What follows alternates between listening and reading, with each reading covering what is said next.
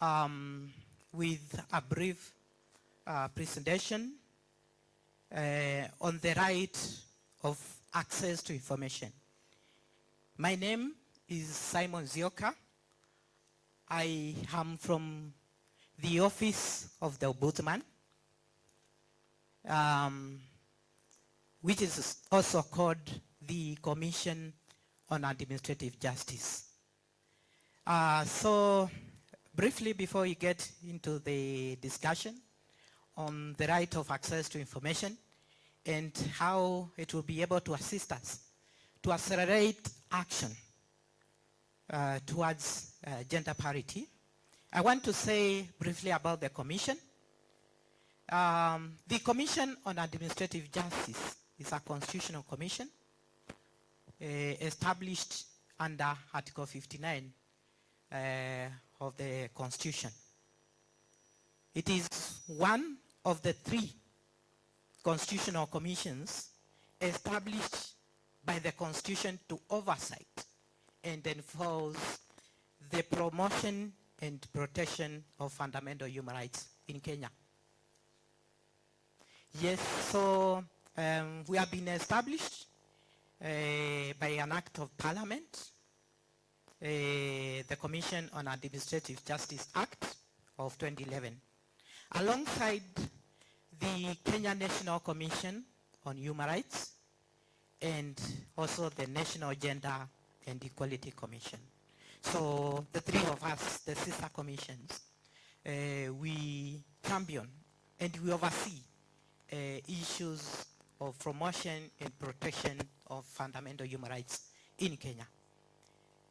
The Commission has been given 2 mandates by the law.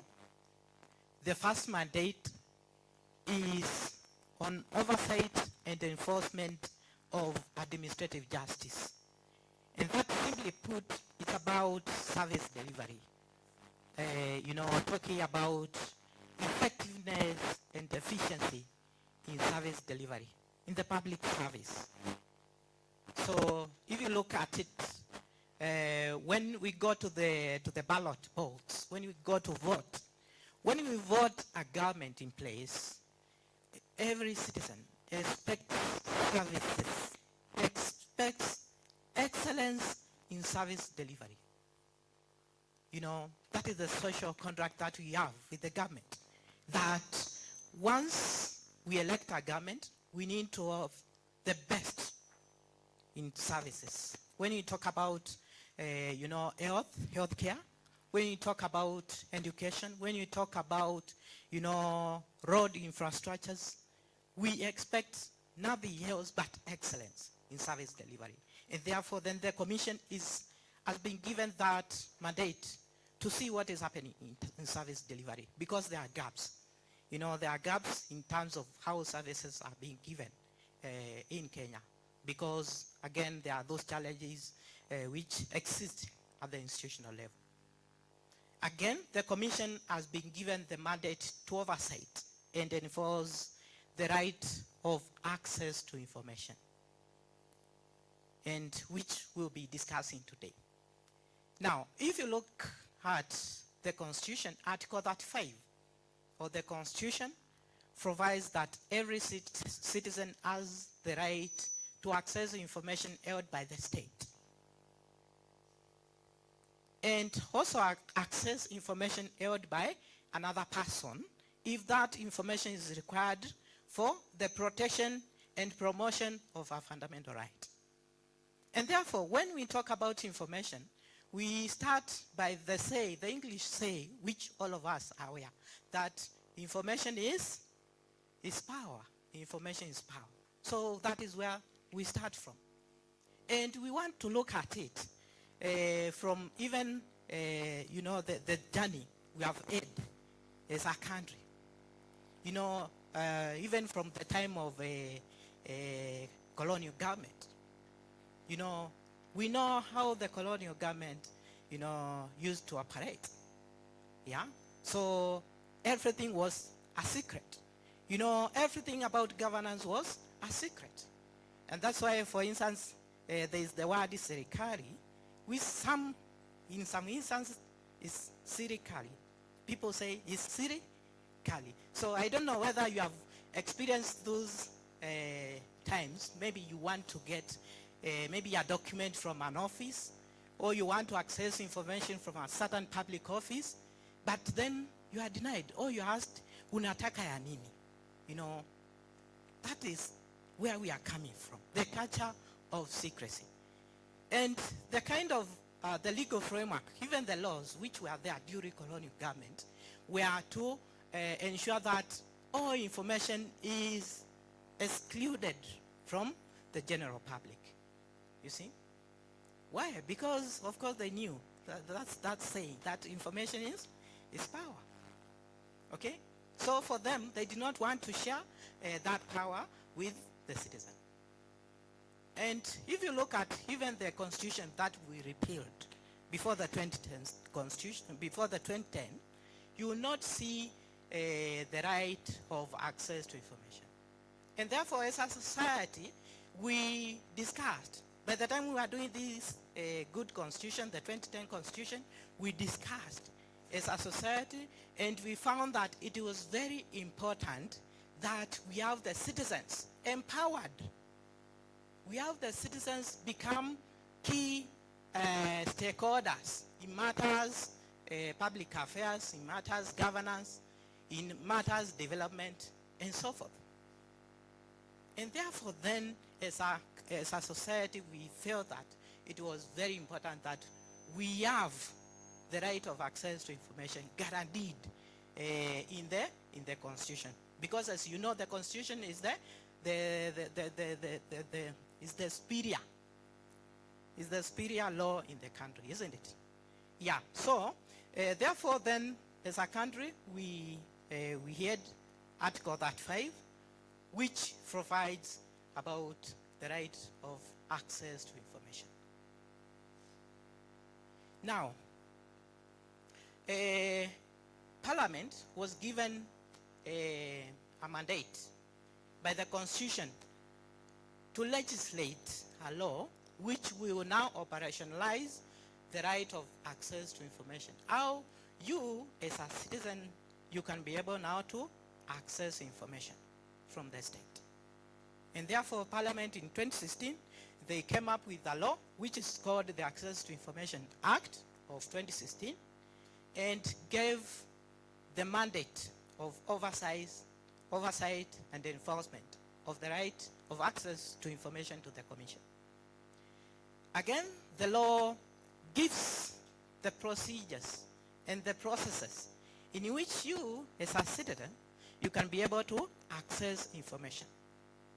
It also gives obligations to public entities and also private bodies. This is a law which again applies to private bodies. As we have said, where you require information needed for protection of your fundamental right, you can request for information from a private body. A private body, for instance, is like, for instance, maybe a school where your child is schooling, maybe those academies, isn't it? They are private. We also have private hospitals, isn't it? Yeah, we also have telecommunication companies which hold information which you might require, maybe to protect your fundamental rights. And therefore, the Access to Information Act brought the obligations in which public entities and private bodies should comply with to ensure that information held by them is accessed by the citizen. And why is it important that citizen access this information? First of all, we go to the Article 1 of the Constitution. All sovereign power belong to the people, isn't it? We all know about that. And if all the sovereign power belong to the people, then the people need to be empowered, isn't it? They need to be empowered to be able to actively participate in state affairs. They need to be actively, they need to be empowered. And that's why then the right of access to information comes in. Okay, so having said that, um, the right of access to information is very important, of course. First of all, apart from empowerment, because it will allow you, once you are empowered, you will be able to advocate for your other fundamental rights, isn't it? You will be able even to protect, to advocate for your other rights. So the right of access to information is a facilitative right. It allows you as a citizen, as an individual, as a person, to be able to properly advocate for other fundamental rights. For instance, when you want to get maybe, you want to get treated, you need to go, you need to, to get information about, what is available in terms of, the healthcare, what is available in terms of the treatment. And sometimes even when you go to the doctor, you also need to know what is it that you are being treated for, what kind of medication you are being given, and so forth, isn't it? Those are very critical things that you are entitled as a citizen. So it's a facilitative right. Again, the right of access to information allows you to make critical decisions, of course, as we have said. Once you go to the doctor, they will even tell you, this is what it will cost you to be treated, to get this kind of treatment. And you will be able to know, even from before you get further, are you able to pay? Are you able to meet the kind of expenses which are expected? And therefore, sometimes we have seen even in hospitals, which they have treated people, but they want to hold those people in their facilities. Why? Because they have not cleared their bill. Now, when you have been empowered before, you'll be able to make a clear choice on whether you get into this kind of treatment, what it will involve, the kind of cost, the kind of, all that. I think we are together on that. Then access to information allows, and enables the fight against corruption. The fight against corruption. For you to get a win in a court, and especially those who are lawyers, and even those who are not lawyers, they also know that once you go to court, you must prove your case, to the expected standards. But most of the time we find that even for corruption cases, we don't get wins. Why? Because sometimes you find that we don't have, the prosecution, they don't have the required documentation. They don't have the required fact. And sometimes even witnesses who could be very important to help in the fight against corruption, and even for this case to be won, they are not there. They are not coming out. You see? But then when you give people the opportunity to be able to get access to information, they can be able to disclose information, and sometimes you also give people even protection, even when they are disclosing information which is of public interest. Then you are enabling the fight against corruption. And therefore access to information again becomes very important. I also know that we are all aware about the nation of values, principles of governance, including issues of human rights, public participation, isn't it? Those are parts, very important foundation of the Constitution of Kenya, that we need to uphold national values and principles of governance. So that then, when the Constitution talks about, I know you have heard about, the Kenyan Constitution is one of the most progressive constitution in the world. Yeah, it has very, very many good things, which it has brought. Yeah, for instance, issues of devolution, issues of, so counties have come through the Constitution. You know, we have said, let's not use the central where the power was in Nairobi, but also let's also devolve governance. Let's also devolve resources to the counties, isn't it?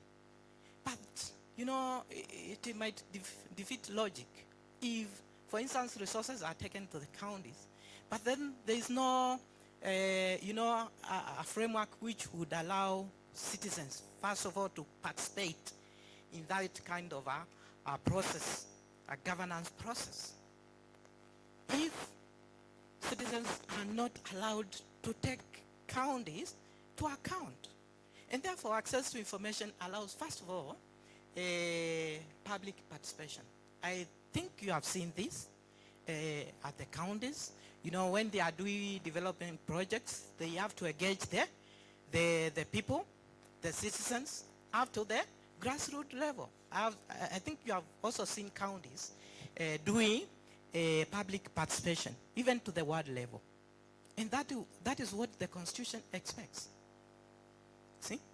But then, very key to this, so that then we are not just doing a public relation exercise, is access to information, access to relevant information. So if we are talking about maybe a budget process for accounting, you know, information which will enable the citizens at the grassroots, you know, to be able to interrogate with that budget process, to be able to know how much has been allocated, it's for what purposes, what are the priority in terms of the projects that we can be able to undertake. Can we be able even to say, maybe we don't want a road, we want a health center or something like that at the grassroots level. So very important to enable public participation. But again, also look here again at the issue of the fight against corruption. It, you know, access increases transparency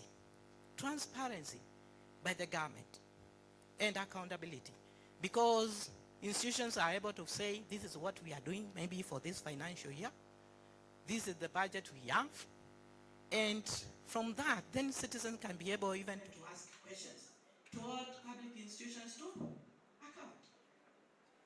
All right, so I think up to that point we have been able to see that access to information, or the right of access to information, is very, very critical.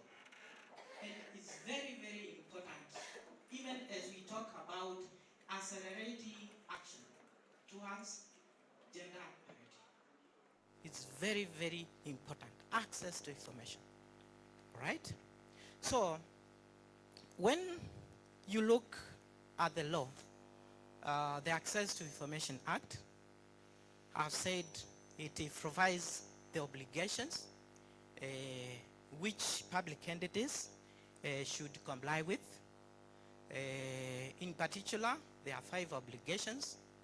One of them is to provide information to citizens. And in this case, I want to say all citizens. You know, provide information to all citizens proactively. So proactively means in every institution, you know, the government has an obligation not to wait for you to go to maybe a certain institution like KICC and you want to know what KICC is about or the kind of budget they have maybe for this financial year.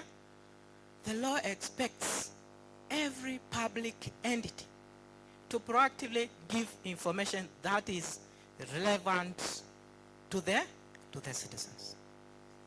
And therefore, first of all, then you can be able now to relate that. By giving this information, institutions are becoming more transparent. So we are now moving from the culture of secrecy, which we saw in the colonial period and some time after independence, to open governance, because all government institutions are required to give information practically without waiting for you to go and make a request. So that is very, very, very important and very powerful, even as we talk about accelerated action. You see? So that then when we talk about, we will be able to see, of course the law has some areas, some information which is required to be given. And I want to give the example of public procurement information. You know, this is where we know as a country we have a big problem, isn't it? In the procurement area. Sindio? Eh? I know you are aware about that. That is where we have a lot of challenges.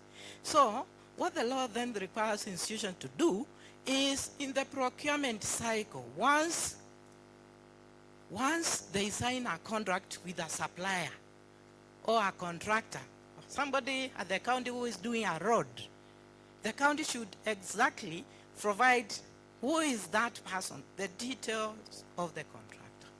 They should supply what is the scope of that contract. What is the amount of that contract? You know, so that then citizens can be able to see. They can be able even to gauge. You know, this kind of project we are being told is worthy like 10 billion, is it? Like you can be able even to see as a citizen. And therefore, hold public institutions to account. Again, in the procurement, the law requires, even for those advertised, you know, tenders, to be proactively disclosed, so that then they also offer everyone an equal opportunity, even to participate in that procurement process. You know, it's not ile sasa inaitiwa mtu unaambiwa we kuja hapa. Kuna kitu tunaweza fanya. You see? So the law requires public institutions to advertise those tenders. So this is something which is very important and also empowering as we celebrate today, because this is something we can participate in, all of us, you know, because information has been made available to everyone to be able to access it. Yeah. So that is one of the areas where public institutions are supposed to give information. Again, public institutions, they are supposed to give you information as a citizen when you go to them and request for that information. So that is the second obligation, that once you go to maybe KRCC, you want to know the kind of services they offer, they are supposed to give you. Okay, first of all, we have seen they should proactively disclose that information.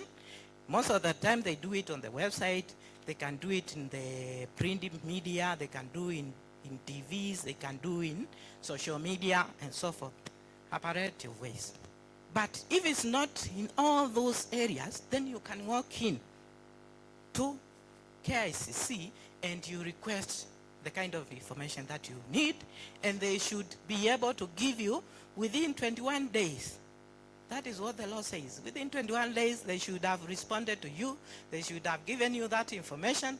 And if they don't do that, then the law presumes that your request to that institution has been declined, and therefore you can appeal. You can appeal that, that refusal to the commission or the ombudsman. So that's the procedure which is provided by law. So again, even as we celebrate this day, I think there are those critical areas we may want to interrogate in our communities, in our society, in our CSOs, in our CBOs. There are those critical areas which will allow us to make progress, towards gender parity. There are those issues which we need to know. And let me tell you, once you make that request is so powerful, because that request will allow this institution to interrogate themselves in terms of what they are doing in relation to issues to do with governance and public affairs. So those are the obligations, those are the procedures. That obligation, we have said, is on protection of whistleblowers. Again, very important, we have said, for us to be able to fight And to win the fight against corruption, we need to protect those people who give information which is of public interest. Information which would allow this country to protect its resources. Isn't it? We have so much resources as a country. But much of it is going to people's pockets, isn't it? Yeah? And we need those resources to be able to develop, to be able to grow, all of us. You see? Starting from the community level all the way to the county to the national level. And if we are able to protect those resources, then as a country will be able to have inclusive growth. And therefore, institutions are required to protect people who disclose information about violation of human rights, abuse of office, corruption, and so forth. And therefore, we are seeing that access to information allows us as citizens. It's a very important and powerful tool which we can use from our different perspectives, from where we are, to be able to hold the government to account, to be able to advance our issues, you see, going forward.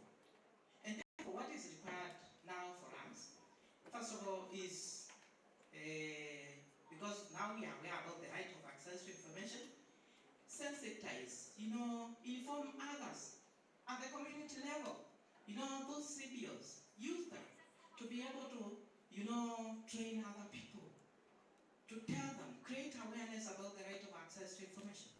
Let everyone be part of this journey. Let everyone take the government to account on what is happening, Again, we have also other roles as individuals, make those requests, on issues to do with women, issues to do with the 2/3 rule, make those requests and push. It's about, that advocacy. Use the information, the right of access to information to advocate, for the issues. So I think I want to stop at that point because of time. I think we'll be able to share our contacts later, maybe for further and deeper more engagements about the right of access to information. If you want, we can also have those collaborations, those partnerships, to be able to create more awareness, and also to use the right of access to information to advocate for women's rights. Thank you, and thank you so much for that opportunity. In case there are questions or comments, maybe I think what we can do, I don't know, maybe the moderator will guide on that, but then I think we will be able to have more and better engagements maybe in the future. Thank you so much. Thank you. Let's appreciate him in a better way. So, sir, before you sit down, I think we can take one question, just one burning question from the audience.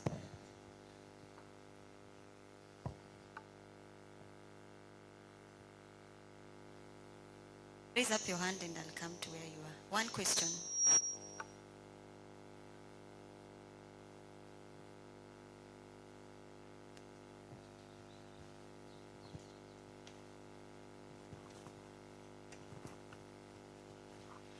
Good morning.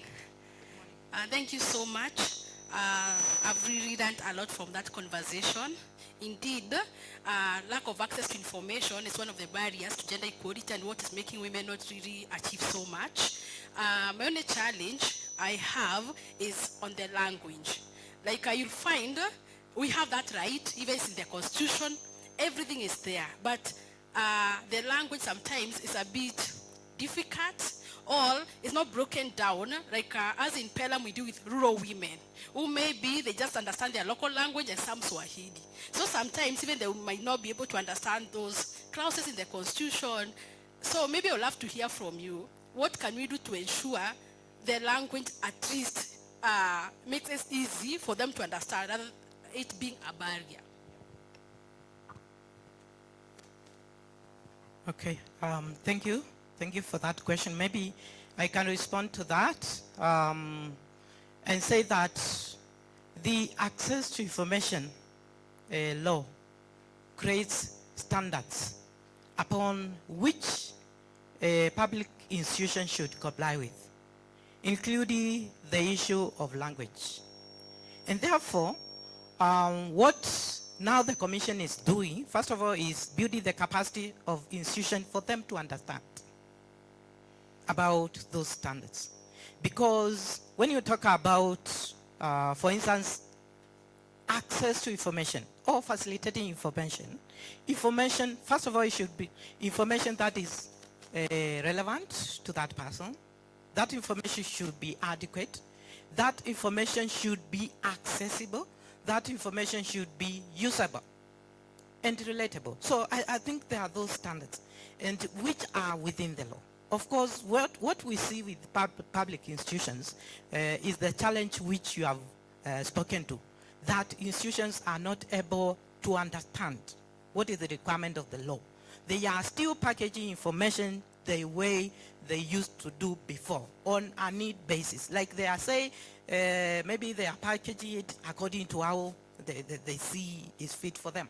But the law is coming in to streamline, including the issue of making documents, for instance, user-friendly, making a document to be citizen-friendly. Like, for instance, when you look at the budget sometimes is more complex.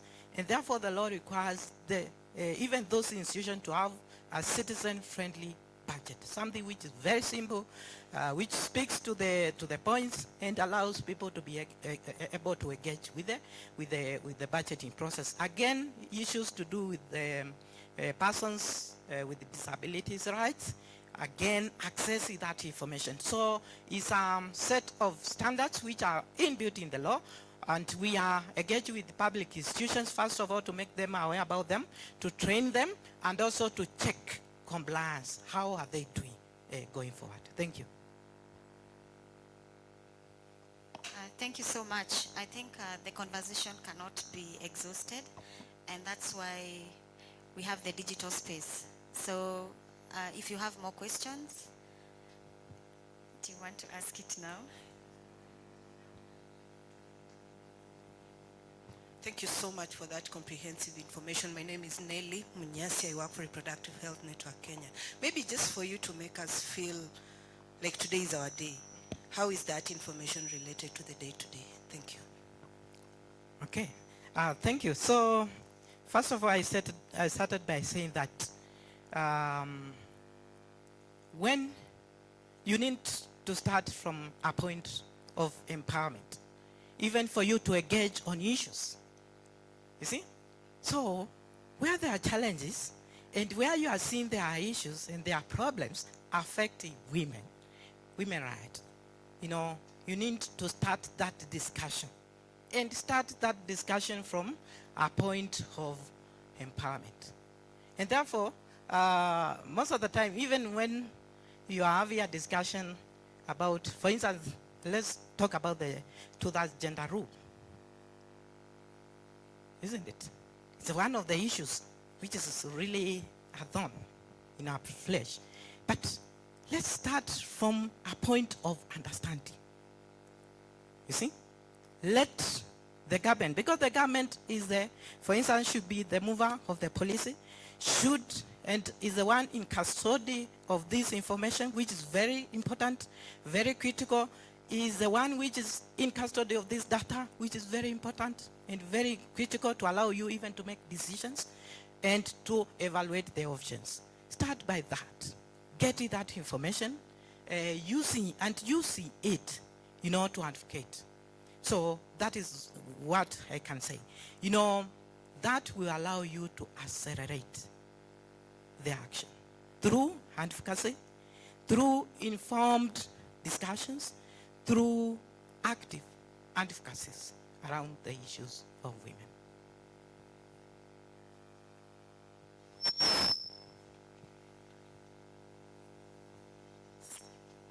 Do we have another one? I think that's fine. So how can people reach you? And because I know people have a lot of information, questions in terms of this topic, you can tell us, how do we reach you? Are your offices available at different counties? And yeah. Maybe I can allow my colleague to just say something on that as she greets you.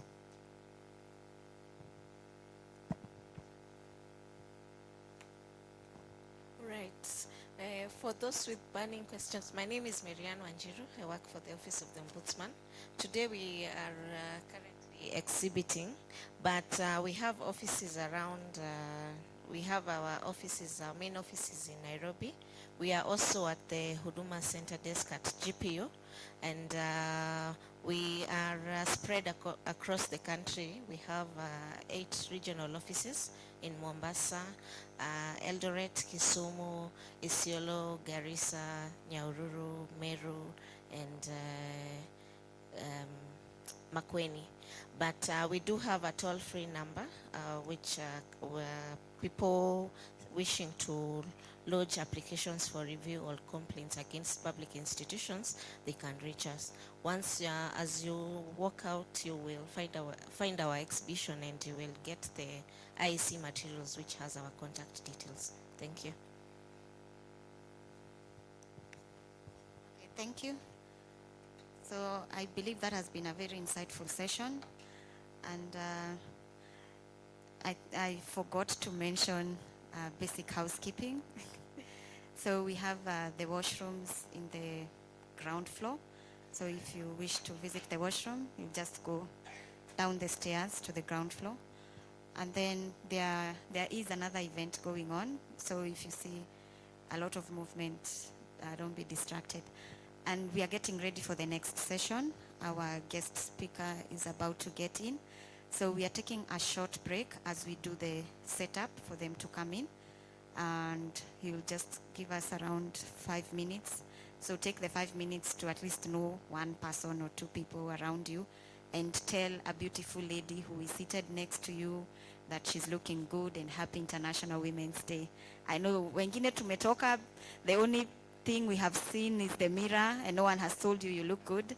So please, today is Women's Day. Just tell them they look good and they are doing well to accelerate action. The theme of this Women's Day is accelerating action, and we are also on social media. This conversation is being streamed on YouTube.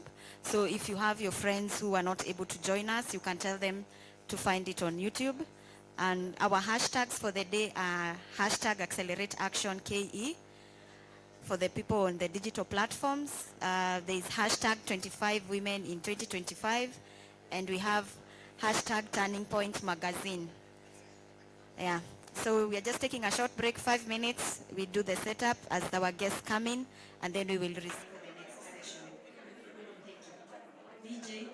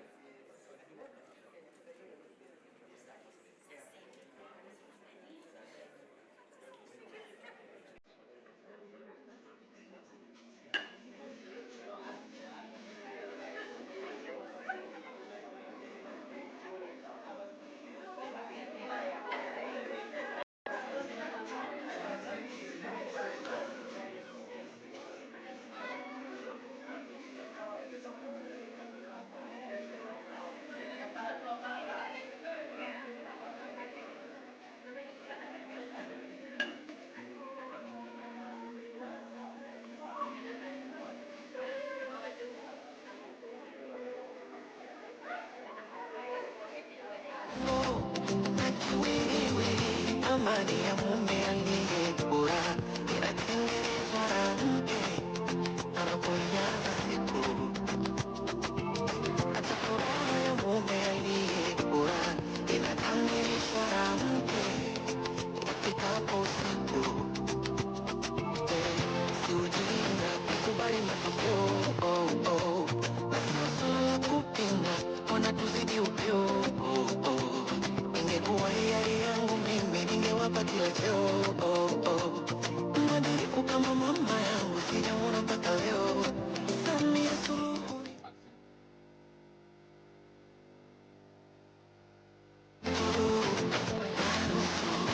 mboni mpaye mpango ni Mariamu Winnie na nusu, Mary Majaliwa ni mtu na nusu, Dr. Tulia ni mtu na nusu, Anna Makinda ni mtu na nusu, Bibi Titi ni mtu na nusu, Sofia Kawawa ni mtu na nusu.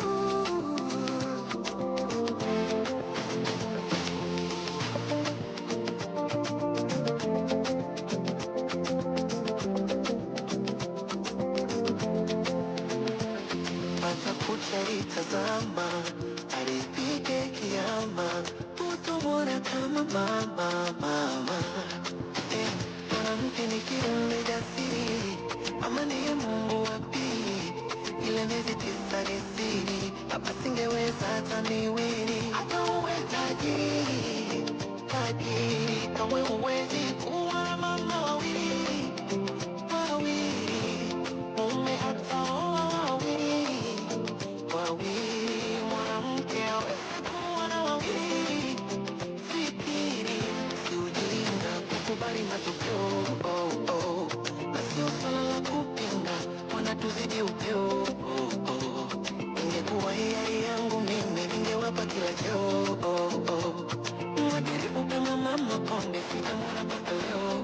Maria Nyerere ni mtu na nusu, Fatuma Karume ni mtu na nusu, Siti Mwinyi ni mtu na nusu, Mama Ana Mkapa ni mtu na nusu, Salma Kikwete ni mtu na nusu, Janet Magufuli ni mtu na nusu, Yesu Bongela ni mtu na nusu, Imwenda ni mtu na nusu, Bikidude ni mtu na nusu, Mama Hadija Kopa ni mtu na nusu.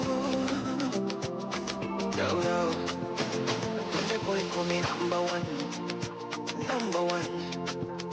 Calling you for wine, big boy.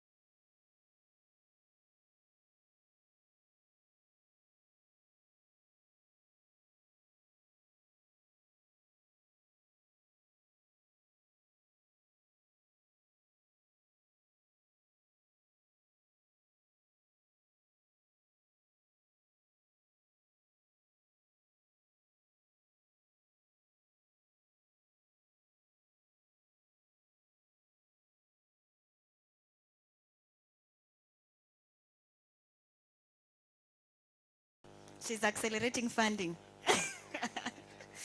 Okay, thank you. So I would like to invite Madam Viridiana.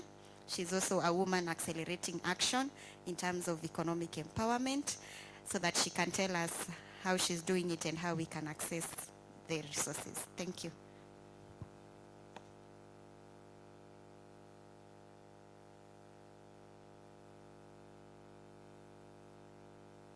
Thank you so much. My name is Veridiana Wasike. I'm the Director Fund Management and Resource Mobilization at National Government Affirmative Action Fund. And I will stand on the already established protocols. Happy International Women's Day in advance. I am standing and looking at us and wondering whether I am alone in the room. Happy International Women's Day. Women's Day. Now, that is it. Let's enjoy the space. And to Turning Point, first, congratulations for beginning to celebrate women and also just putting them on the spotlight.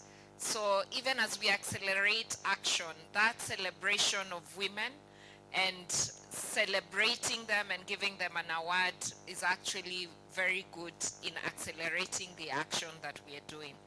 But quickly, the National Government Affirmative Action Fund is a state agency under the Ministry of Gender, Culture, Heritage and the Arts, and directly under the State Department for Gender and Affirmative Action.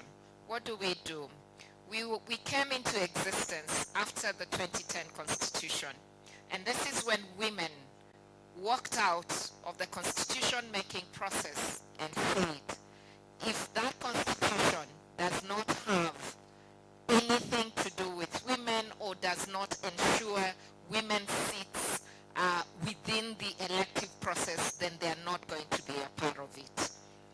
And that was the establishment of the 47 women representative seats.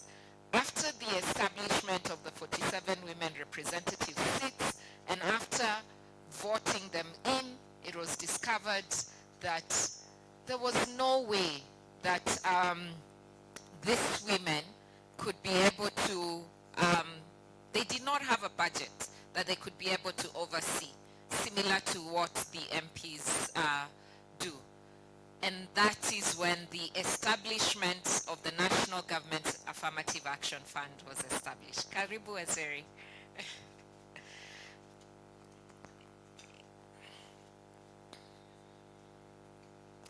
As we let Waziri Chigai settle down.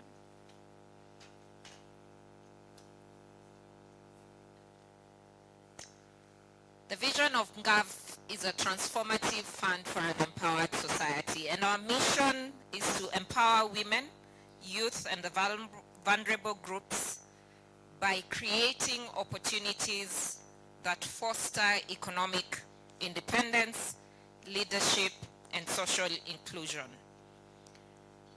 For us as National Government's Affirmative Action Fund, empowering women is not just a moral imperative. We actually run women economic empowerment programs, the table banking, and we give grants towards women empowerment. Access to financial resources, skills development, and entrepreneurship training. But beyond that, we recognize the pressing issue to address violence and attend GBV rescue centers, 20 child protection units across police stations in the country. But beyond that, for the next 3 years, we have successfully partnered with Italy in a 3-year multi-year program to actually address GBV in 5 priority counties. And this brings us to the call to action in order to ensure that all of us are actually earmarking something small towards the elimination of gender this violence, be it in programmatic ideas that you have, or be it directly contributing finances to ensure that we have prevention and response services for GBV.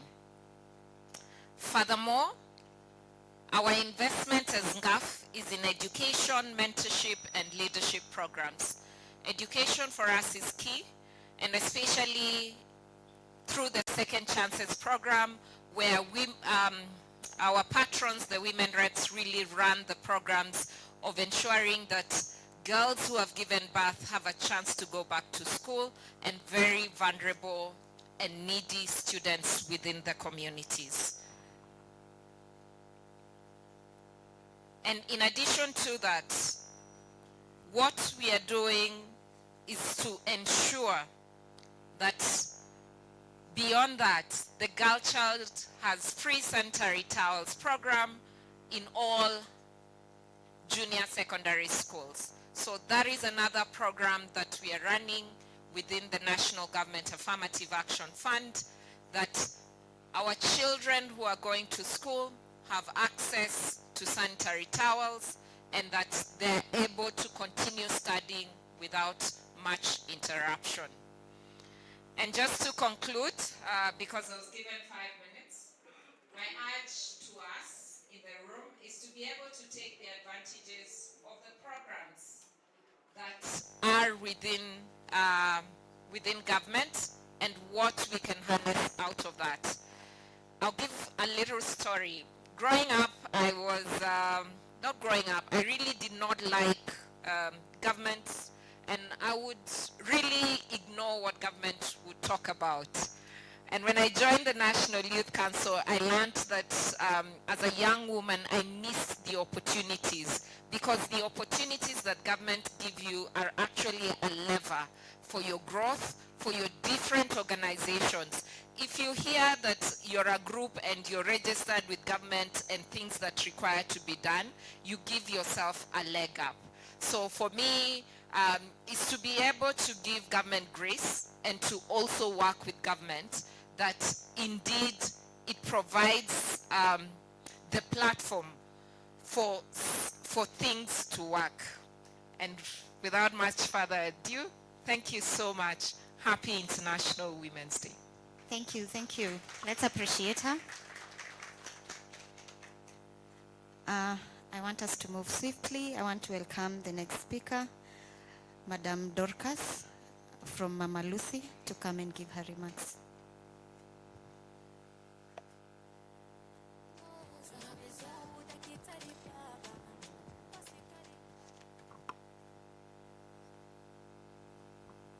Good morning. Good morning again. What is the sign for this year's International Women's Day, Accelerate Action? Which one is that? No, we don't know it? Some gentlemen are looking at me. This is the sign. Accelerate. Accelerate. Accelerate action. So we were supposed to take a photo, each one of us, and, share our action. So I'm delighted to be here this morning. Allow me acknowledge the presence of Waziri, Madam Harriet Shigai, and acknowledge the other dignitaries present. And on that, I would like to observe the rest of the protocols.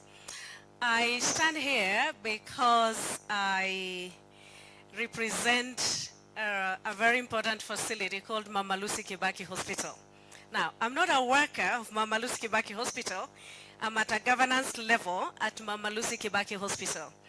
Now, I do know that most of us, what we know about Mama Lucy Kibaki Hospital are gory stories.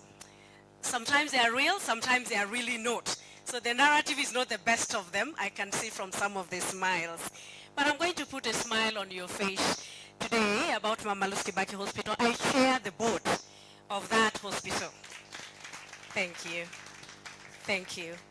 I must tell you, it's a complex ecosystem, that Mama Lucy Kibaki Hospital, and therefore I acknowledge and appreciate His Excellency Governor Sakaja for having thrust me into a facility like that.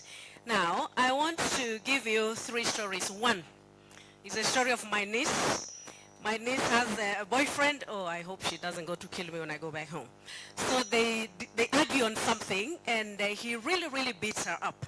And then I get called, I go to see her, and I find her with dark marks all over her body. So I start the story, going to the police, going to hospital for a medical report.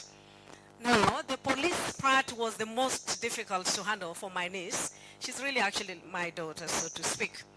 So she's being asked questions in front of everybody, and everybody's listening in. What were you doing? How did that happen? Then what happened? And they're really shouting the questions.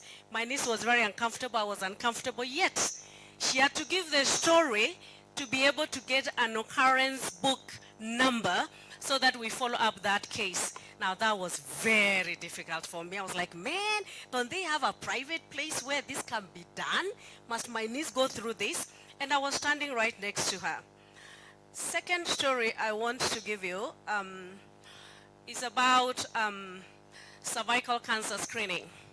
So the women here, men, you don't have much problems. You know, women, when you go for a pap smear, man, I really, really don't like that process. Don't like the procedure completely. And I've always said, must it be this way? Shouldn't there be a better way that women's test can be done that's more dignified? I don't find it dignifying at all, you know. Now, Mama Lucy Kibaki today is the only hospital that has partnered with a funder that has given us self-test cervical cancer screening kits. We received them late last week. And this is a test. Thank you. This is a kit you carry home. You collect the sample on your own comfortably. You bring it back to the hospital, and then the doctors or in the lab, they run the test to check, you know, the status of your cervical cancer issues. We are very proud of that achievement as Mama Lucy Kibaki Hospital. I want to give you another quick story. I went for work in southern Tanzania, a place called Bulyanhulu. And when I went to the washrooms, they had a whole box of condoms in that place. And then I went for lunch. When I came back, all the condoms were taken. They were finished. And I actually asked, I said, what goes on here? And then I asked, do you actually provide sanitary pads? They said, actually, we also provide sanitary pads, but sometimes they get finished quickly. But at least I came out happy that they do provide sanitary pads as well. Let me take you back to Mama Lucy. When I started as a chair of the board, so many things were off. One, the nurses, the women, had to put across a kanga, a lace or cloth to cover so they can change the uniform and go to the wards to work. And I said, why should it be like this? Seriously, shouldn't we have changing rooms? Today as we speak, we have changing rooms at Mama Lucy Kibaki Hospital. Allow me to speak to you about a young girl, 13 years old. She came to Mama Lucy Kibaki Hospital in November 2024 to give birth. 13. She was to sit for her KCPE. Somehow she was thrown out. She found her way to Mama Lucy Kibaki Hospital. She gave birth. She was supposed to go and sit her exam in a place in Bungoma. Now we are looking at each other with CEO. He's asking me, Chair, what am I supposed to do? I said, she must sit her exam. What do you mean, what are we supposed to do? And we got an ambulance, transported this girl with this little baby. These are both babies. All the way to Bungoma, she sat her exam, we took care of her. She didn't pay any fee in that hospital. Now, we are talking about accelerating action. That girl that gave birth at 13 and nobody cared about her. Now, in Mama Lucy Kibaki Hospital, two things that are prevalent when we treat. One is respiratory diseases. Two is gender-based violence. And then the phenomena is such that you will come, you've been abused, you know, we search you up and you go back home. And then we are told, that we are going to set up a gender-based violence center that will have a police station in it, that will have a magistrate desk in it, that no mother or girl will have to go outside running around police station to get an OB and fill a P3 form and be asked questions that are actually rather not dignified. Now, Mama Lucy Kibaki Hospital, our top management, there are 5 senior managers. 3 of them are women. Thank you. Now, that didn't just happen. My background is that I've been practicing HR. I had a colleague in HR here who perhaps could know me. I'm an HR practitioner. And so when I go to a place, transformation is what I do, and I do it with all the vigor that comes with it. And I said, there must be women leading Mama Lucy Kibaki Hospital because we are women, one, two. The level of cleanliness in Mama Lucy Kibaki was a bit wanting. So I could go to the maternity ward and the stench was different. And I would ask, why does it smell like this? And I would be told, oh, Madam Chair, you know blood, when it mixes with certain things, you know, that's how it smells. And then I asked, I was at Aga Khan this morning. My sister gave birth and this was not there. Is their blood golden or is it slightly different? And then I realized it's about how we don't care sometimes about taking care of the woman, being in a dignified environment, to be able to give birth safely, take care of that baby, and live in a clean, nice smelling environment. And then we realized that the mop that cleans the bathroom is the same one that is cleaning where the mothers are sleeping. And so we took care of that. And now today, indeed, if you come, many mothers will tell you this place smells fresh, it's beautiful, it's nice, because we have made deliberate effort to support women in these matters. What the action is that do whatever you're supposed to do today, the small steps we do, but we do it very well. We do it very well and we do them progressively. Yeah, I have 2 minutes to finish. And then I want to also share with you, at Mama Lucy Kibaki Hospital, the first ever physiotherapist in ICU, an ICU physiotherapist, a young lady that's at Mama Lucy Kibaki Hospital. She went and trained in Cuba and South Africa. We pulled her to Mama Lucy Kibaki Hospital. Our deputy medical superintendent, the lady, Dr. Dede, she oversees outpatient and services are running very well at Mama Lucy Kibaki Hospital because of her. The nutritionist that is leading in research in an Africa program, Carol is in Mama Lucy Kibaki Hospital. It's a lady. Dr. Cecilia is leading in our grants research. She's researching on preterm babies. We have put the agenda of women at the forefront. Many good things happening at Mama Lucy Kibaki Hospital. We have a capacity building program, and we have trained 78 people. Women. What point am I sharing this morning about maternal health is that in Mama Lucy Kibaki Hospital, the women that we treat were never coming in for antenatal because they cannot just come. They are pregnant. The baby will just come out. Do you know we had to lure them to come using the mobile phone? We had to send community health promoters. They had to bring them. We have to give them the pregnant care, the supplements that they needed to be well, to give birth well. And now they come in because they know they'll get the support. They don't have to pay anything really. They just come, they get the treatment, they get mobile updates of when their next clinic is supposed to happen. Now, as I finish, the point here is that wherever you are placed, as a leader, a man, a woman, we just started a kangaroo father care. You know, kangaroos usually mothers. Mama Lucy, we are running kangaroo father. We are saying, fathers, place the baby on your chest. Help the mother. She just gave birth. Help her. Now we have a kangaroo father care. We follow them at home to take care of the baby at home, but we've shown them what to do. The mothers have it in the hospital, but they have support of the fathers as well. Among many other things I would like to share. And I want to finish by saying, let's accelerate action. It does not have to be big things that we accelerate. It's about identifying the women in your setup that have ability to lead. Give them the opportunity to lead. Pull them out to lead and encourage them. Sometimes women, we are very shy. We think we can't push through things. Hey, to be sure, Mama Lucy is not a mean face. You've got to struggle with so many other things to have that happen. Be confident. Provide the opportunities. Do it gracefully. Remember, this woman, if you don't support her, then she's not going to make it. Postpartum already set in. Let the environment be clean for her to be able to receive dignified maternal care. Because that's what the time granted me to speak to you today and the stories that I have shared. How I pray that we all, in our little spaces, we provide accelerated action and support women. God bless you all. Thank you so much. Let's appreciate her with a better clap. So the women leaders are there. Cindy? Yeah, the women leaders are there. It's upon us to give them the opportunities and to push them so that they can take on these opportunities. So we are having an overflow, so you'll just allow the protocol team to add some chairs as we continue. And I want to invite Maloba to speak on behalf of the Department of SMEs. Thank you. 5 minutes. 5 minutes or more. Okay. Good morning.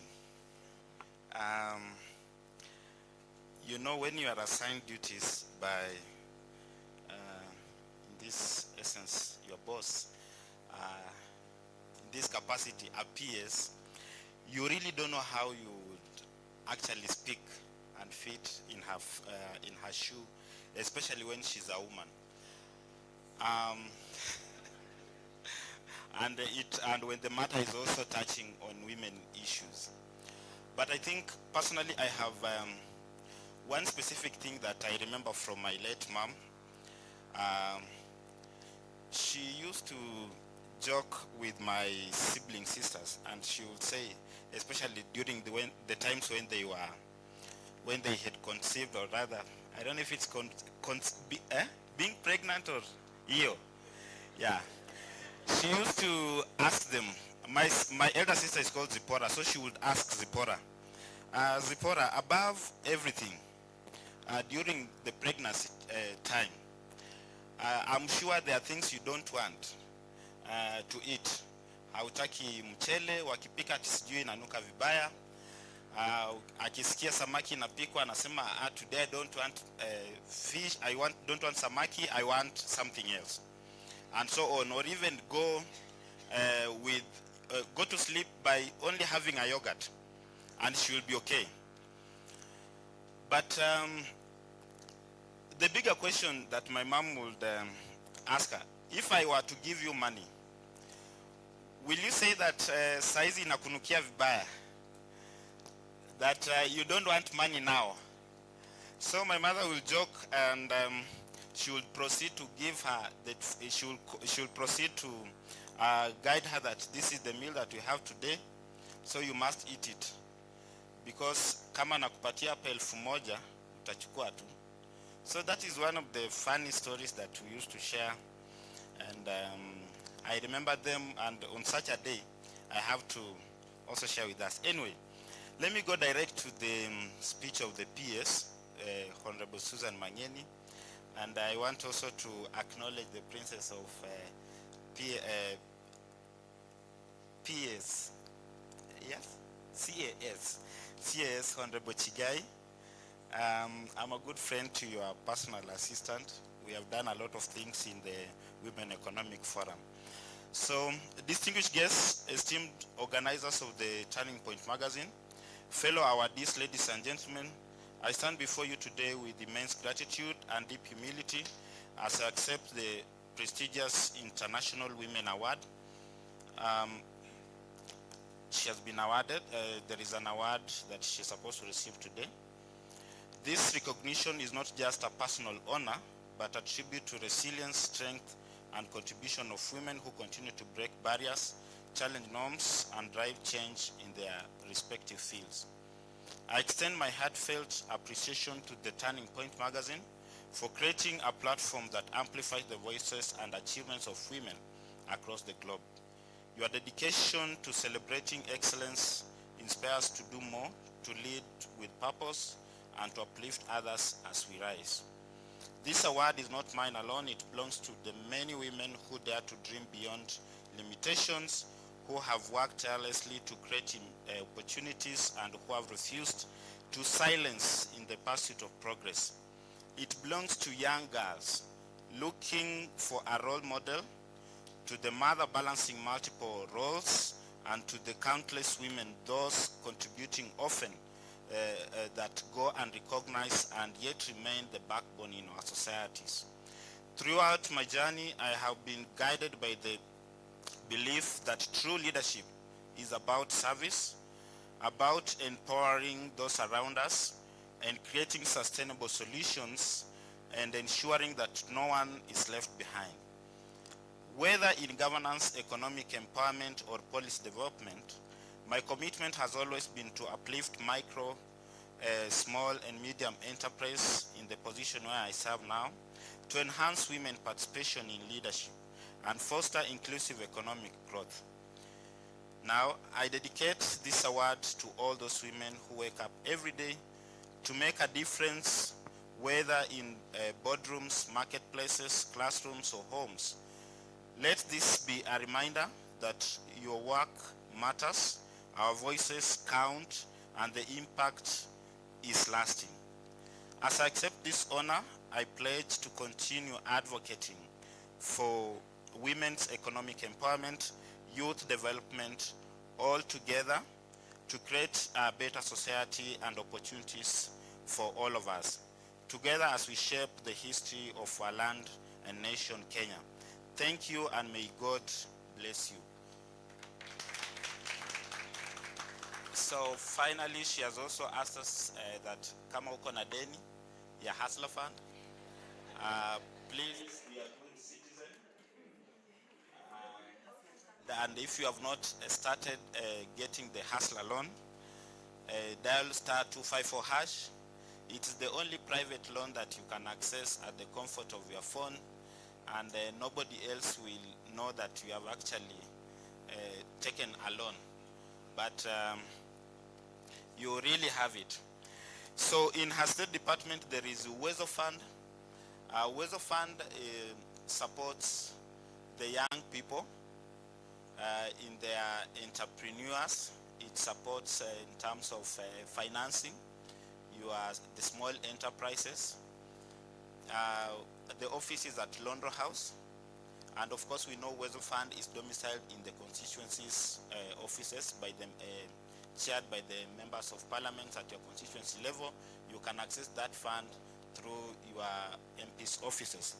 We had Youth Fund, but Youth Fund was moved to the Ministry of State Department of Youth in the Ministry of Youth, but we still align and work together. And then, of course, we have MSEA.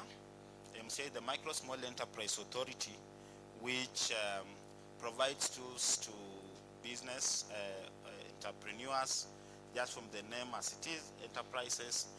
And of course, the office is at Utali House, 10th floor. You can always visit, register your groups, associations, where you can get financing as well. At the moment, there is a big project called KJET project that will be focusing on youth opportunities across the nation. It has been financed or funded by the World Bank. It is yet to be rolled out beginning Upper Karibuni. So let us be alert on the government opportunity as one of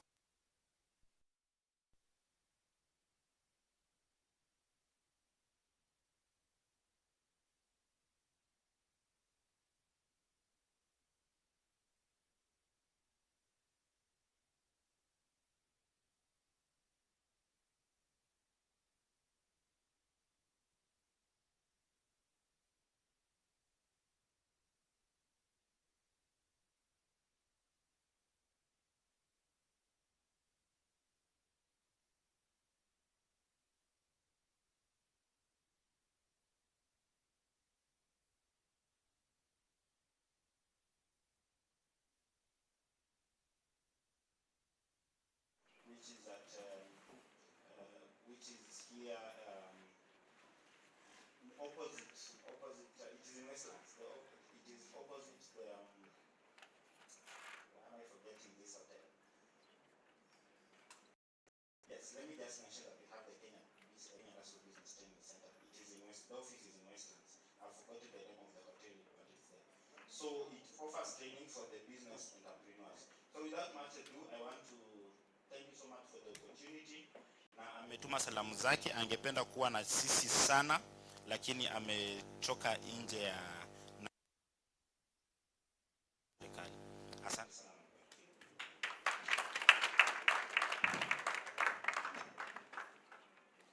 Thank you. You must have been a bell ringer. You've kept your time well. I would like to welcome Madam Priya, the CEO of Silicon Crafts, to come and make her remarks.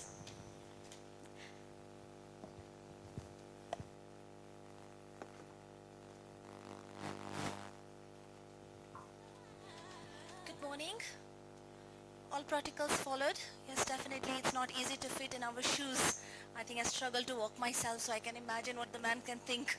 And you have to also excuse me, I have a very poor eyesight, but I'll definitely read my speech. So ladies and gentlemen, distinguished guests, and most importantly, the incredible women that we celebrate today. Happy International Women's Day. Today, we stand together to honor the flexibility, strength, brilliance of women across the globe.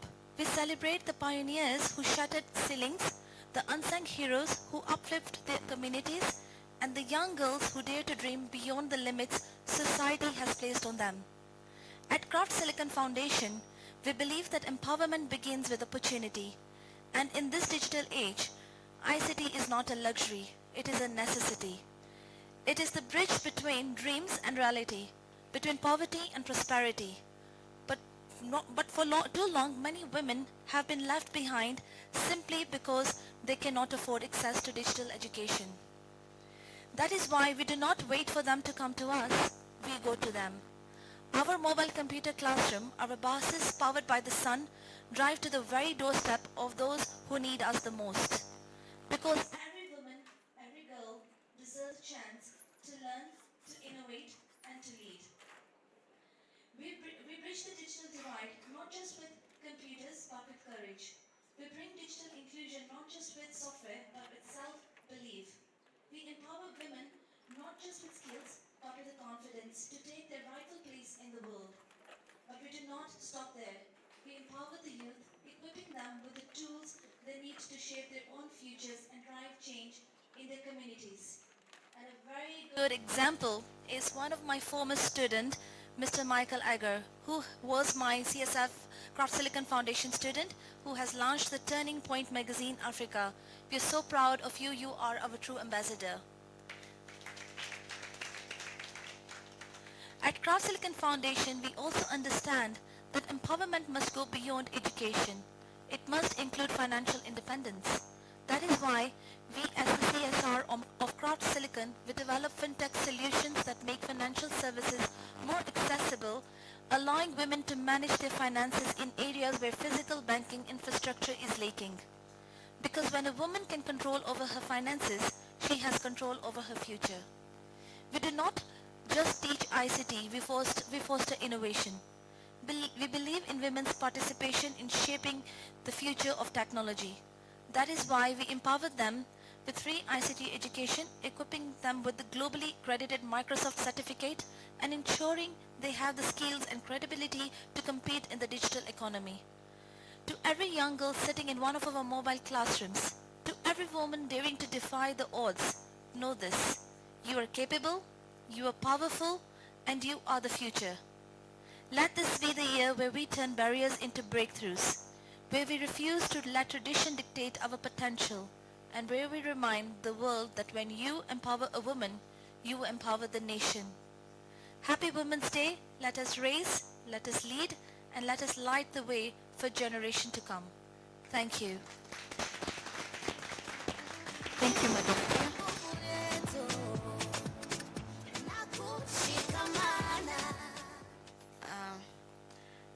We were supposed to do an agenda setting session, and I skipped that, but I see Ambassador has arrived, and I would like to welcome her to do the agenda setting. Ambassador Dr. Ujiambo, karibu sana.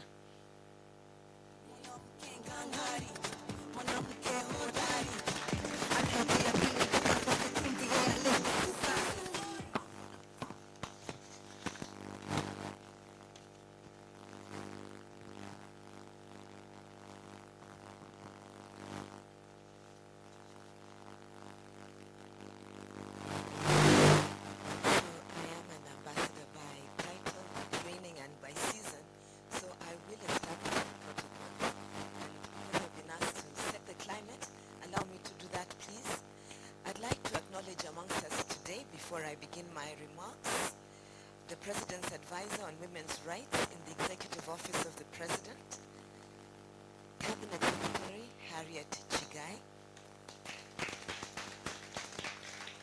I'd like to also recognize the representative of the PS in the Department of MSMEs in the State Corporation of Cooperatives and MSMEs.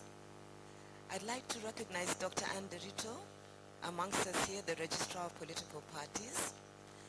I am aware we have a representative here from GUF. I'd like to acknowledge you. Thank you. I know there are other women here representing state organizations under the broader Ministry of Gender. I'd like to acknowledge each one. And now we have a representative of IBC here, because I've been outside and I saw them at the tent. I'd like to also then be careful to acknowledge the chairperson of the board of the Kabusi Kibaki Hospital.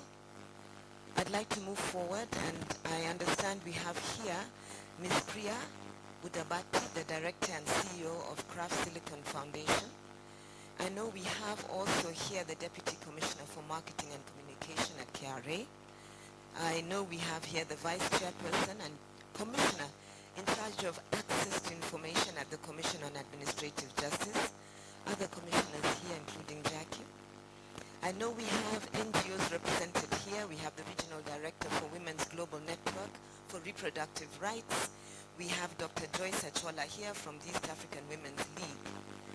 There may be others amongst us here, and if I don't mention your name in person, please feel welcome to the International Day celebration.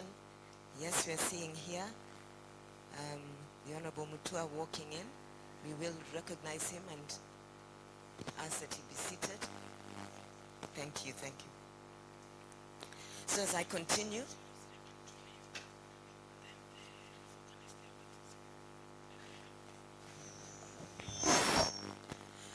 distinguished guests, ladies and gentlemen in the office, happy International Women's Day. I think what I'm going to do is just say, please give the person next to you either a high five or shake hands if that's the way you do it. High five in Happy International Women's Day.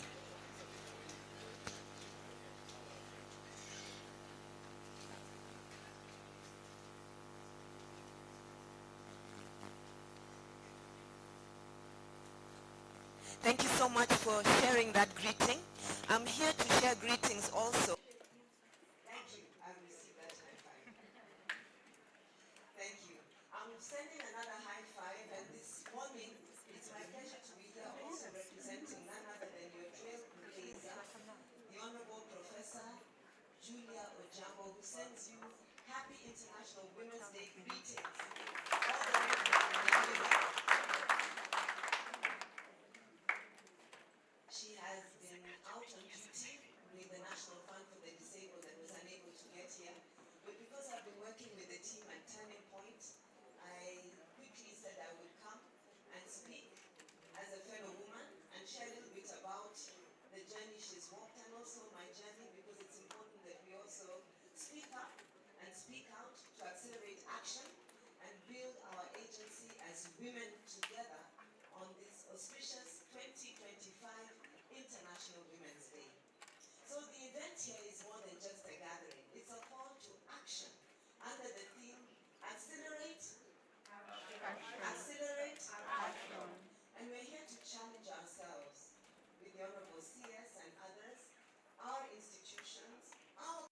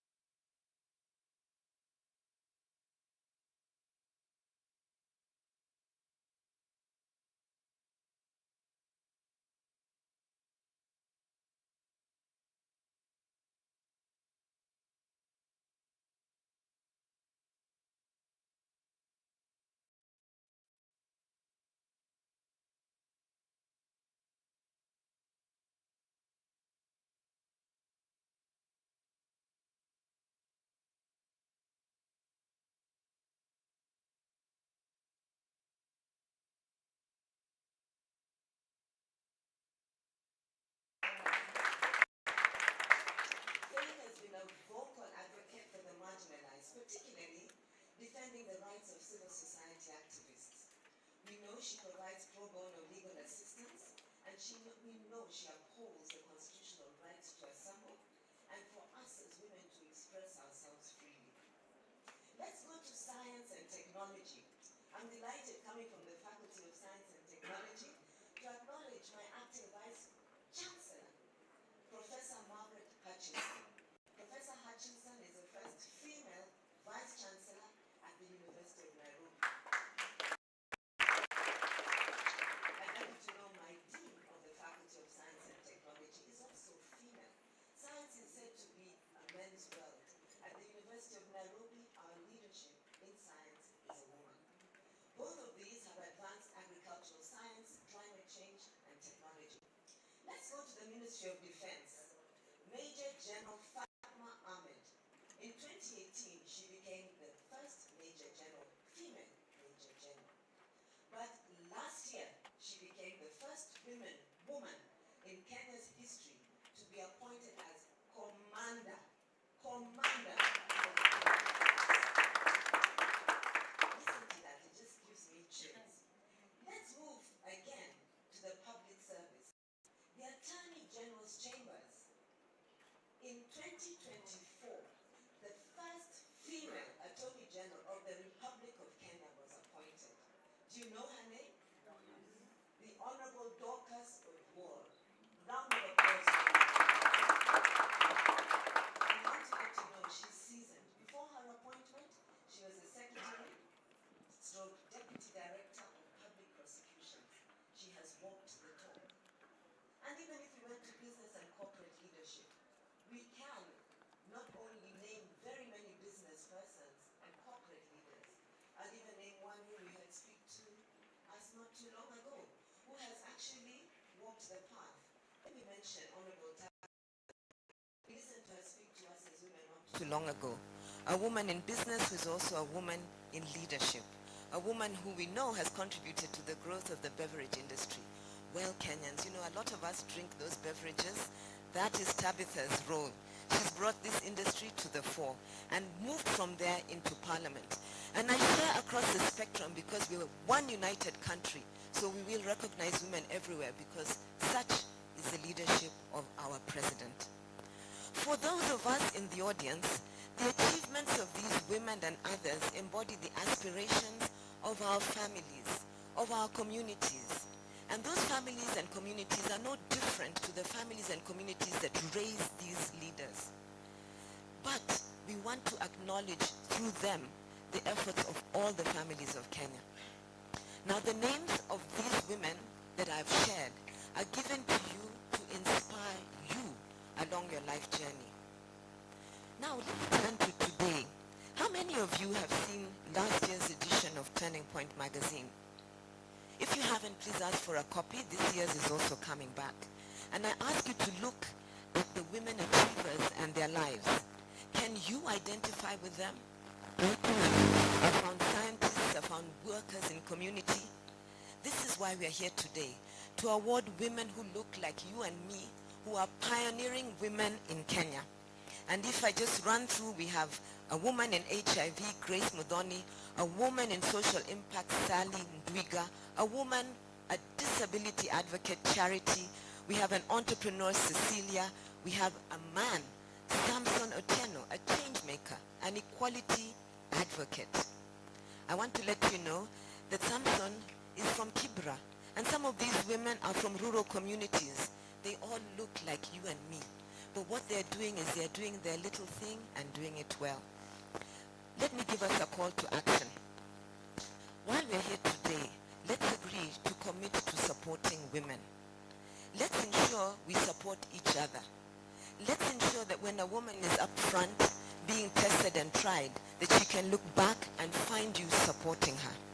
Let's ensure that the contributions of us as women are recognized by people beyond us, that they are valued and that we amplify them. The simplest thing you can do is speak up and speak out. Whether it's from your position as a woman in the corporate, in academia, in government, in private sector, in civil society, in your home. This is disruptive. We need more of it. My second call to action, let's strengthen collaborative action. The momentum that we build here must translate into long-term partnerships across sector. Let's support our women in government. Let's support the women in private institutions. Let's support the women in NGOs and in grassroots organizations. By working together, we amplify impact, we scale successful initiatives, and we ensure that the policies and programs that our government is putting in place address gender disparity and are effectively implemented. And lastly, let's invest in innovation and economic empowerment projects, especially those that support vulnerable persons, including those with disability, women, youth, and even our seniors. Let's upskill all of these categories. These projects will provide financial inclusion, skills development, access to negotiating tables and markets to drive economic growth and social change. I want to let you know, embracing vulnerability allows you to connect more deeply with others and yourself. I want to thank you again. Happy International Women's Day.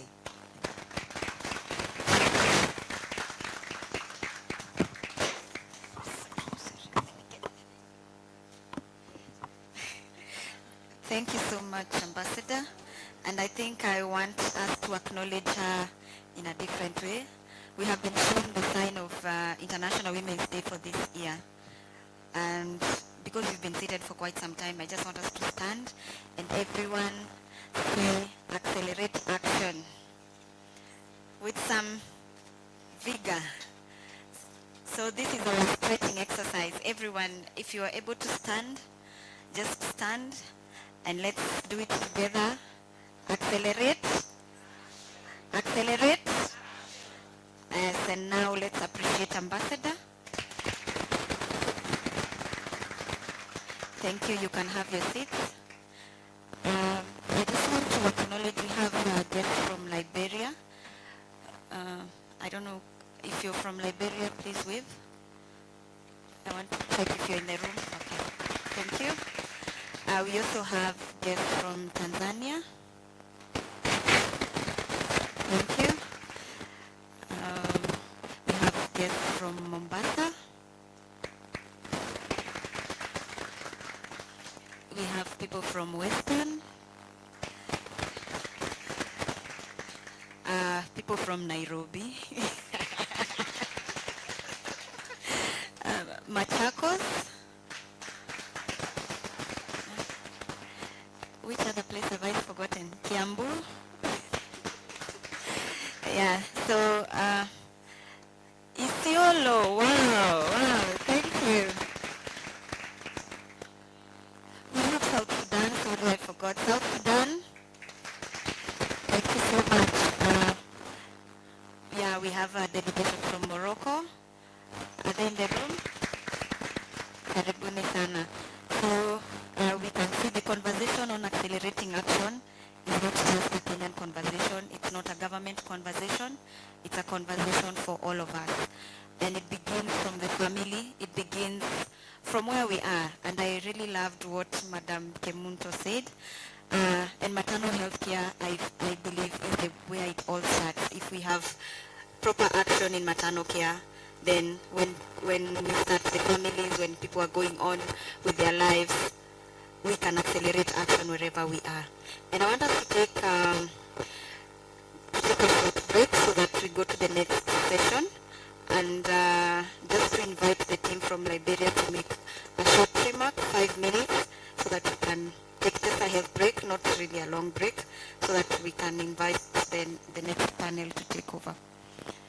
So, representative from Liberia.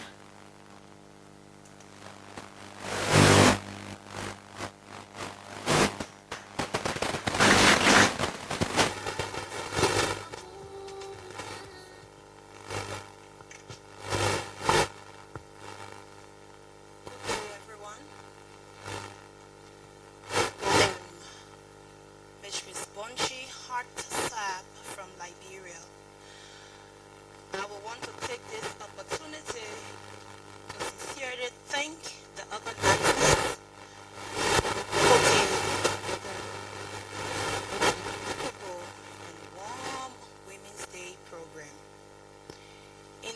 all of Kenya. I bring you warm greetings from the Republic of Liberia in Africa. As Kenya today, not alone, but with my partner, my very smart partner, Miss Olivia Abujamale from Liberia. We deeply appreciate the efforts invested in bringing women from diverse backgrounds together to inspire women and uplift one another. It is our hope and prayer that one day we too will know this privilege of organizing such a magnificent program in Liberia. Once again, thank you, and may this gathering continue to drive positive change for women across Africa.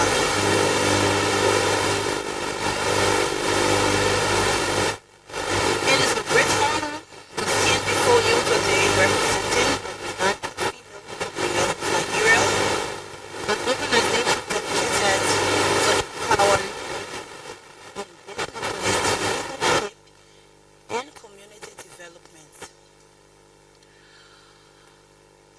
On this International Women's Day program, we together not only to celebrate our achievement, but to reaffirm our commitment to fight for women's rights, economic inclusion, and gender equality.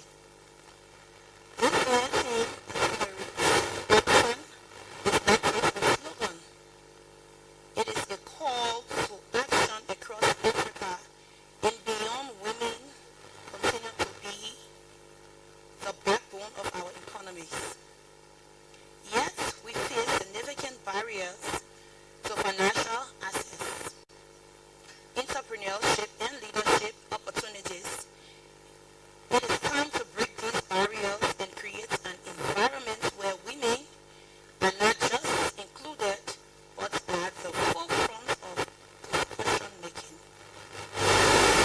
Women as agents of economic growth in Liberia, like many parts of Africa, women dominate the sector running business that sustain families and communities. Yet, we are being marginalized every day.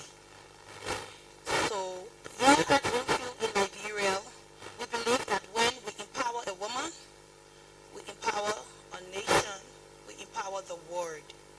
So we are open to partnership. We are a grassroots organization in uplifting women every day of our lives. Beyond business, we must advocate for great representation in governance, policy making, and corporate leadership. The decision that we all make and we will all stick to as women so that the world will go round. Thank you. Thank you.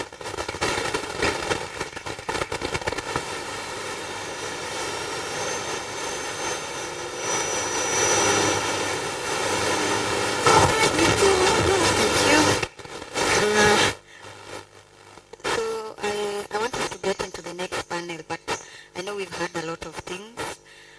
And I just want us to take a minute or two to just reflect on all the speeches we've had today. Because at the end of it, we are saying accelerate action, right? And I just want two people to tell us from the conversations we've had today, what have you picked up as one key takeaway in terms of accelerating action?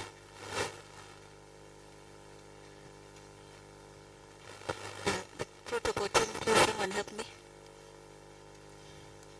We have the lady with the camera, then the lady here.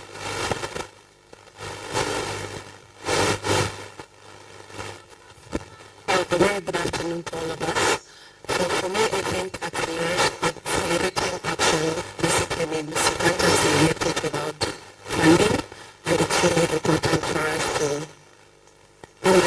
domesticate or really look for resources domestically here, because again, the world is changing. Thank you.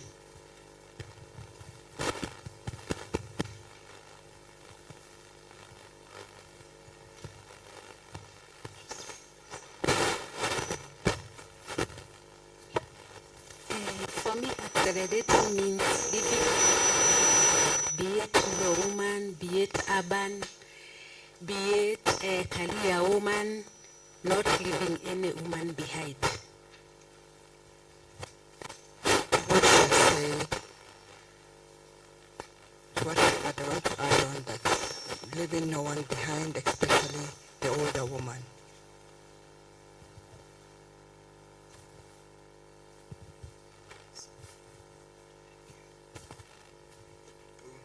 Hi, good afternoon.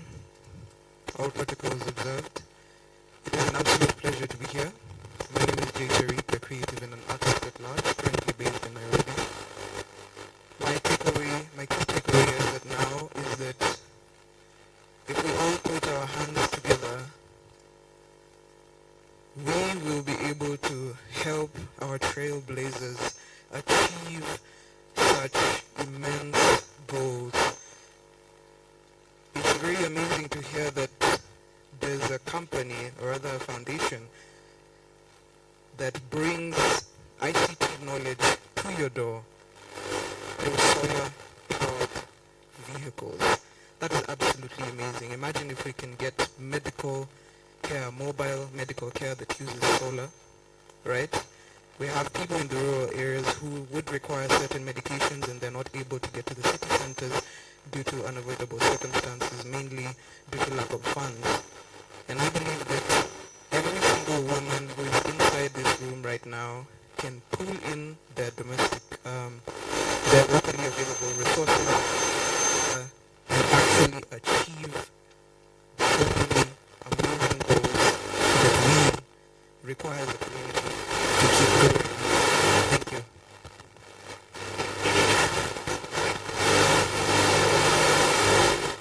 Thank you so much. A gentleman. A gentleman Jonathan is putting on the next section. The gentleman first. The gentleman at that corner. Then I'll give you the rest. I'll give you an opportunity later. Yes, thank you very much. My name is Baker. I'm representing Reproductive Health Network Kenya. We are a network of healthcare providers across 43 counties in Kenya. To me, accelerating funding, especially in this particular era, is being cognizant of the fact that there are donor changes in terms of funding priorities, and we have already experienced the disparity when it comes to allocation of funds to the counties, and we know the meaning of these towards women and girls. We know how, for instance, SP commodities, family planning commodities, are going to be affected largely by the withdrawal of the ACID fund. So we have to be cognizant of the fact that the donor funding landscape is changing quite fast, and we have to start local fundraising towards being able to, get these commodities to the women and girls in the counties, which I know this health as a devolved function, that is actually going to be it's going to hit quite hard. So we have to start finding ways in which each of us has to, do resist mobilization within our capabilities. Thank you. I also want to take this opportunity to welcome you to Reproductive Health Networks conference that will be happening in June. And we'll have policymakers, the government, partners from across Africa. Please come and listen into this conversation. Let us try and find a way to find local ways in which we can get funds and help women and girls within our localities. Thank you very much. Thank you. The rest I'll give you an opportunity later. Kindly allow me. The program is moving faster than time. So I want to take this opportunity to welcome Madam Betty Adera to come and give her remarks as she takes on the next step.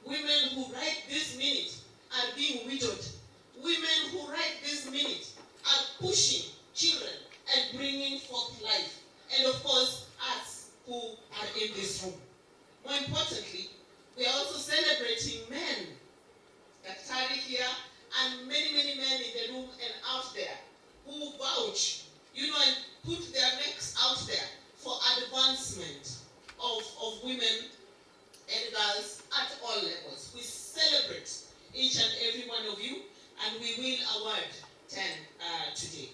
So allow me to just say one thing on behalf of Mr. Michael Aguirre, who's the CEO of Turning Point magazine.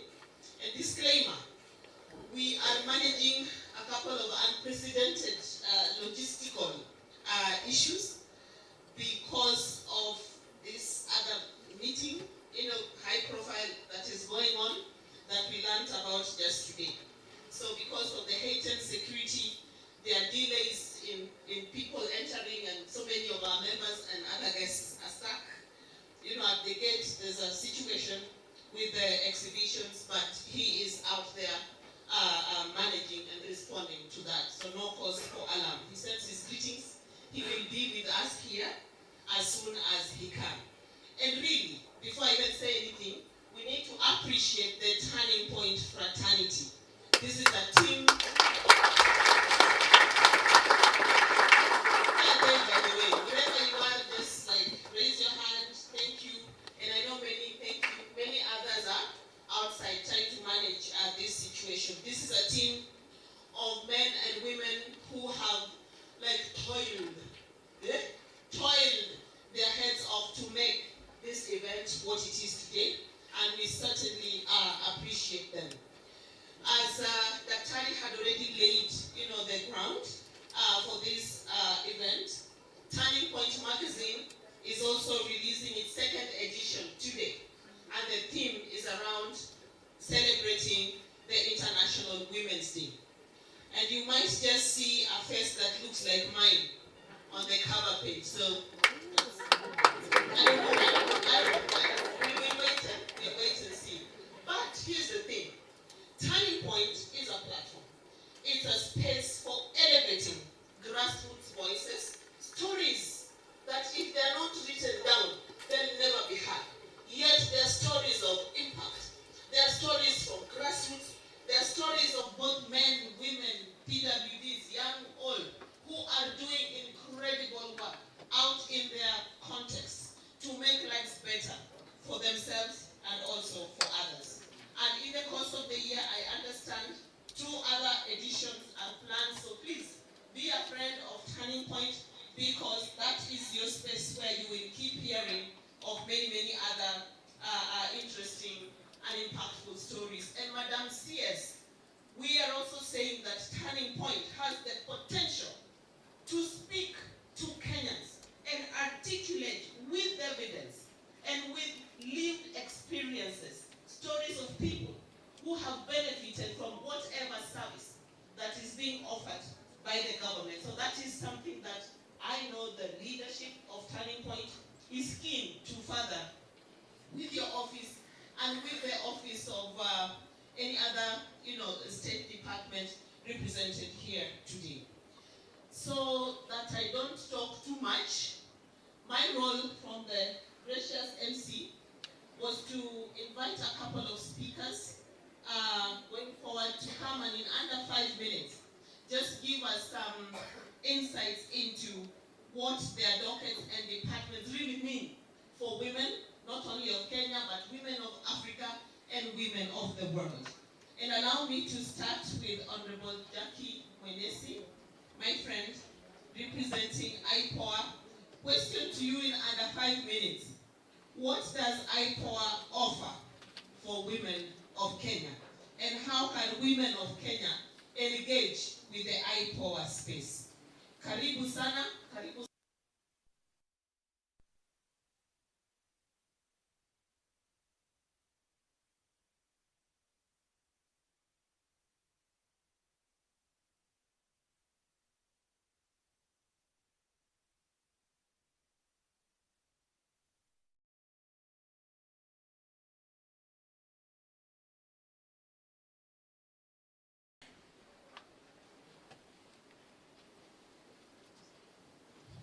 I'm growing old, so please, Alex is laughing at me.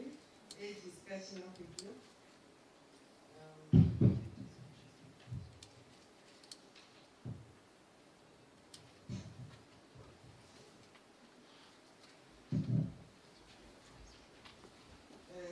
Good afternoon.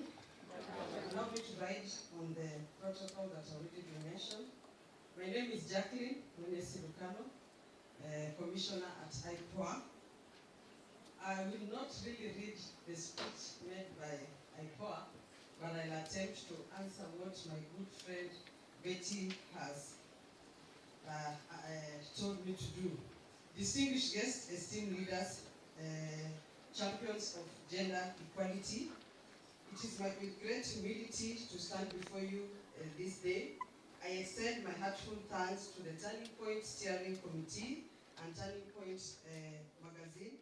Acknowledging the contributions of gender equality is not just a personal achievement, but a testament to the collective efforts of many who have dedicated themselves to this cause.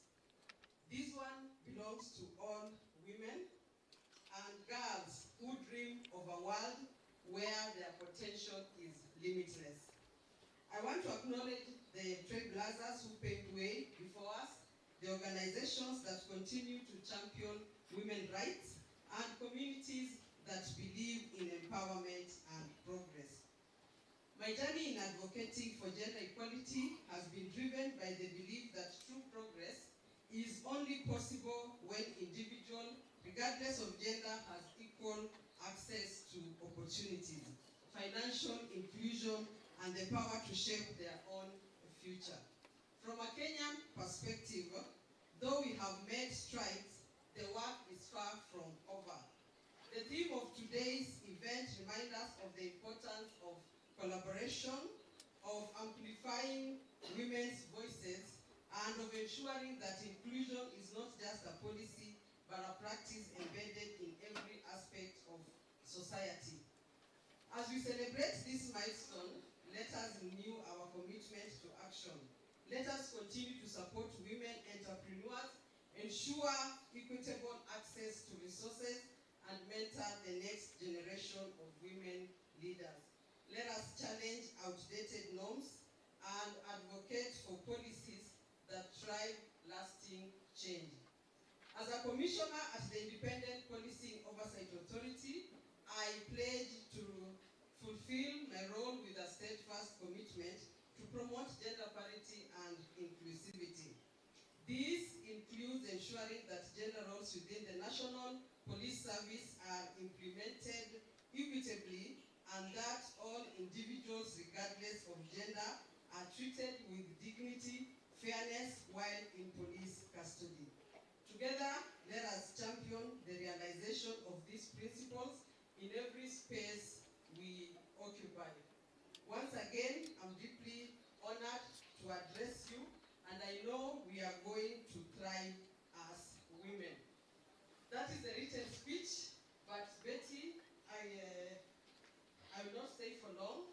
I really need to run to Shaurimoyo, you know what happened there, and then from there also, I will also be running to Kisumu to just pile up the case we are doing about baby Pendo. So if you see me leave, kindly understand. Women power. Is it women power? How do you do it? Women power.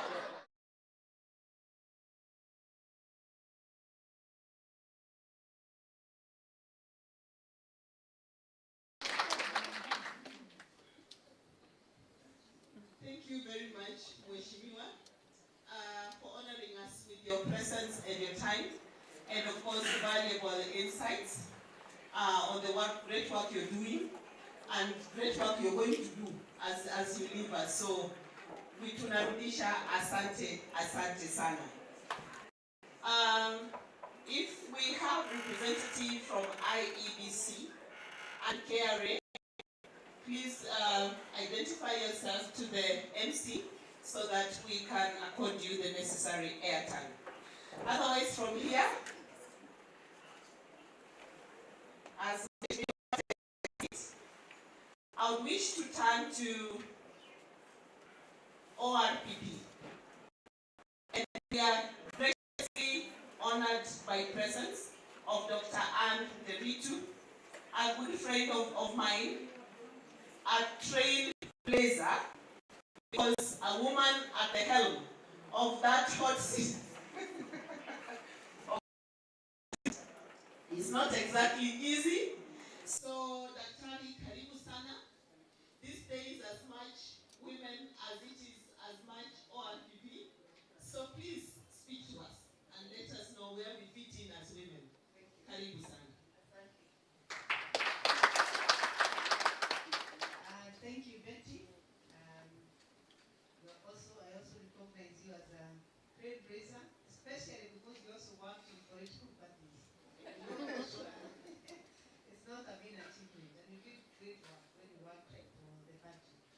Thank you.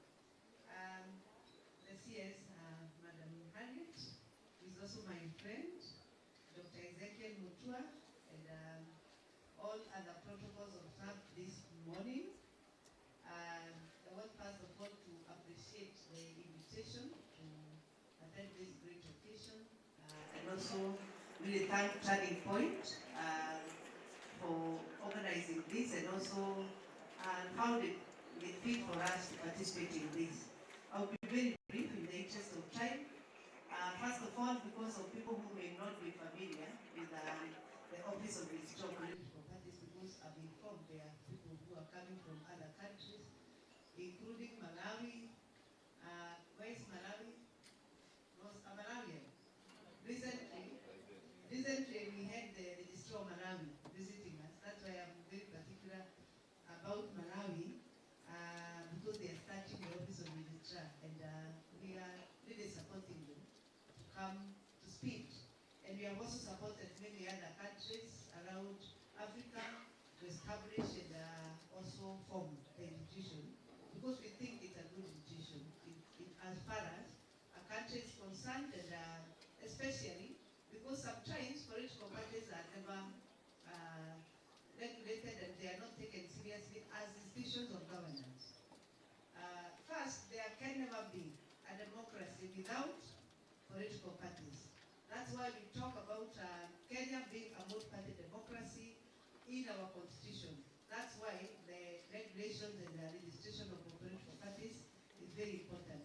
The Office of Registrar of Political Parties is established as an independent state office under the meaning of Article 260 of the Constitution of Kenya, with the mandate to register political parties, regulate activities of political parties, and also administer political parties fund.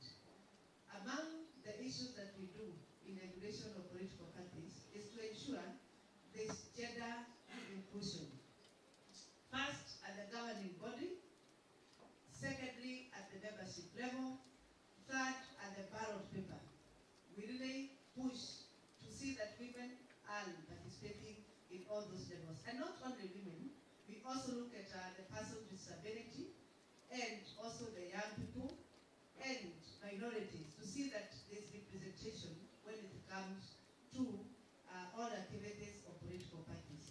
Currently, we have 92 registered political parties in Kenya. Out of the 92 registered political parties, only 9 are led by women. So that is a very small percentage to start with, because it means that 92, if you remove 9, how many are remaining?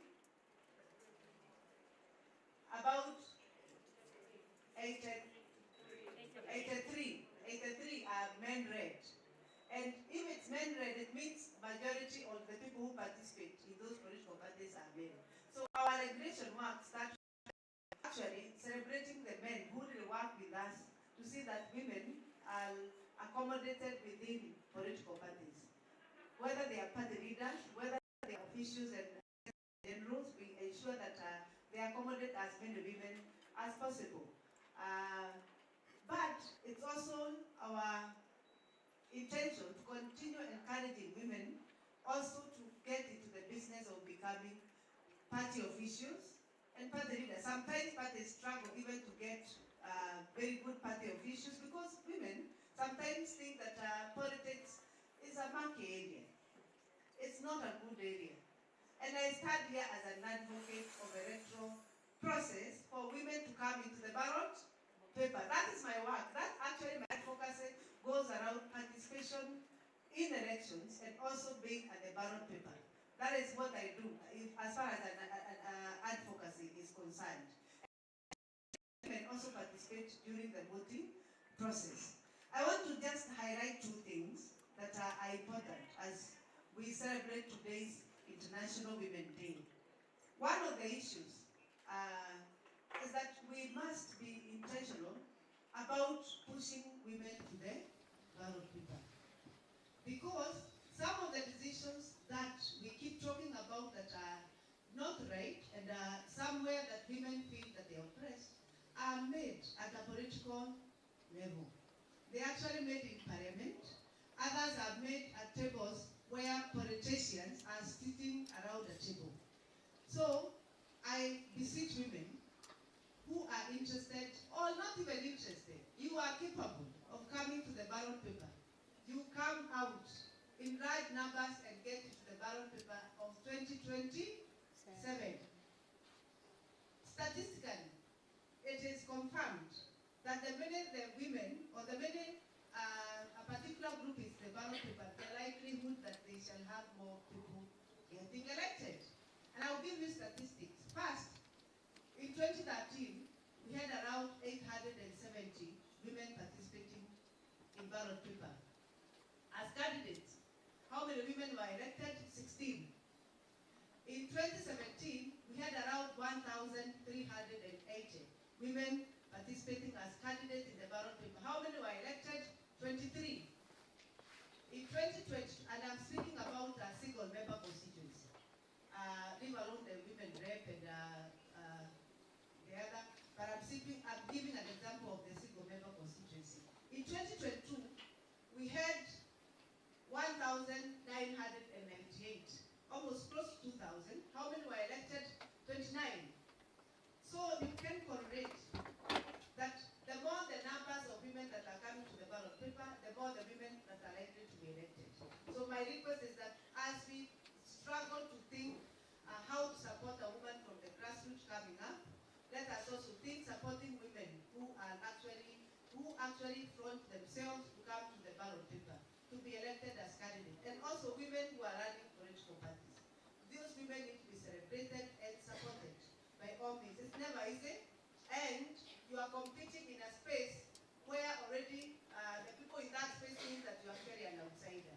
You are coming to disturb the status quo. You are coming really to take our cake, and you have yours. Indeed, majority of the time they'll tell you, Dr. Mutua, that you are a woman, you have the 47 seats.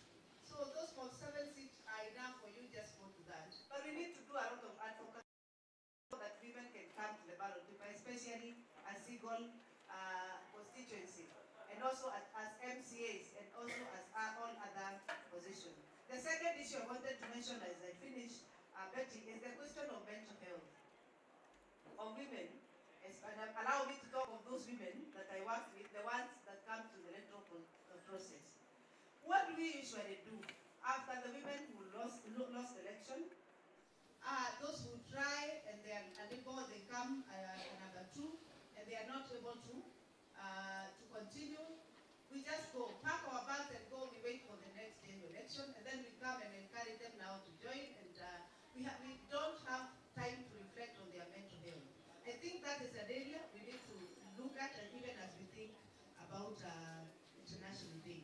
Finally, we must help those women also overcome the barrier that prevent them from coming to the electoral space. And our office is very committed in terms of ensuring that women who express interest are well trained and they are able to be given all the support that they need, even including identifying a good political party that you can use to run, depending on where you come from, because politics is local, and we are able to help you understand the political scenario and the landscape so that you are able to participate. I want to thank you most sincerely and encourage any woman here who is interested to run for office actually to come out. And ajiweke kwa waja. And with that, I want to say Happy International Day. Let's accelerate action. Thank you so much.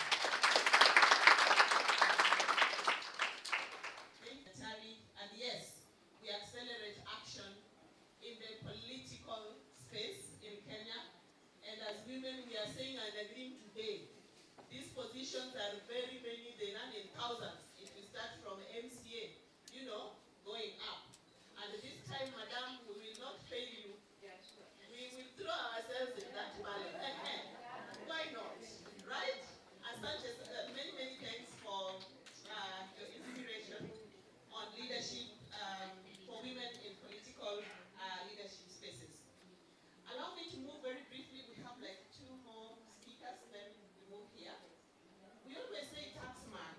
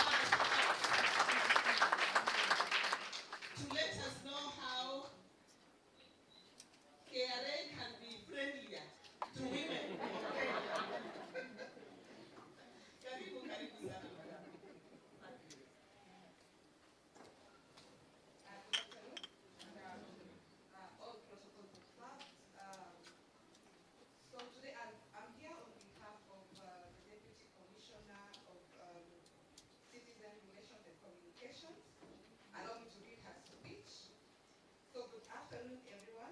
It is an honor to be here today.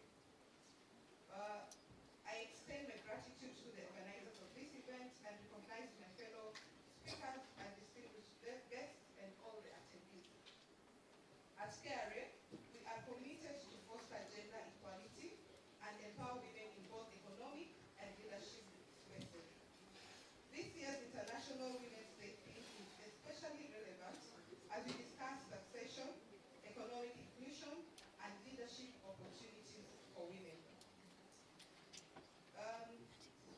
Women contribute to the economic growth and revenue mobilization, and they play a vital role in driving Kenya's economy, contributing significantly to the entrepreneurship, business, and formal employment. Research shows that women-led businesses are crucial for job creation and nationwide development. At KRA, we are taking steps to ensure tax policies are inclusive and facilitative to ensure compliance for women-led businesses.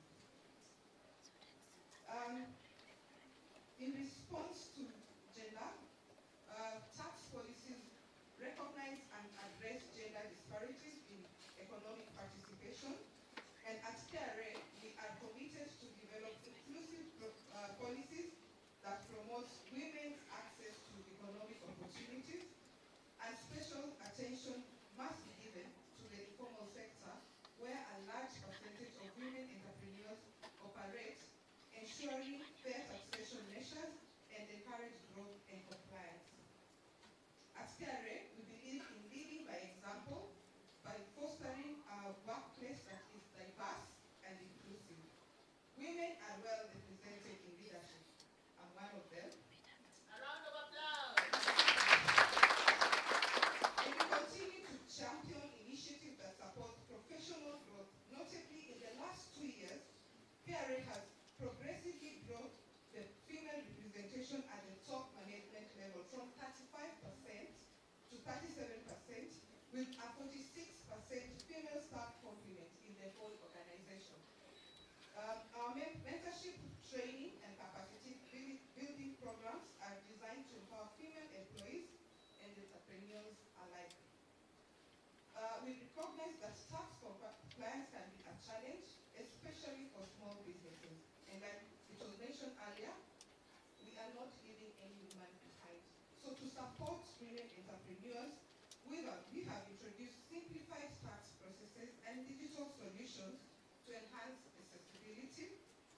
For example, e-teams, and currently we are running a tax amnesty program just to be able to help you to be forgiven for the tax and the penalties that you have. Through our outreach programs and strategic partnership, we continue to expand tax education and awareness among women in businesses. We must continue supporting policies that enhance gender equality and economic empowerment. I urge women entrepreneurs to take advantage of KRA's support programs and tax education initiatives to ensure compliance and business growth. Taxation is a vital tool for national development, and compliance is key to building a stronger economy for all. So let us all commit to championing gender equality and economic inclusion in our respective capacity.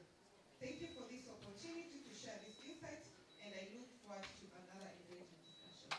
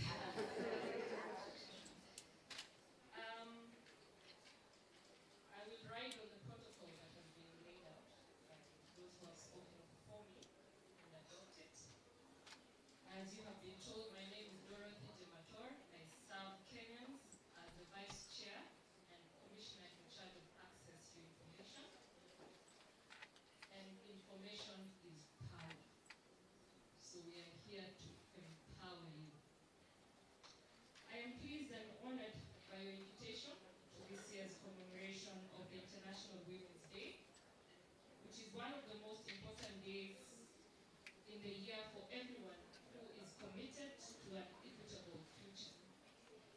The United Nations celebrates this year's International Women's Day under the theme for all women and girls: right, equality, empowerment.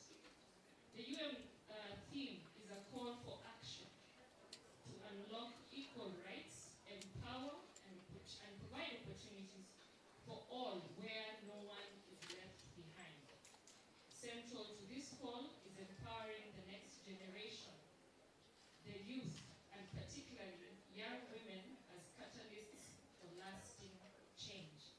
This year, 2025, is a pivotal moment as it marks the 30th anniversary of the Beijing Declaration and Platform for Action, the most progressive and widely endorsed blueprint for women's rights worldwide that transformed the agenda to legal protection, access to services, women engagement, and change in social norms and stereotypes. As we mark the 30th year of the Beijing Declaration, the world is deeply unequal. Hence, today's celebrations should be a chance to rise and call for action to make the world equal and better for everyone. So what is the Commission on Administrative Justice about, which is also known quite popularly as the Ombudsman? The Commission is established under Article 59(4) of the Constitution of Kenya, as well as under the Commission on Administrative Justice Act of 2011. We have two mandates.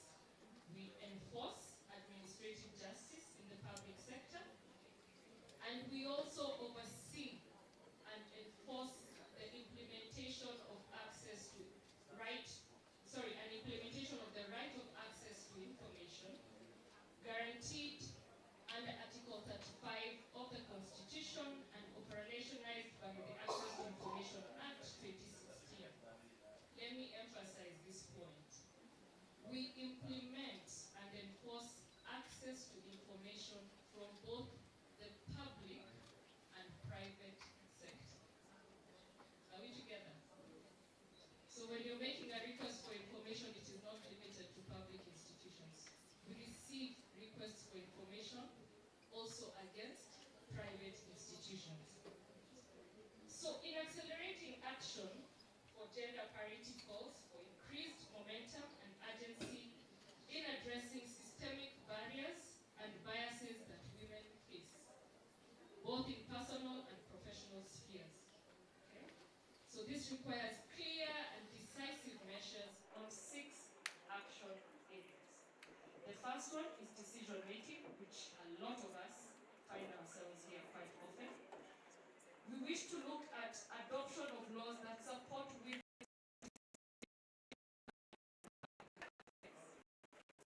Okay? So you request for information on probably an interview. How did you score the candidates that appeared before you? Why is there lesser women? What was the scoring? What was the criteria that you used? Request for information. We'll also look into climate justice. Prioritize women in climate action by boosting their leadership, participation, and access to green opportunities.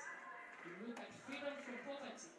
Invest in social systems and public services to give women equal chances to thrive. We'll also look into peace and security. Invest in women's leadership and participation in peace-building initiatives. Zero violence. Invest in women's and women's organizations already working to prevent and end gender-based violence and conflict-related violence. Lastly, digital inclusion. Initiate decisive measures to ensure that everyone can benefit from technological advancements and potential opportunities brought by ICT. While focusing on these 6 action areas and this year's UN theme for all women and girls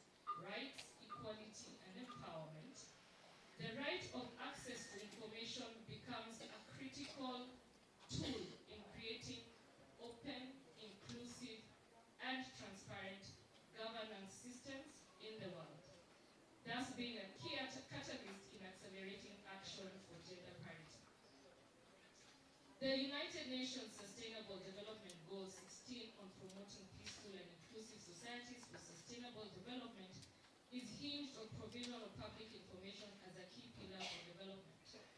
As such, Kenya's commitment and constitutional guarantee on the right to information is an important indicator towards inclusion, since information disclosures enhances all citizens' active participation in public affairs.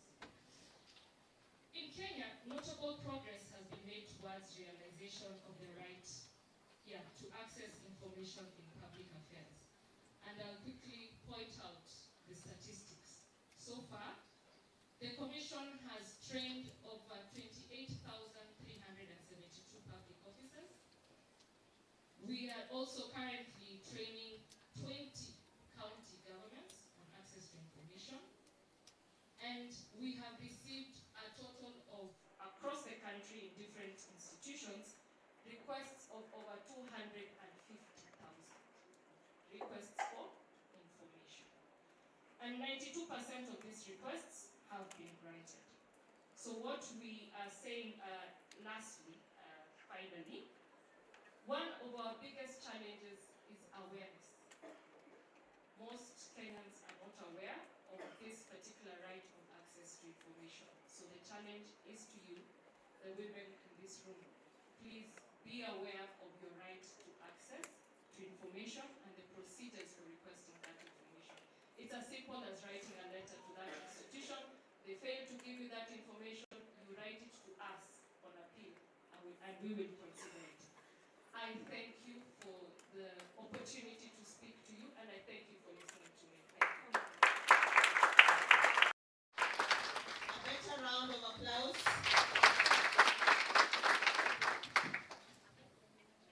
We have heard that as women, the first point is to seek the information before you take any decision, so that your decision is based on some evidence. And I think that is super, super key, no matter the space where we are. Now, ladies and gentlemen, we are almost getting into the climax. We have one more remarks from Nondo Ebuela, the Regional Director of WGNR. WGNR, that's a long abbreviation. So, karibu sana. You know, this is from Tanzania, and now I want to not even attempt to speak Kiswahili here. But thank you very much, and karibu sana. You have your 5 minutes beginning now. You know, I was, when I read the program, I expected to be the first time. And when I saw that program has ended, I thought probably I was overlooked. So allow me to have some time to make it ready.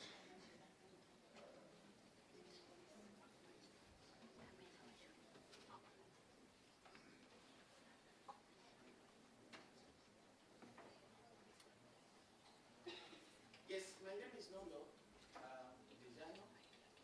I'm the director at Women's Global Network for Reproductive Rights Africa, WGN Africa. Actually, WGN Africa is a national network of grassroots initiatives that envision in Africa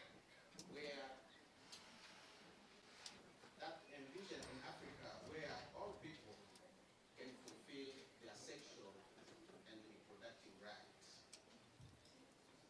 We believe that sexual and reproductive rights are the bedrock of gender equality. Our work is really about empowering youth and women-led initiatives to be in the front line, claiming for their rights and to fulfill them. This morning, I'm honored to be in this space, and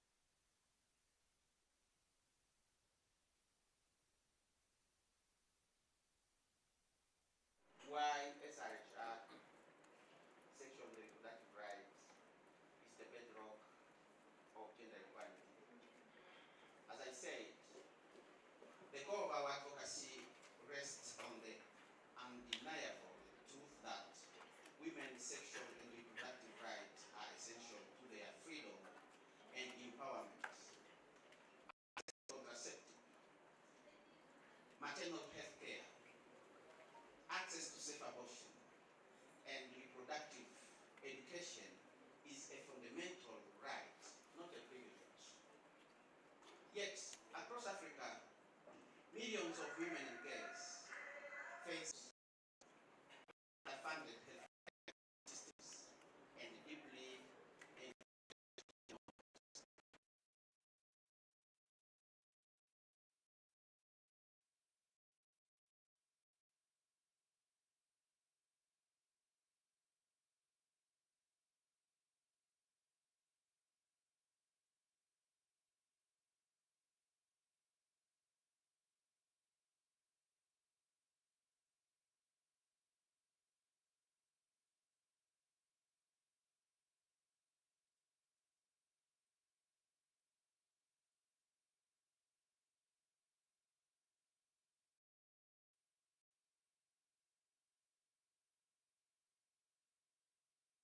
for women empowerment.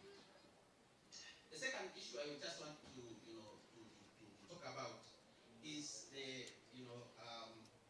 the importance of collaboration in accelerating action. Achieving gender equality is a monumental task. As we heard in the morning, it needs our collaboration because it cannot be done alone. So you will understand that if we really need to accelerate action, collaboration is key. We need partnership among governments, civil society, grassroots organizations, the private sector, and international bodies to ensure the structural changes necessary for lasting transformation. Governments must implement policies that guarantees universal access to sexual and reproductive health services, prioritize gender equality across sectors, and create an enabling environment for women to thrive.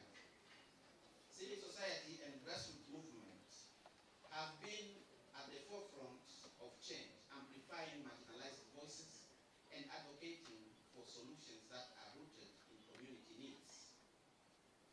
Private sector partnership is also important as it plays a critical role. Corporate leaders must be held accountable for advancing women's rights within the workplace, ensuring equal pay, and breaking down barriers to women's economic empowerment. International collaboration is equally vital. By working with global institutions, we can amplify our voices and ensure that gender equality remain a global priority. So, what actions must we take to accelerate women's equality and build a more inclusive, sustainable future for all? First and foremost, we must advocate for policies that ensure universal access to sexual and reproductive health services, policies that prioritize the health and rights of women and girls as fundamental to any society's progress. These policies must go beyond healthcare access to encompass the right of women to live free from violence, to participate fully in political life, and to lead in all spaces of society. Secondly, we must strengthen grassroots movements that are working tirelessly to provide services, education, and advocacy to women and girls, particularly in rural or marginalized communities. These movements are our lifeblood, and they deserve our unwavering support, both financially and politically. Third, we must build cross-sector partnerships that link government, civil society, the private sector, and international organizations. Let's work together to create sustainable and innovative solutions to systemic changes, to systemic gender inequalities, solutions that amplify the voices of those most affected by these issues. We also need to empower women's leadership at all levels, political, economic, and social. When women lead, we see tangible improvement in communities and society. We must ensure that women have access to leadership opportunities and are represented in decision-making processes in every sphere of life. Finally, let us remain accountable to one another. The journey toward gender equality is long and often challenging. we must commit in working it together with solidarity and urgency. Let us hold each other accountable for delivering on the promises we make today. We cannot afford to wait any longer. It's time for action. The time is now. I just want to really thank you and make a very brief conclusion. As we gather here today, let us remember that every step we take brings us closer to a world where women and girls are free to make their own choices, control their bodies, lead and contribute fully to the society. This International Women's Day, let us renew our commitment to accelerating action for women's equality, ensuring that SRHR remains central to our efforts, and that every woman and girls has tools, rights, and opportunities to build the future. Together we can make gender equality a reality today, not just a vision for tomorrow. Thank you very much, and let us continue to accelerate action. About our organizations, I would really invite all of you to visit our booth in the courtyard, where you will learn more about what we do in the continent. We have been partnering with so many organizations in Kenya, in Uganda, in Tanzania, in Benin, So we have a lot to share, but time is not on our side. So please have a minute to pass at our booth so that you can learn more about us. And we are still available. We can still have time to mingle. Thank you very much. Shukran sana. Asante sana. Hapo kwa kumingle. Thank you very much, Mr. Nondo of WGNR, for highlighting to us the power of collaboration and emphasizing that this agenda is so big, no one person, no one organization, no one government can do it on their own. We all need to come together and put our hearts and heads into it, and sure enough, person by person, woman by woman, girl by girl, family by family, community by community, we will get there. Another round of applause for Mr. Now we are heading to the juicy part. So please stay tuned. And I want to ask our ushers, in case there's anybody still out there, to make their way into this auditorium. And as Mr. Nondo has said, please make sure you get time today and tomorrow to pass through the exhibition booths. There's a lot of information. All the speakers here have booths over there where we can get additional information beyond the 5 minutes we gave them to say something, right? So please make sure you pass by, make new contacts, make new connections, and you never know, that could be a way of furthering the great work that we are all doing already in advancing gender justice. So it is my honor to invite Dr. Ezekiel Mutua, who is the CEO of the Music Copyright Society of Kenya, a leader in his own right, a mentor to many. I don't even think you know the full number of people you mentor, but a mentor, like the father of mentorship in Kenya, is none other than Daktari Ezekiel Mutua. So Daktari, it is our honor to invite you to come and share with us a great round of applause. It is one of my mentees, so I try my best of having the space to have been part of our dream and the journey we celebrating.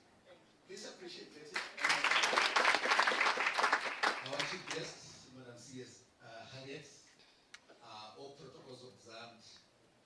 I do not have much to say because as you can see, and it is obvious, I'm not a woman. But allow me to ask two women that I came with, because I didn't want to give a speech. I wanted to open the doors for women. That's what I do. And therefore, I tagged along two women that we work with in different spaces. And I told them, when I'm given a chance to speak, I'll share the time with you. So I came with Emma Mumute, who is the CEO of Amandla Mek. It's a grassroots organization for empowering women. Emma, please come along. Come over here. This is the moment to share. I'm the chair of that board. It's a board that does not pay me an allowance. I pay. I pay for the activities of the board, but when she called upon me to be the chair, it is actually one of the board that I'm most proud of. And then I also came with Lisa. Lisa is a lorry driver. And I want to ask that if I don't say a word, I allow them to just say what they do in 1 minute, and then I wind it up. Emma? All protocol observed, ladies and gentlemen, good afternoon. Happy International Women's Day. Thank you so much, Dr. Hari, for always being kind, and today especially for the invitation and for sharing your time.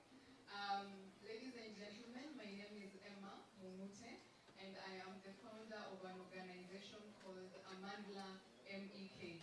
Amandla in Zulu means power, and that is what we seek to do.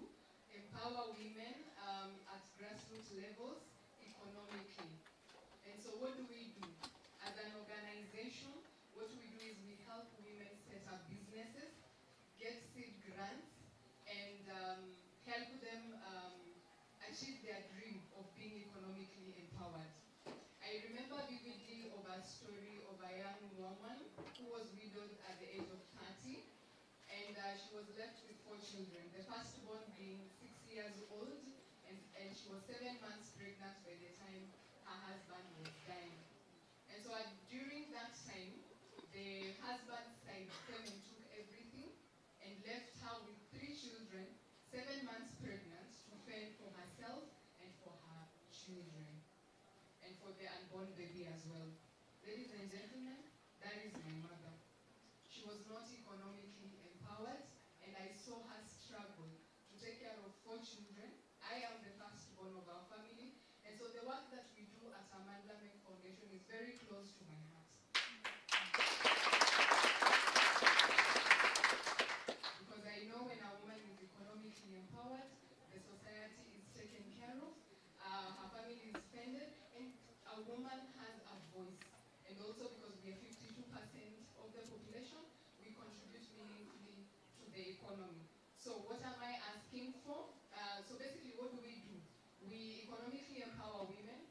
We also support women who are struggling with mental health, and we also do sexual reproductive health support as well. What am I asking for? If you are an economic empowerment trainer, please reach out to me. If you're an organization that focuses on mental health, economic empowerment, or sexual reproductive health, please reach out to me. If you're a funder who believes in empowering women, please reach out to me. My number is 0748 007765. 0748 007765. That is the organization's number. You reach out to us. Also meet me outside once the event is over. Let's see how we can work together to make our society and our world collectively a better place to live. Thank you so much for listening to me. Thank you very much. My name is Lisa Christopherson. I wear many hats. I'm a cancer survivor. I was stage 4 cancer 19 years ago. I was given 10 days to live. And I was in South Africa at a hospital there, and I looked at the doctor and I said, let's get the show on the road. I have things to do, places to go, children to raise, and things to do. So 19 years ago, we celebrate again us strong women. I believe that what doesn't kill you makes you stronger. I founded Kenya's first all-women-only safari rally, the Lionesses, in March 2022. Here we are. I had a lot of obstacles, especially from the men. What do you think you're doing? And I went, la, la, la, la, la, I can't hear you. And 9 months later, the Super Cup was born. And now we are a group of women lionesses, Talanta Hella ladies driving in rallies. And my story is not just about getting in a car and driving, because it's grueling, it's tough, it's freaking hard work. So it's about empowering the young girls who drive through life, sometimes actually pick a reverse because we've taken the wrong turn, right? We navigate through life. And that is what we're doing in a rally car to empower these girls that no matter what, the journey you start, you finish it. There's no going back. Always be bold and never take no for an answer. Right now, I am knocking down doors all over the place, seeking sponsorship to allow me to get into WRC Safari Rally. That, if you don't know, is viewed by over 6 billion global viewers. The largest sporting event in Kenya. So we need to embrace it and be proud of it. So let me go to support me on this journey and all the other women that are trying to make a difference. Asanteni sana daktari, I really am grateful for this opportunity.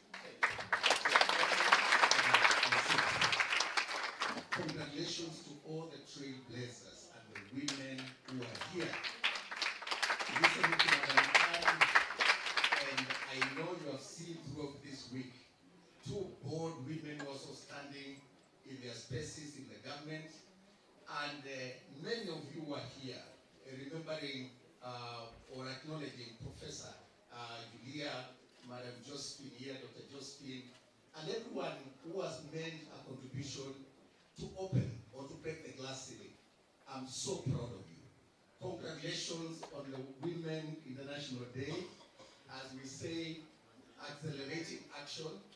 We men need to step back a little bit and take stock of how much we are truly and honestly supporting women.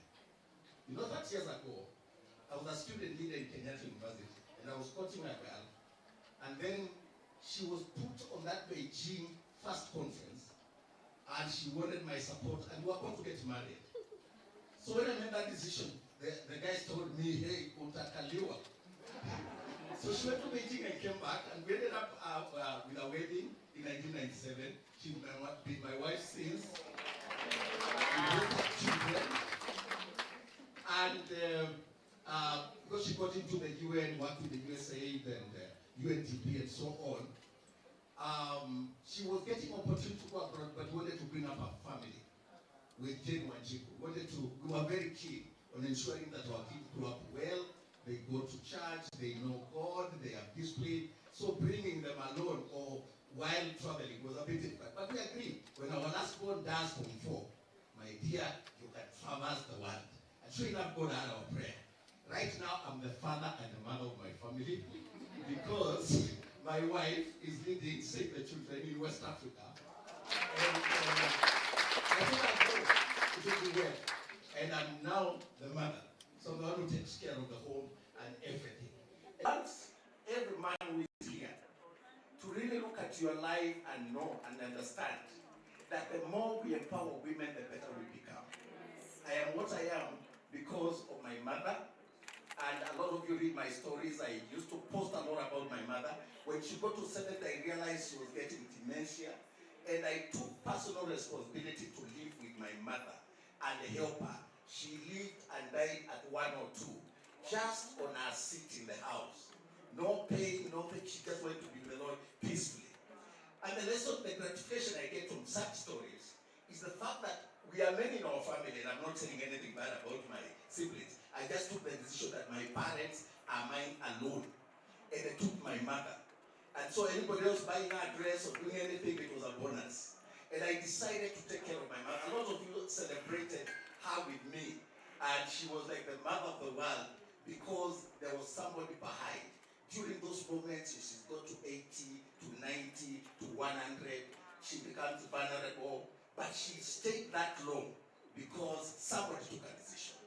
So I want to encourage men, take a real decision. She's the lady who's taking these photographs. This is my colleague in the office, Barbara Samba, and she's our PR and marketing manager.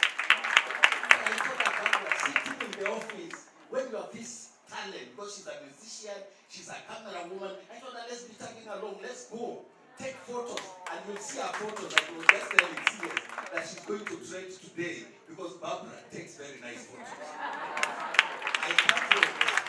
I'm the CEO of the Music Corporate Society of Kenya, and obviously this is another area where I believe one of our most vibrant musicians in the country, Senator Christo Asike, is a member of Music Corporate Society of Kenya. Akode, Sarah K, name them. And my goal as a mentor and as the CEO is to ensure that the women take the front seat. I mentor women who are in political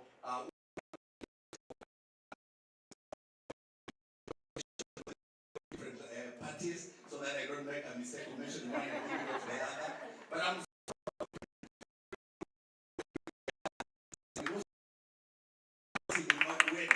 and she said she goes out with her products around. And I'm so proud to be a mentor to even the elder generations like my mom who passed away 2 years ago. And my call today is that let us for real go out and open the doors for women. When I got a chance to sit next to the CS, I donated, I called Lisa and said, please come and talk to the CS. And for me, that is an achievement. That's an achievement. Because we have had an opportunity to know each other and for CS to know what Lisa is doing. Please open the door for a woman. Open the door for your daughter.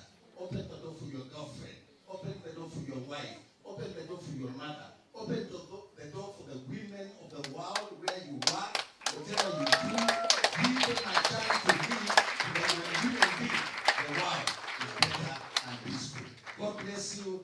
Happy International Women's Day. God bless you. Asante sana, Daktari. Many thanks for such wonderful inspiration, for being a true he for she. You see now? A true he for she. And not just because today is Women's Day, but I know that's his way of life. Whenever he gets an opportunity, and I'm an example. I am a for example. For example of that. So thank you very much. And to the gracious young women who have also spoken, again, you see, sharing platform with others is a way. So there are many ways of building women in our spaces that we all need to emulate and adopt. So now, before we invite our chief guest to speak to us today, we wanted to have a small little stretch. We have sat for a while, so we may be upstanding briefly. And I will ask Natasha and your team to come. This is also the space for young women as well, right? So Natasha.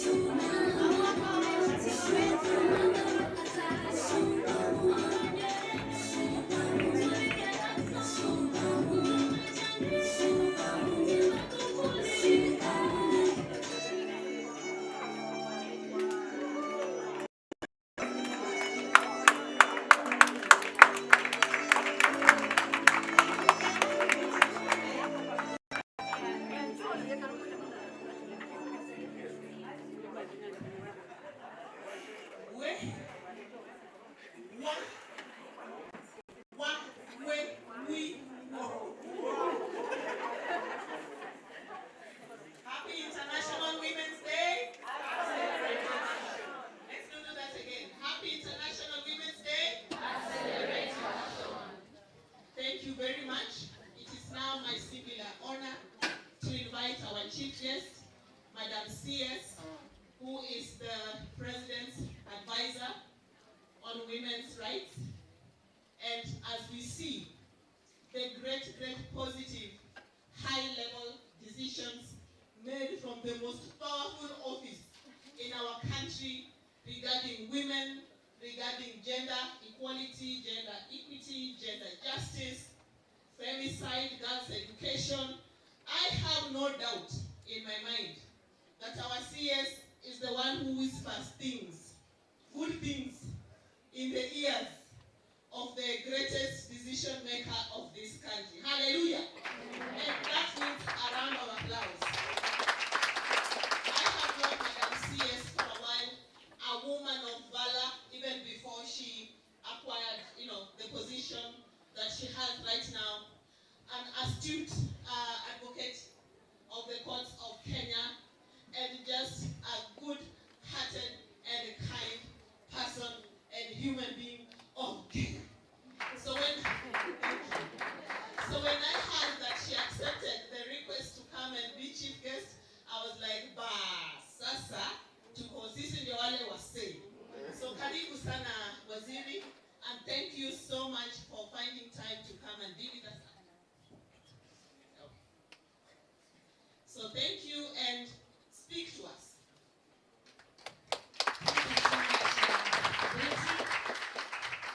I think you should clap for Betty again. In my office we say there are things that we must do for women, and especially speakers, when they are walking towards this podium.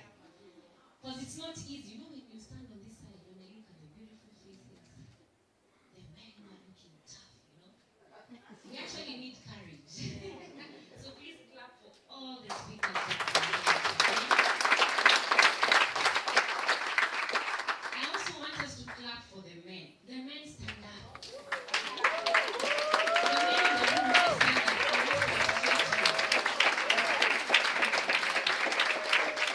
We appreciate you. We love you because you're here. And you have the support of all these women. And thank you so much for being here today, because it means a lot to the women of this country. Thank you very much. Take your seats. The men, you've actually made me realize that the rumor has been spreading that the best ambassadors for women is a man. You just proved it to me. Just listening to Daktari here, I was like, wow, how come we've never had Daktari in my office?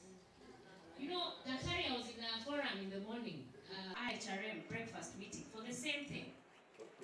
And by the time we were done, I actually told them we must have a forge. And the forge, because everybody keeps asking me, how about the boy child? But I was telling them, only a man can make another man. Don't you think so? Yep. Only a man can carve a young boy to be a man. The women we will nurture, we will take care of them, but there are discussions that women cannot have with grown-up teenagers in the house, isn't it? So while men, you're asking us where are the boy child, we are also challenging you today. Can you create a forge and mentor young men to be good men? Because it's only you, and I can assure you all these women here appreciate the fact that it is only you who can carve a young boy to be a man. But where we have 60% of women being single mothers, we are also asking, where are their fathers?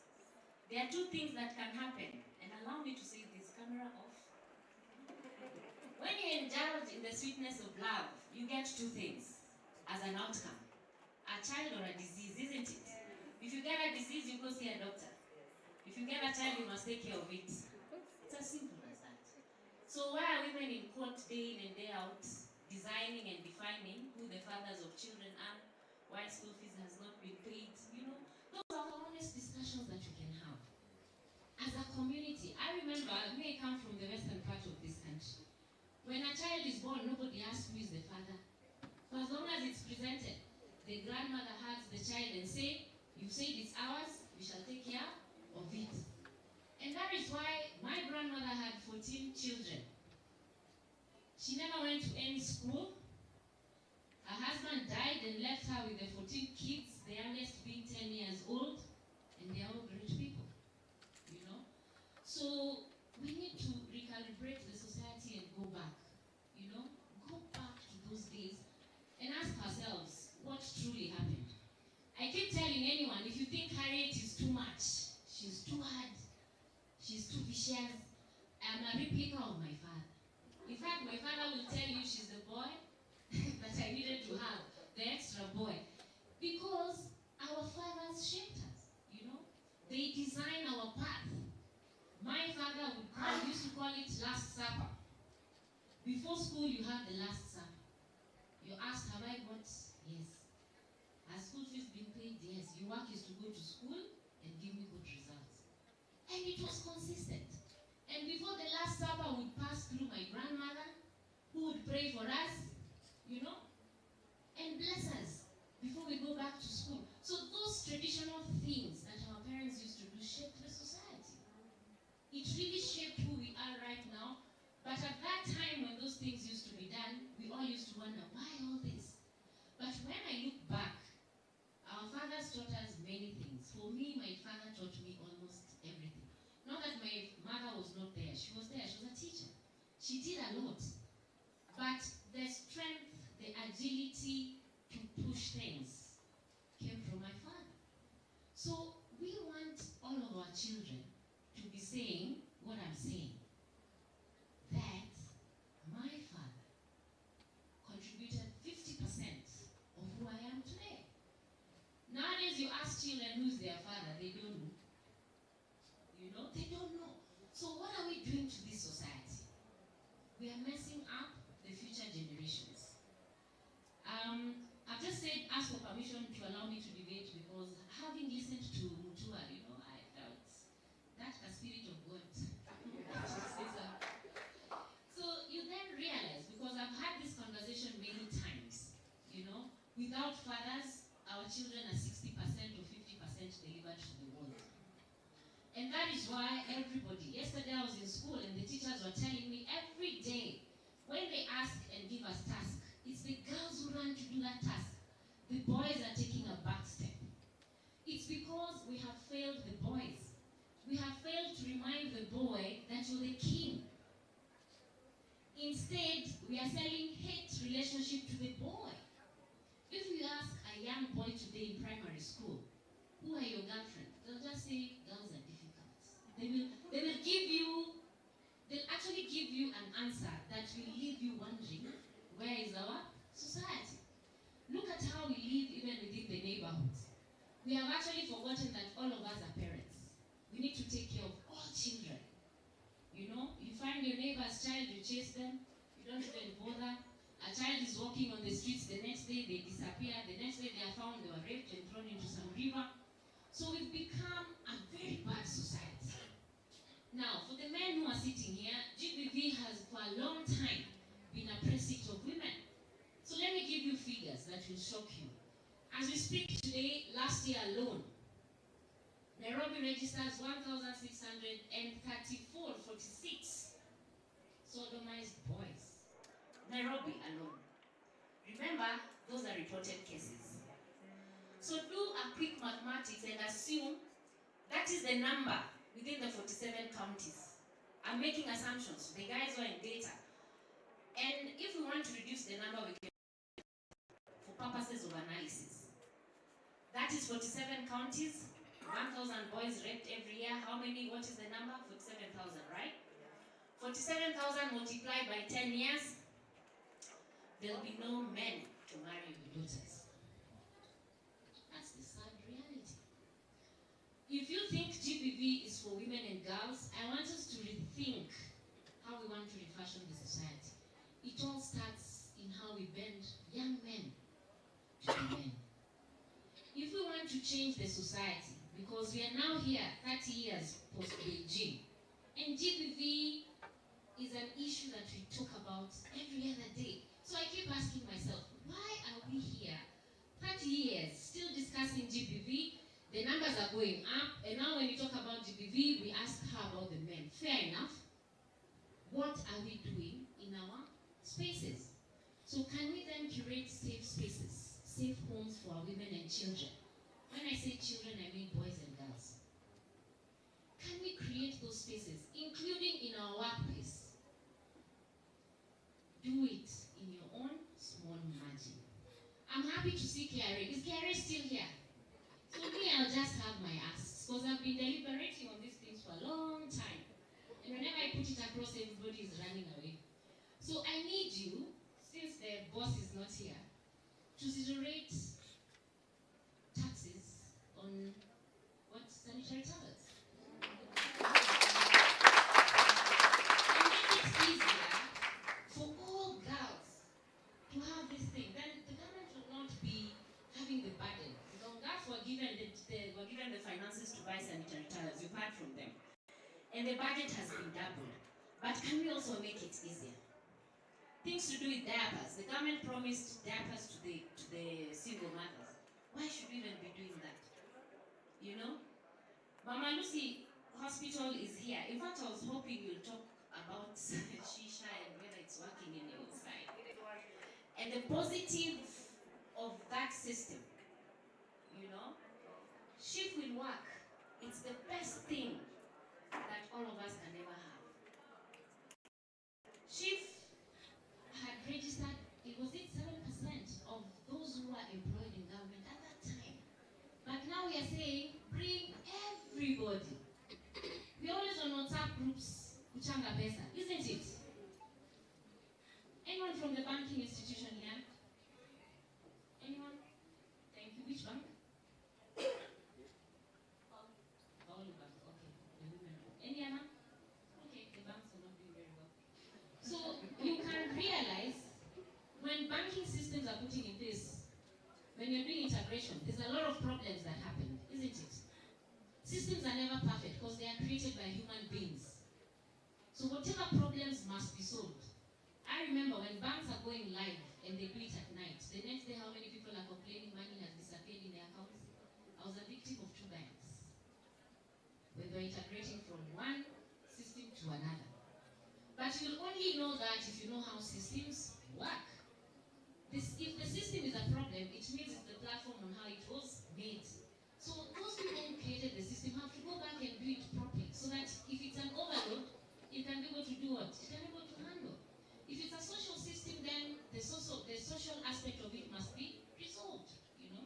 So anyway, I'm not a guru in that, but there are simple things that human error and rejection of systems can actually cause more harm than good.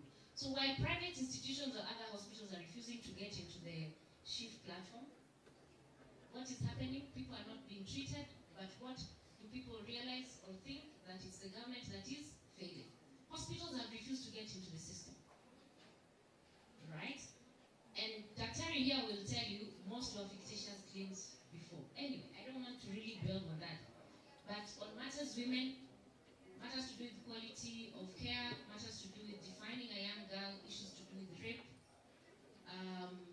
the current medical system is going to solve that because sure the data that is collected can actually be used in court. You don't have to re-victimize the young girls. That was a contribution that my office did in the UFC Act. There's the Act on data, on collection of data and how so the legal framework is perfect. There's also the Act on matters to do with quality of care. Most Kenyans, when you go to hospital, doctors mess with you, there's no legal framework to take them to court, isn't it? Now we are telling you can actually sue a doctor if they are reckless. So do the mathematics and see who's failing yourselves. Anyway, having said that, allow me to come back. With your permission. Mr. Michael Aguirre, I hope he was here, CEO of Turning Point magazine. Ours is to truly thank you for putting this in place. I say this with a lot of conviction because for a long time, the media is now stepping up to spotlight the issues that are affecting the society, and especially women and children. Before, we'd never know how children are being abused, even by their own parents. But now we know. And we are saying we must change that. So Betty, I present myself as a long-term partner of Turning Point magazine. If you allow us and our office to be part of it. Miss Priya, Chief Executive Officer of Craft Silicon, what you have done is known. And for those of us who know what Craft Silicon has done within the STEM field, I think we need to laud them for that. I have never met her, I've seen her for the first time. Dorcas Kemunto, she'll not tell you, but there's a time we prepared for almost a week to do a certain presentation where all of us were wondering whether we will stand when doing the presentation, sit down, when we offer tea, will we take that tea? But here we are. Thank you for being a good champion. We know what Mama Lucy is doing, and we will still put up that safe space. And I'm happy you remembered our conversation. Dr. Anne Derito, I'm so glad you're here because today I don't have to discuss about two cards. In the morning I told everybody, if you want to balance women leadership, vote for them. Yeah. Go and vote. Every day we are told that women are more than men. So women, explain to me why you don't have women leaders. Don't force me to put 2/3 even when it's nearly impossible. And you know it. Vote for quality women to lead us. I will not waste my word because this has been a conversation since the 2010 Constitution. We are about to review it. And we are still talking about the same things, really? So let us put the women leaders that we want. The president said, if you have an opportunity to elect a leader who is a woman, go and elect them. So what else do we need? You've already been given the limelight. You will be supported. So what are we waiting for? Still asking Harriet about 2/3? When it comes to 2/3 and the corporate setup, we must ensure it's everywhere. We must synergize, we must mainstream, even in media. We must mainstream. It's not an issue of government alone. And within the government institutions, I think we are doing very well, save for Parliament. Judiciary tick, they are at 56%. Office of the Attorney General tick, I think they have surpassed the number. Private sector boards, that's where we're still having a problem. But HR practitioners, council members, board chairs, but they're there in the institutions. Why can't you have the parity, the 2/3 parity as a policy in all institutions? If your board is not balanced, it's you people to write back and say this board is not balanced. Can we then review it? So, ladies and gentlemen, that is just it. Ambassador Ojambo, we know the work she has done, She was one of the first women who came to my office and gave me a whole list and things that I need to do, Ambassador, we shall still do them at the right time. So Dr. Mutua, the support that you have for women, we do appreciate. more than ever today, now I've come to actually realize that what you say out there is just not TikTok talk. It's actually what you do, you mean it, and there's actually a driving force for you to do it, and it's your mother. So the question I was asked today morning is that we give birth to all children, both men and women. So why is it that our men children don't just like us sometimes? So I want you to hold the men's conference, the real one. The true one. Not the one that is feeds in social platforms. If you don't do it, my office will go before you because we are planning. We'll do it with Betty. Thank you. To be mentored. Because we actually need a forge, a platform to mentor young men. These men need to be placed on jobs. Their energy needs to be redirected. They need to be promoted. They need to know how to do business and make money. The affluent businessmen are not talking to the young men to tell them what to do for them to be better than themselves. Personally, I believe anyone who passes through me should actually be better than me in their next life. So we must create that forge, and it goes with a lot of things, including respect, resilience, how do we traject, how do we strategize for us to have the best things going forward. So these things look simple, but they are not. To the Michael Aguirre team, we really want to thank you because I can assure you, women in this country who attempt to lead or to do anything good, they have never been appreciated. Off the cuff, Julia Ojambo. I was happy to the mother, who is also my mentor, by the way. Yes.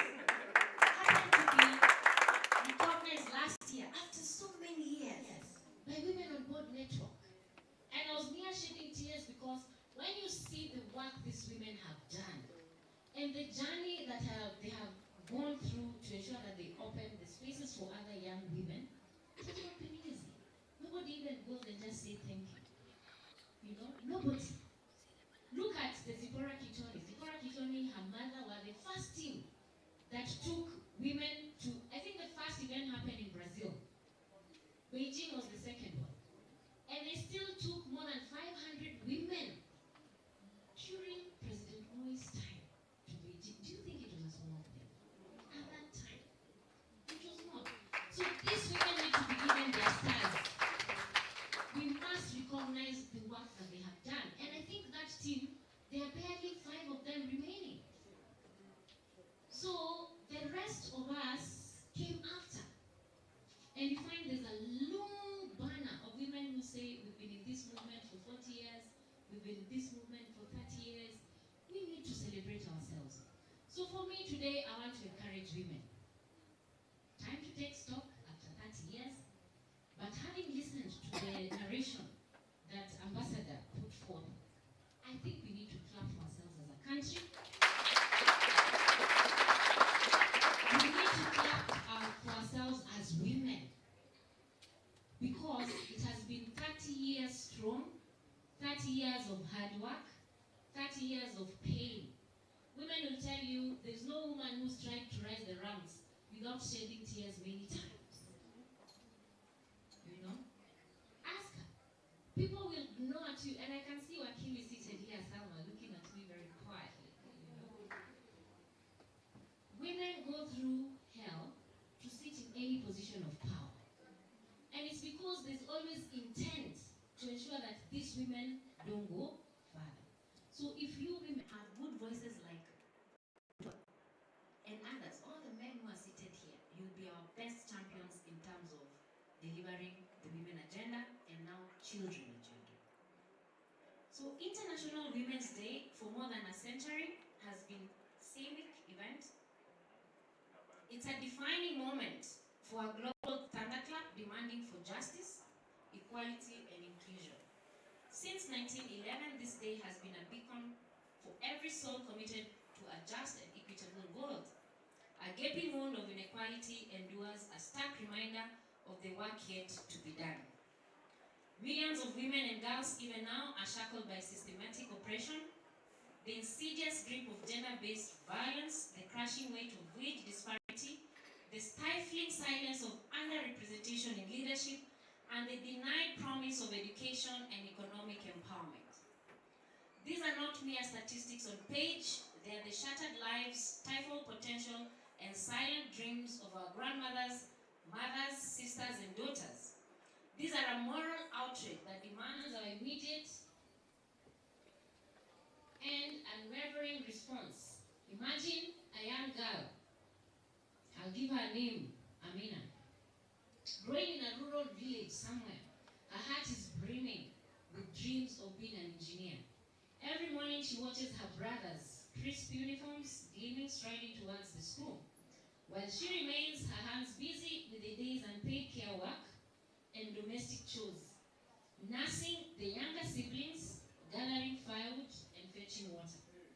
Her dreams aren't crushed by a lack of intellect or drive, but by the weight of tradition and societal expectations that whisper, your place is here and not there. Now, I want us to envision a Kenya where Amina potential is unleashed, where she walks alongside her brothers, equal in opportunity and aspirations. A Kenya where gender equality isn't a distant promise, but the air she breathes, the ground she walks on. This is the Kenya we must build together. And today, as we stand on this threshold of International Women's Day 2025, we must renew our pledge to accelerate action to make Amina's dream and the dreams of countless girls like her a vibrant reality. The urgency of gender equality is no longer just a moral imperative. It's an economic and social necessity. McKinsey 2024 report on Health Institute, in collaboration with the World Economic Forum, estimates that addressing disparities in women's health alone could inject about 1 trillion into the global economy annually by 2040. The World Bank 2021 report projected that closing gender gaps in labor force, participation, and entrepreneurship could boost Kenya's GDP by 10%. Yet, structural biases such as limited access to credit, restrictions on land ownership, and the persistent threat of gender-based violence continue to hinder women's progress at the current rate. We shall take about 131 years to close the gender gap globally. That is far too long. It means your children, their grandchildren, and even great-grandchildren might never live to see this day. The time to take action is now. It is a call for action by all if we must accelerate the achievement of gender equality and equity. Across Africa, women are the backbone of economies, driving agriculture at near 68%. Entrepreneurship, technology, and governance, we see their resilience in women like Fatima, a small-scale farmer in Turkana, who, despite owning just a small piece of land, feeds her family, educates her children through sheer determination. Yet, despite this contribution, African women still remain unrepresented in leadership. 24% of parliamentary seats across the continent are held by women.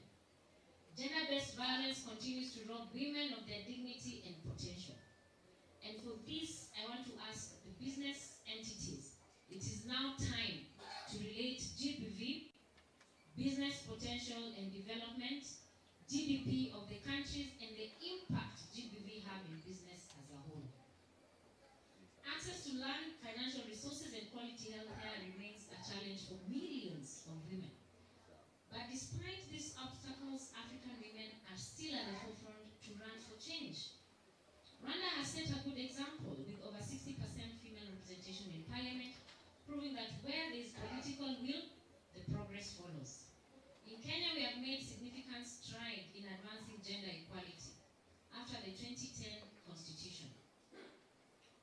This government is the first to sign the Women's Charter with the women of this country, and their enforced commitments to prioritize women's rights and empowerment at the highest level of government is key.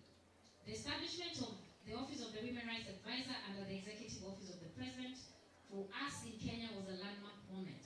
And ensuring that women's agenda remains central to national policy and planning.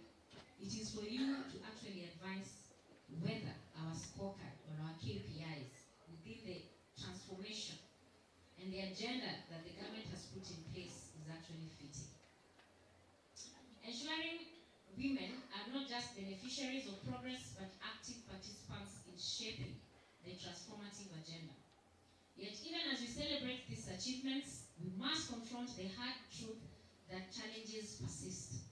Women and girls in Kenya continue to face inequality in education, healthcare, leadership, and economic participation.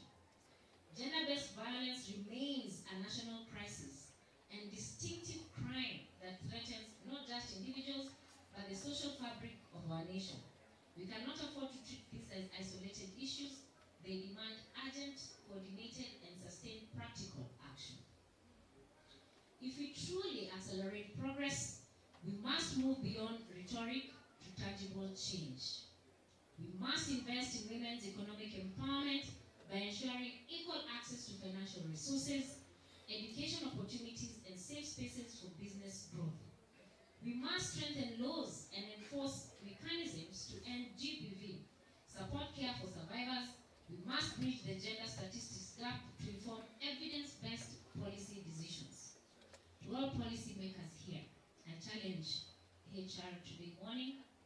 They must put policies like the menopause policies at the workplace.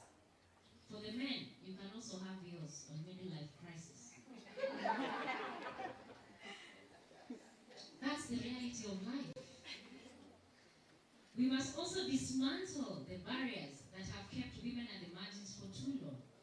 Nationally, the government of Kenya with stakeholders has supported more than 10,000 girls who have transitioned from STEM to pursue STEM.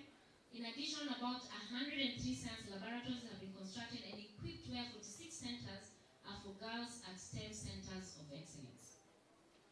These numbers can only grow if everyone plugs in.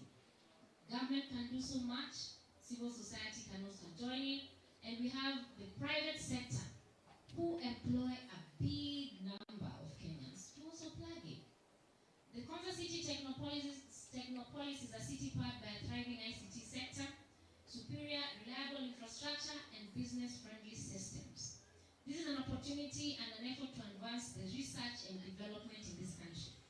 This is intended to shift Kenya's economy to a more technology-based economy, creating more high-skilled jobs and increasing the nation's GDP.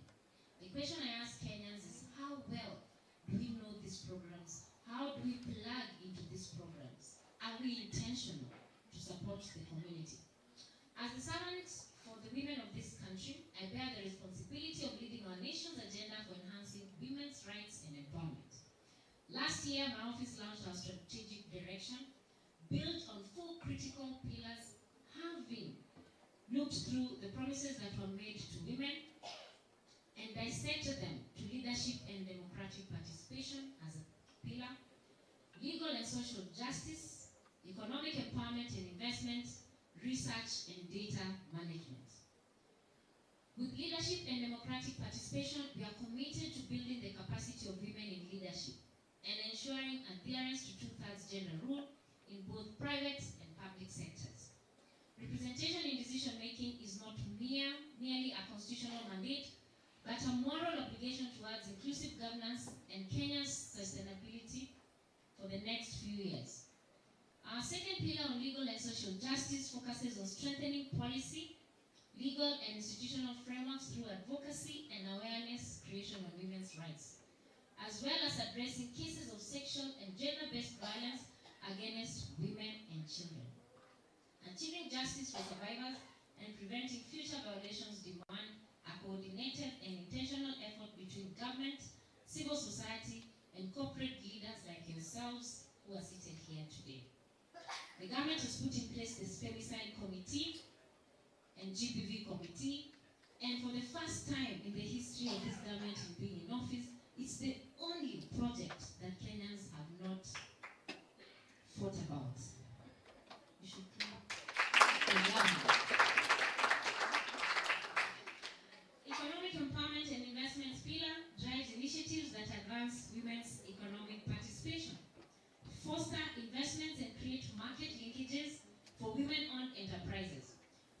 Financial independence is also the bedrock of agency and choice.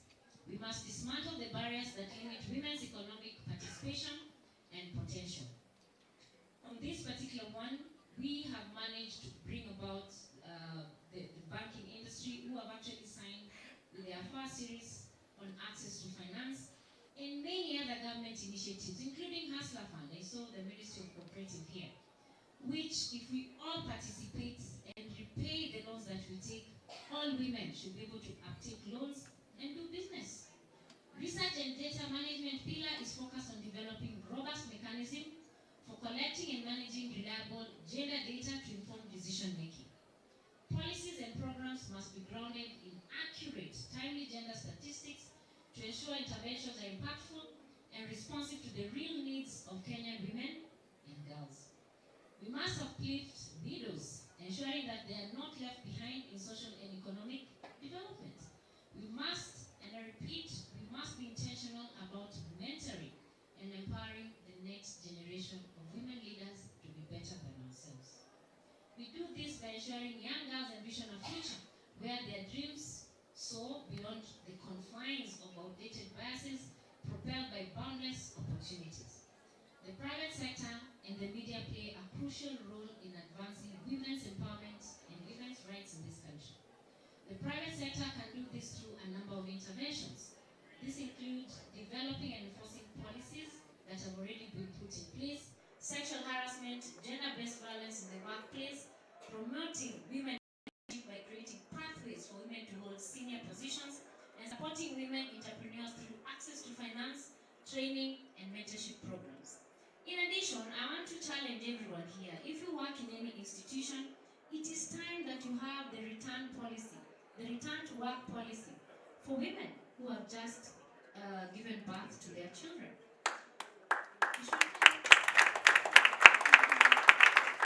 We have organizations that have silent policies, that if you're in the childbearing age, you're not allowed to be promoted.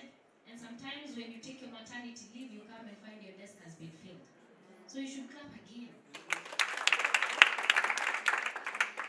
The media, given their outreach, can play a crucial role in raising public awareness about women's rights and gender equality issues. This is to ensure we continuously challenge harmful stereotypes and promote positive portrayals of women at the workplace. The media can also hold institutions accountable for their actions and advocate for policy changes that promotes women's rights. The media should also have a gender lens in how we report issues affecting women and children.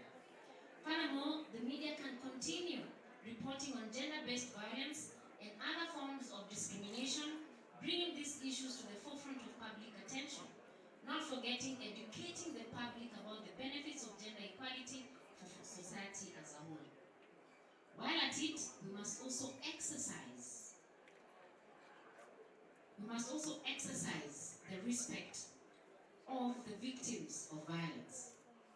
We must showcase that even within the reporting strategies, we have a gender-lensed reporting to not only protect the victims so that they are not re-victimized, but at the same time still spotlight the issues that affect the society. Ladies and gentlemen, this is our moment to take action.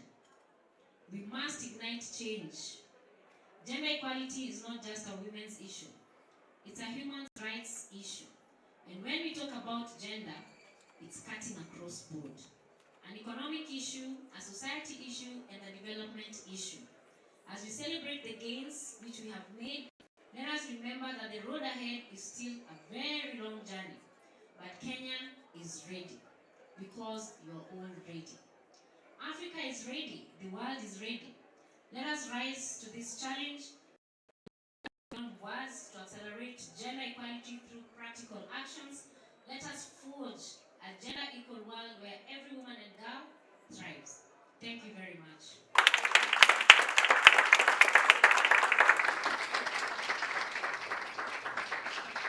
Thank you so much. This Madam Adera, we were in the kitchen somewhere cooking policies.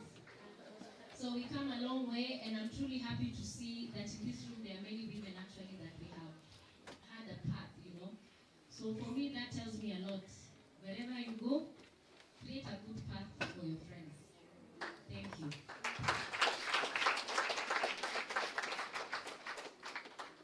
And that food we cooked already became ready and we are chewing it today. Asante, asante, asante sana, Madam CS, for those wonderful and inspiring words. I'm glad that we were able to record it, because that is one of those speeches you want to keep, going back and listening to and listening to and listening to. And I can assure you that all the members here are ready to rally behind you to achieve the great vision that you have, for your office, and not for office sake, but for the sake of the women and girls of this country. We thank you so, so much, so, so much. Asante sana. Please, you may be seated. So, allow me to acknowledge the presence of Mr. Michael Aguirre, the CEO of Turning Point, as we had sent his greetings much, much earlier. At least he's now with us in the room. So Michael, you can just turn and wave, they see you. You're with us. That's the guy. He's the one. He's the he for she, chief he for she. That has pulled us together under the banner of Turning Point magazine. I know at the appropriate time, we will hear from him. So at this point, I would wish to say I have done my job, the job they asked me to do. So allow me to turn it over to Madam MC to take it to the next, the next level. Thank you very much. And a clap for me. Thank you so much, Betty. I believe she's done an excellent job. I said women like wanapenda zawadi, si ndio? Let's give the speakers a bouquet of flowers. Tutengeze vizuri. Flowers are picked nicely, gently, then they are arranged. You arrange them together, you tie them around a nice presentation, and then let's give them the bouquet. You see? Thank you so much. So I believe we've come to the climax. Tell your neighbor, climax. Climax. I'll just give a brief remark before I welcome the people taking the climax. So for those who just came in, my name is Teresa Mwai, and I'm part of the team that worked on the Turning Point magazine for this International Women's Day edition. And I just wanted, because we are talking about Turning Point, maybe some of you are wondering, is it even there? Huh? Yeah, so I just want to give a brief overview of what this edition is about, so that you get a feel. And I don't know if the tech team is ready to project, but as they do that, I just want to talk about the issue, because this is a special edition. It's a International Women's Day edition. It was a long journey of just talking to women sharing their stories, because I'm telling you, there are so many stories. Like even the magazine could not accommodate all of them, because there are women from all sectors. We have women who are championing gender rights. We have women who are championing disability rights. We have women who are breaking the glass ceiling in tech. Women who are breaking the glass ceiling in the profession, in business. And I think one of them was mentioned, Judy. She's doing an amazing job. And so this magazine was a process of us trying to bring together all these stories of women who are doing the smallest thing and the biggest thing, because most of the time,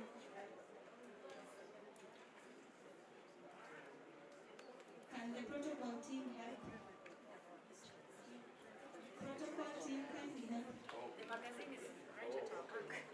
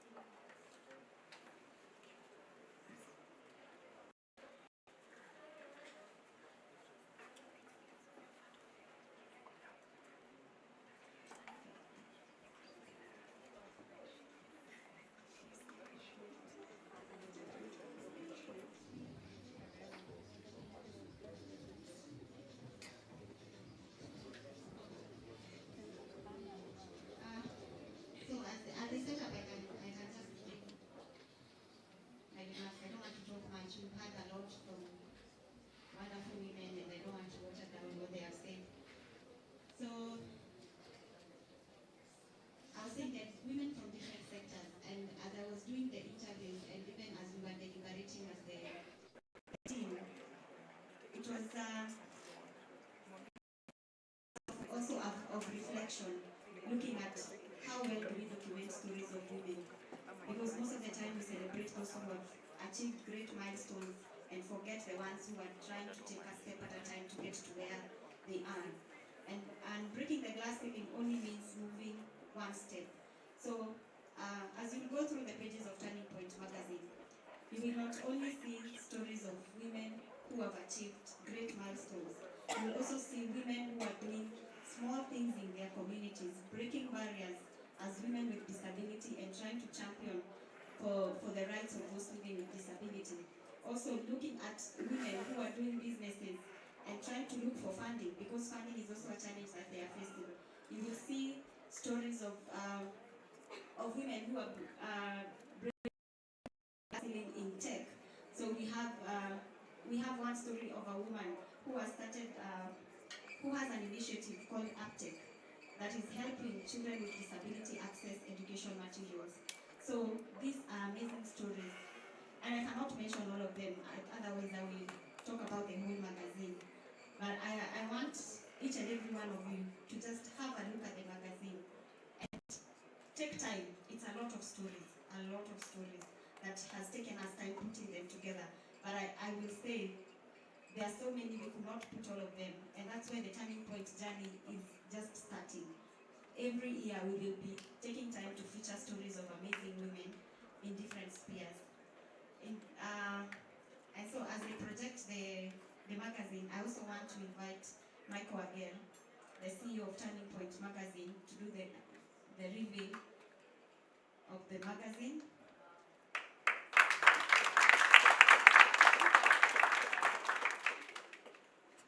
Because one of the special faces we have for this edition is none other than Madam Betty Adera. Let's appreciate Madam Betty Adera. She's one of the inspiration stories. So, simuone tu hapa, ametoka mbali. Ametoka? Yeah, if you think umetoka mbali, hujatoka mbali. She has a great story that you need to read. Thank you.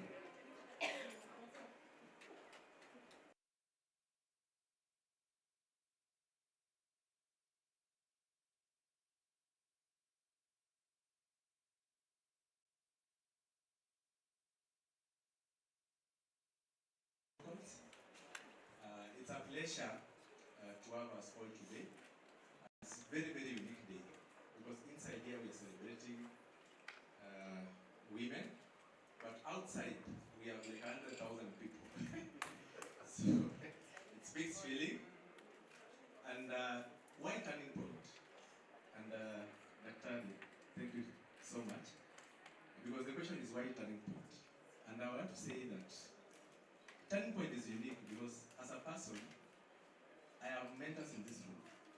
So first I have my wife in the room, I have my mother in the room, my father.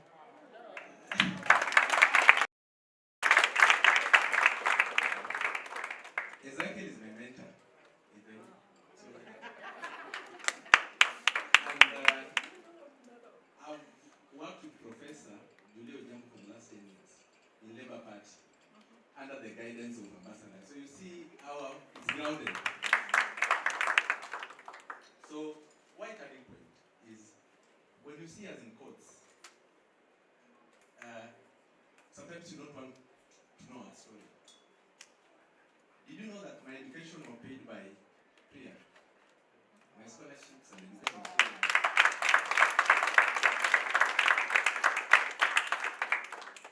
But do you really talk about them?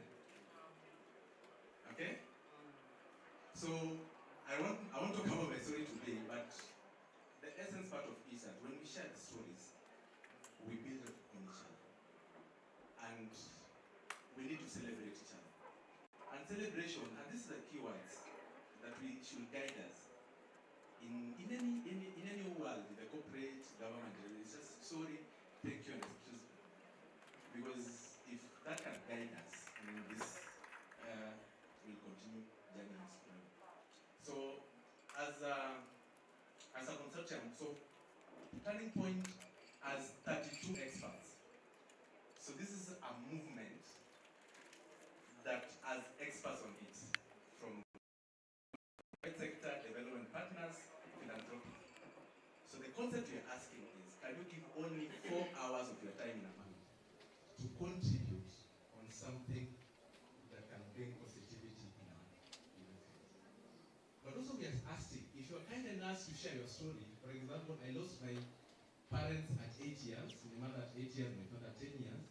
My background is not bad, because my father was a politician, a Kanu politician in Moi era, and the friend was Ambassador Lazaro Samari.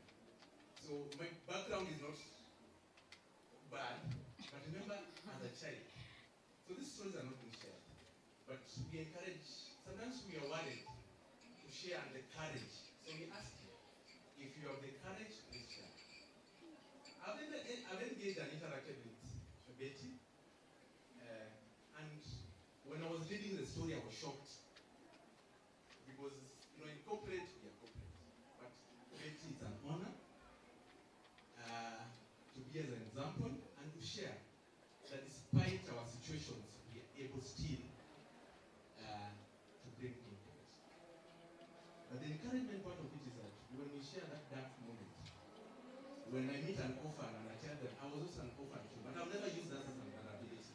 I've pushed to them the same, that you are able and you're able to. So Betty, thank you. I want also to appreciate that this platform, we have partners who use some mentor from Tanzania. Nondo is here. So this shows that it is not about Kenya. When you go to this African country, so who knew that Nondo was from Tanzania if I didn't indicate he is from Tanzania? We have our lovely ladies from Liberia. How many kilometers just to come and interact with us? So, people, this is a journey, and we are just encouraging companies, government institutions, continue doing such initiatives. That the little we can do to change this way. So, allow me maybe to will be handing over this to, because it's very, very interesting.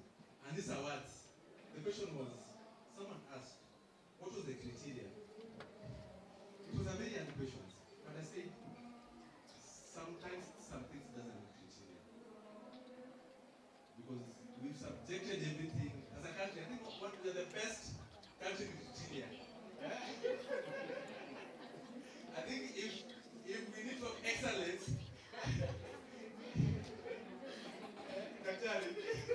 I think we are the best in our spaces. Because when we're in policy spaces, people don't even agree on a comma. The context is right, but we never sometimes even agree on a full stop. So, but it doesn't. But when we check on the people who are celebrated in their own spaces, they need to be celebrated. So this is an award of honor. This is to encourage us all. People are going to be awarded. We are not better than others, but just to encourage us to also continue uplifting others. So through the MCs, I think we'll proceed to the next section, and I will welcome Brian to continue. So, asanteni sana.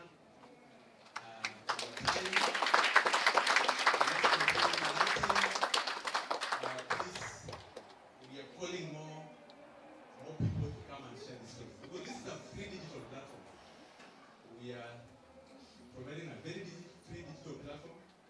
We have pro bono experts that are here to document your story, even to take your photo. So the question is, are you ready? So Brian, take it on. If you're happy and you know, clap your hands. If you're happy, sing with me, sing with me. If you're happy and you know, clap your hands. Sing. If you're happy and you know, clap your hands.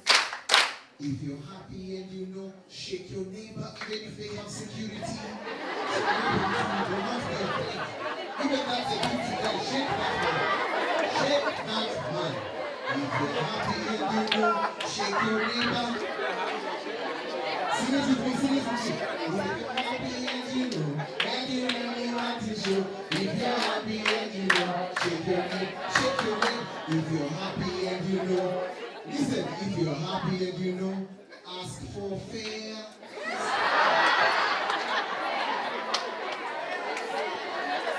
Ask now. For the Kenyans who know, after the event is when you start swinging like this, they start asking, you have a car? Oh, you are going? Okay. Sasawa. Just a round of applause for everyone who's been on stage. My name is Brian Aseli. I'm a TV radio host at Nation, but today I'm working for myself. I also double up as an MC and I do a lot of music and theater. I'm here because I love impact and because you look amazing. I was told amazing people are going to be here. Turn to your neighbor, tell them you look important. You look like money. You look like illegal money.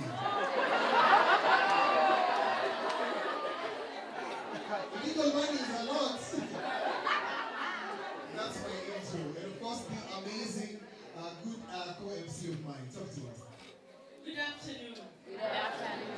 Turn to your neighbor and tell them you are in fact important. You are in fact important. My name is Eileen Anyona. I'm an actress, and today I'm here to co-host with Brian Aseki. Yeah, I don't have so much introduction for myself, but I'm going to go over time, okay? I'm happy to be here today. And without much ado, we'd like to get into the award ceremony. Turn to your neighbor.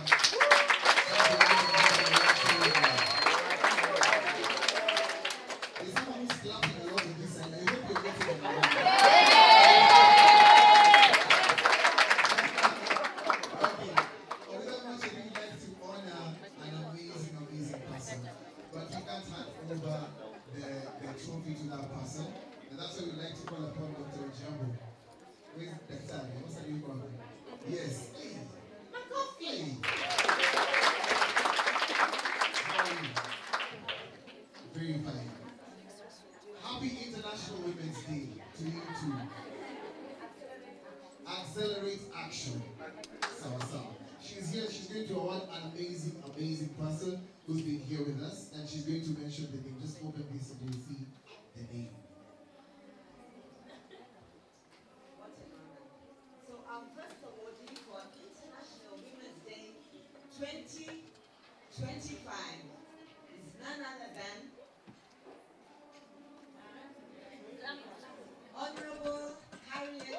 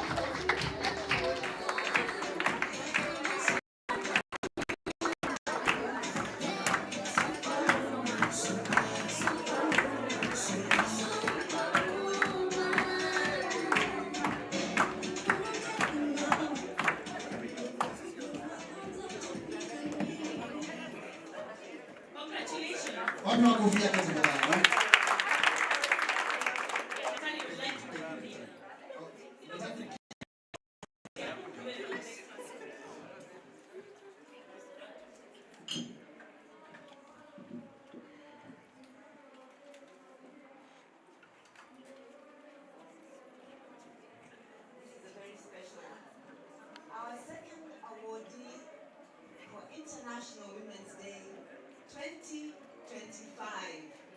is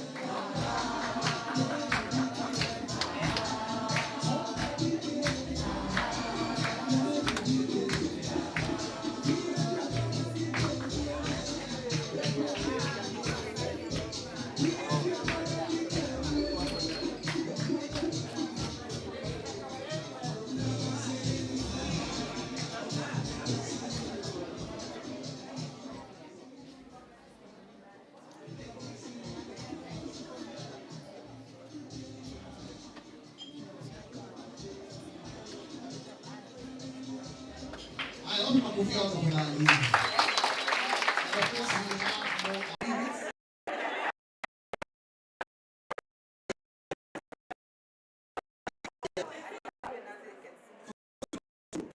These awards are for the impact within the community, okay? But it's mostly for gender equality and the kind of impact that you cause in the community. And of course, if you're working directly or indirectly with women. Sasa women. Yeah. I'm gonna best. You're not going to about 3 events today, I'm telling you. It's not like International Day for the Men.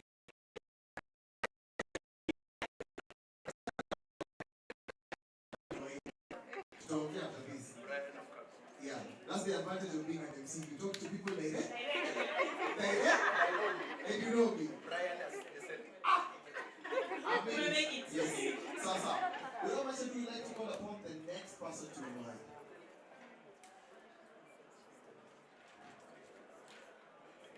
So he's just left here, but we'd like to call him back on stage. Mike Taparali.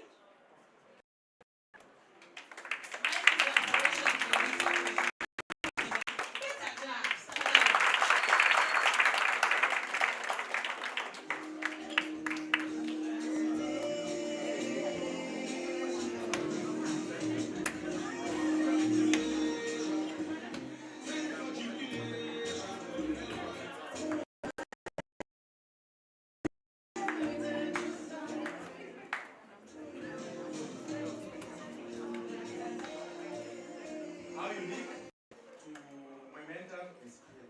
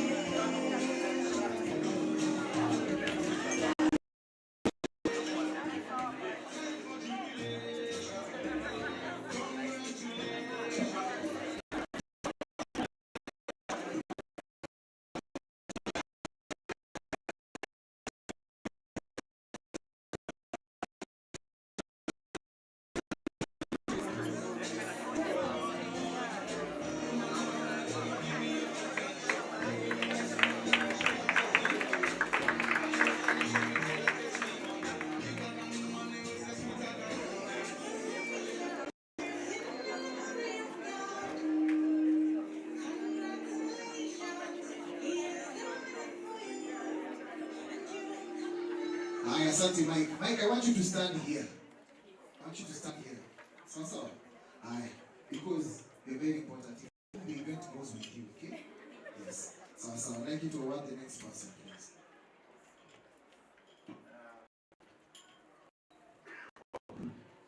For another great mentor, Professor Julia.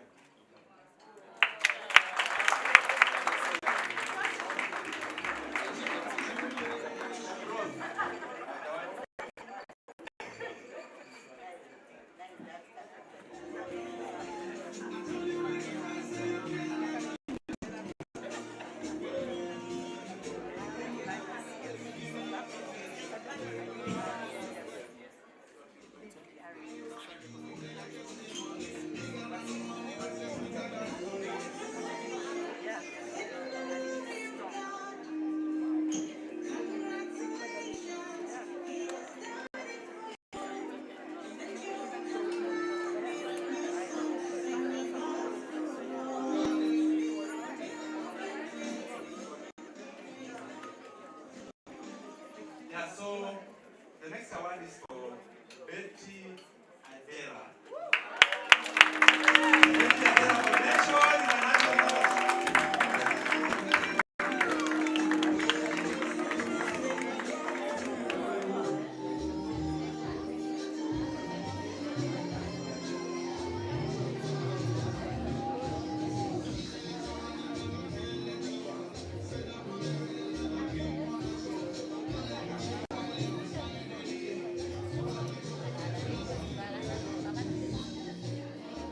Thank you very much. To bring him a coffee once again.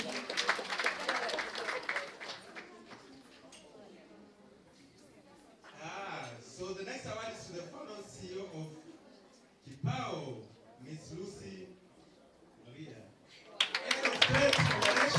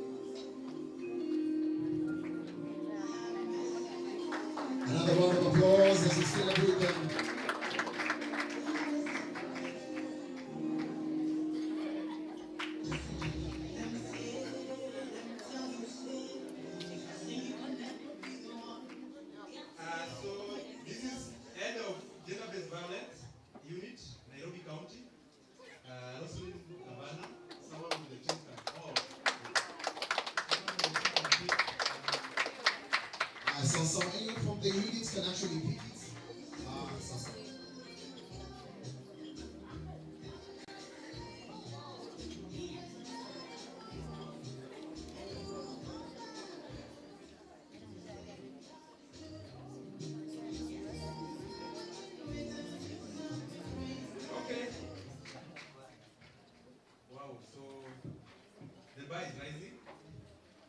So the event is the Deputy Commissioner, Kenya Revenue Authority, Ms. Grace Wandera, MBS.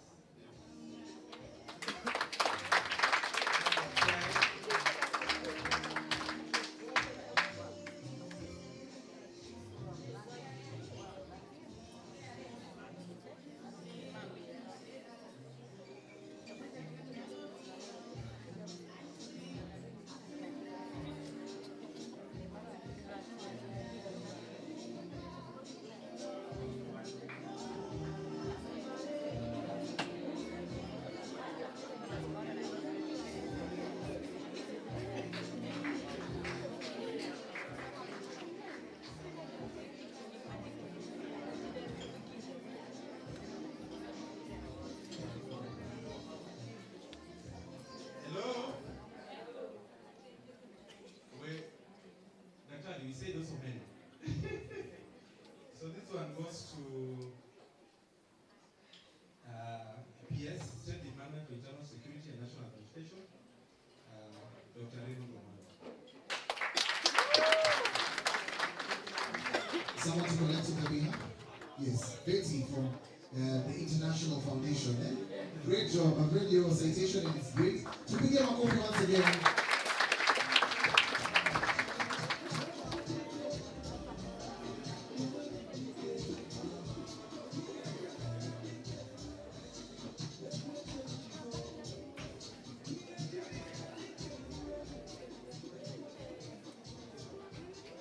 So the next one is the Secretary and CEO of the Ombudsman Commission, Ms. Mercy Wambua.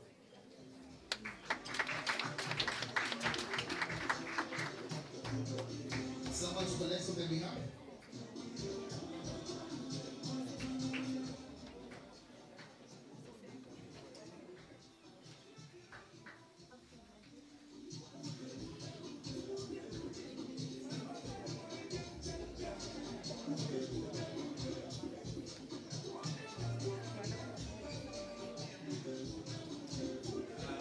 The next award is Women Rem Laikipia County on a Jane.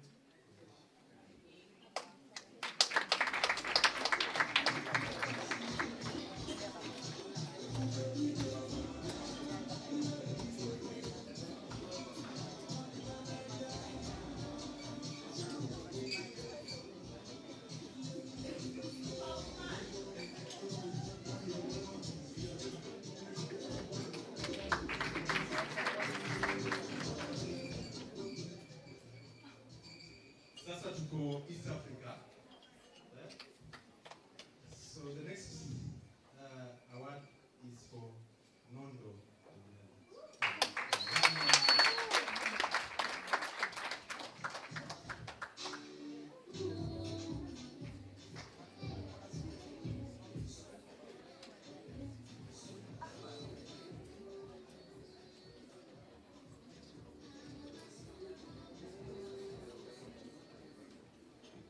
Asante sana. Tupige makofi once again.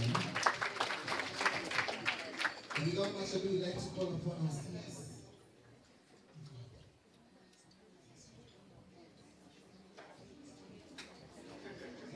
Our speakers, tupige makofi.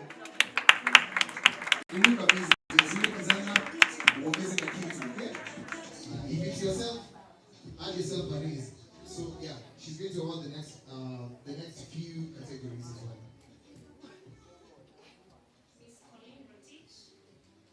Colleen Rotich. Anybody to collect on their behalf? Oh, it's her. Oh, amazing. Umeona hiyo design, eh? They are dressed very well.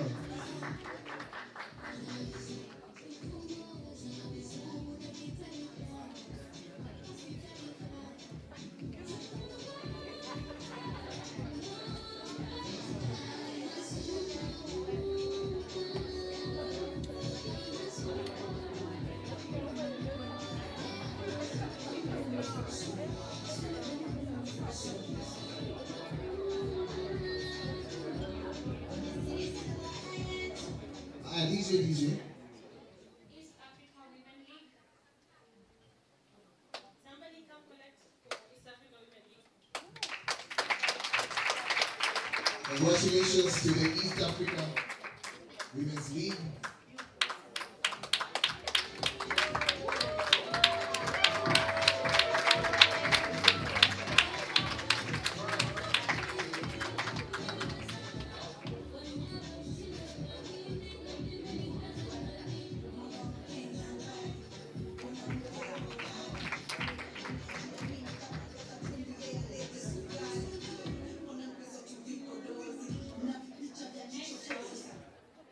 It's Naya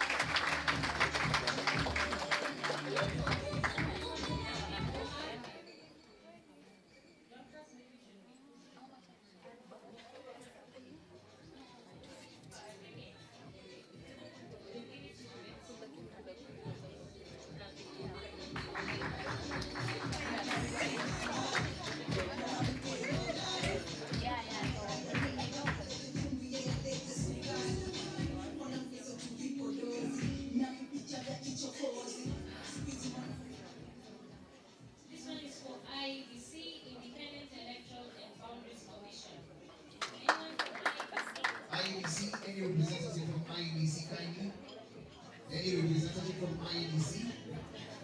Alright, so Betty, you can speak on behalf of them. Betty, your house is going to be full of trophies.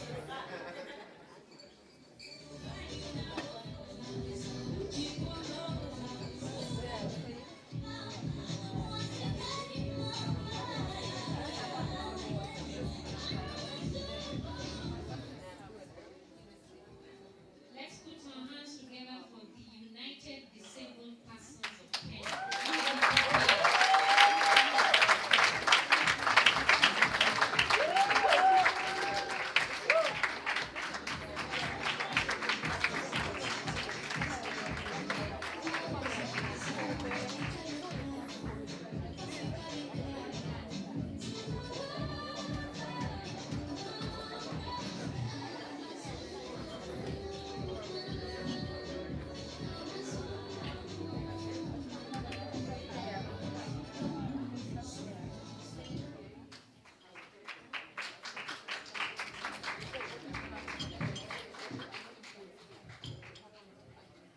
Dr. Honorable Jacqueline Ngalo Menese.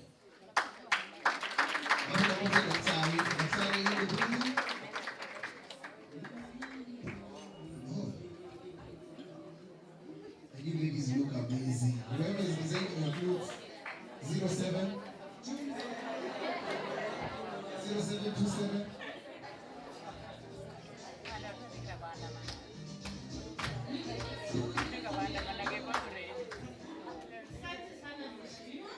Yes, but we said there's an award for everyone. So you get an award and you still give an award. Yeah, we clap for each other. So I would like to invite Daktari to the stage. Daktari Mutua.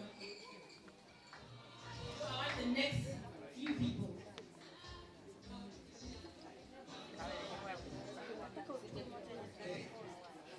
Ladies and gentlemen, put your hands together for Dorcas K. Wainaina.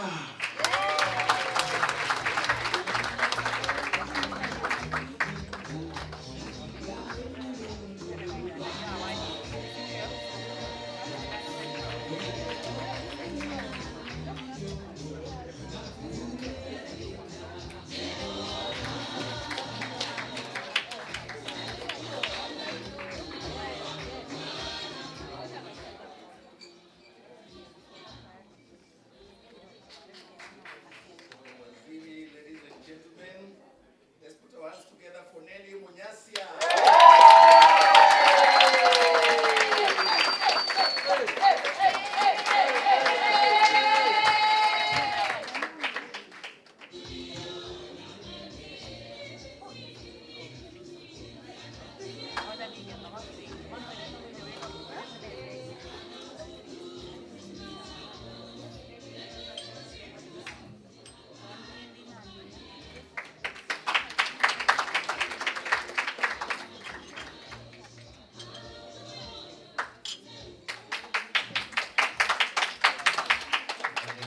Serious once again, ladies and gentlemen. This one is for Buena Bisieri.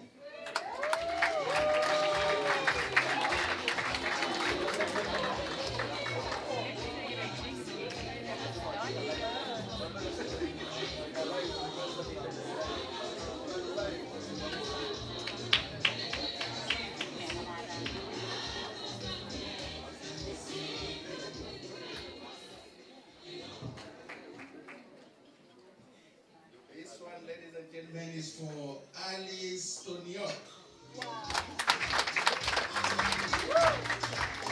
Tupigie makofi once again.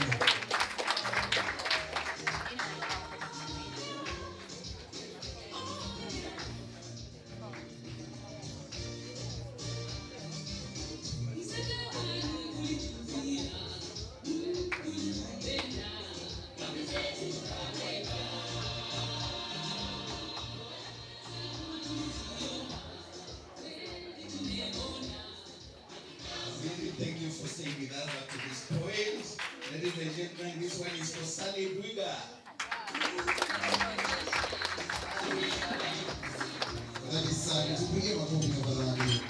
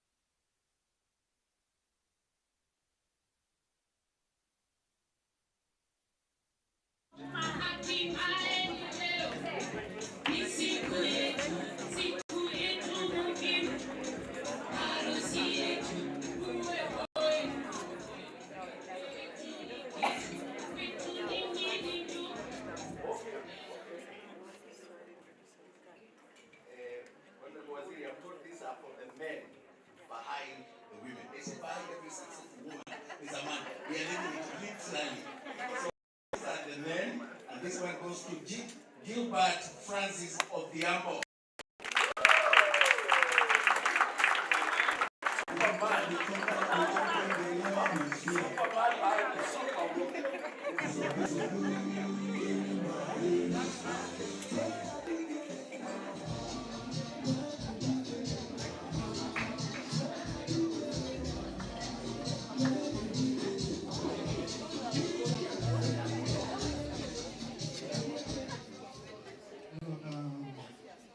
In this issue, we have several stories by women, and they are both women also. There's only one story that is written by a man, the one who has written it. I'm very comfortable with me being here. Thank you so much. Even me. Ladies and gentlemen, this is from Johnston Bundi Musyoka.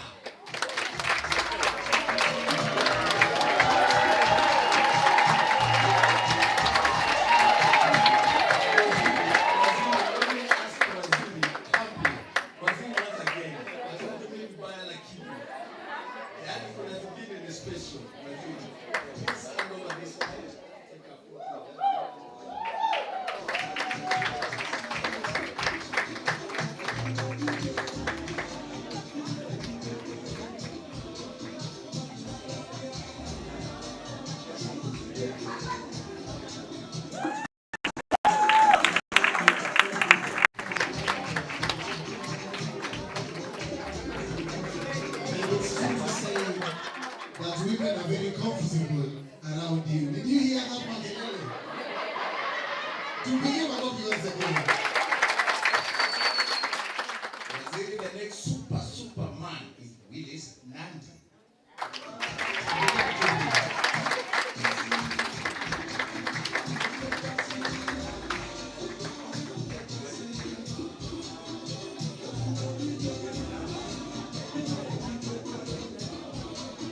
Okay, Waziri, as you have been told, I'm a superman.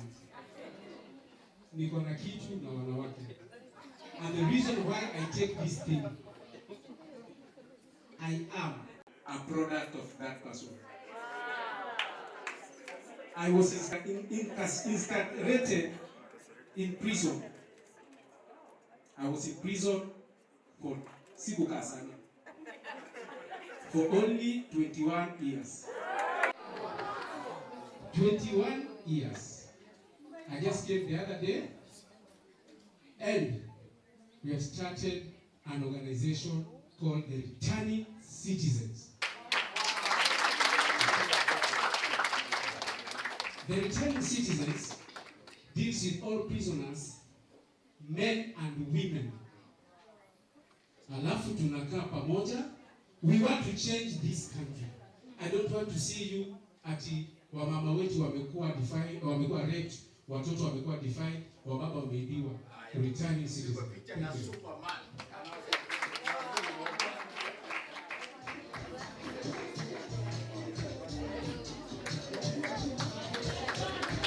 Thank you.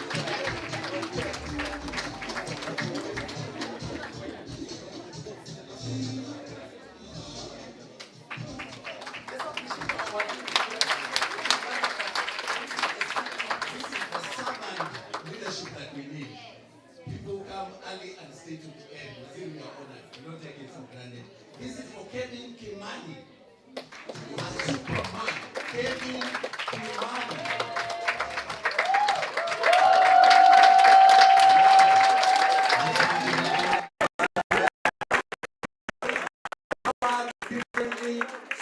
Superman.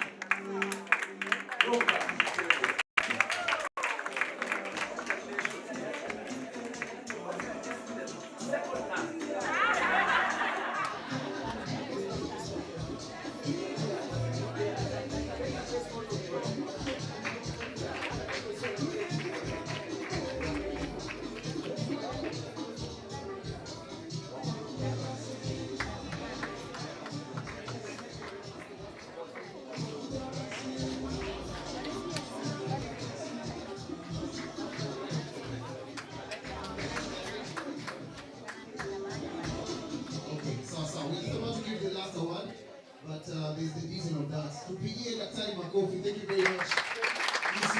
you take it to the laundry, and then you tell them I will come to pick it. Still, it's as simple as that.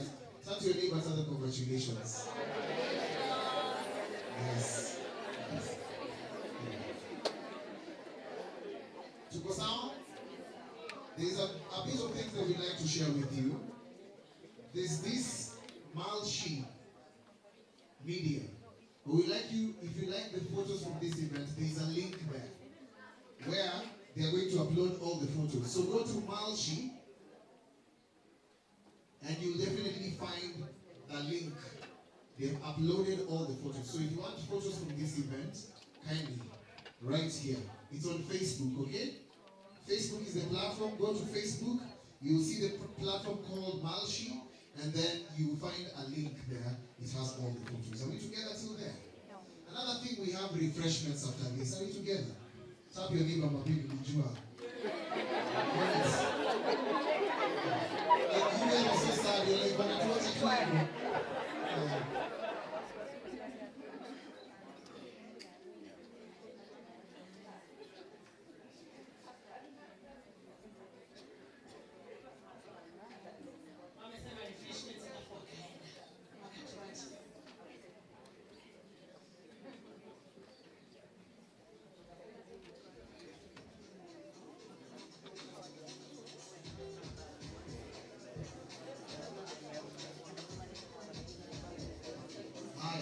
There are more certificates still coming in. So I'll give the DJ some time to play some music as we collect all the other certificates so that we can finish the event together. DJ, play something to the band.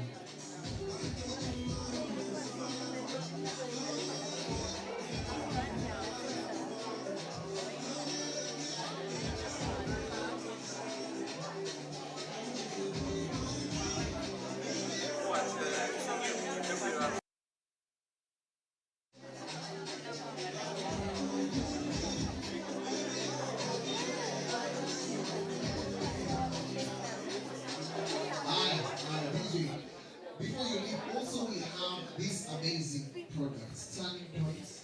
And of course, you already know that it's a magazine and it's equally online. We would like you to actually go and read the stories of impact.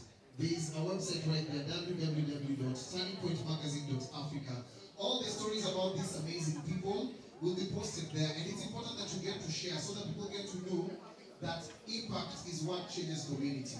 And of course, you can't change the world if you don't change your homes, and you can't change homes if you don't treat the women right. Sindio, Doctor? Sindio? What's that about anyway? Can I sing for you, ladies? Ladies. Can I sing for you?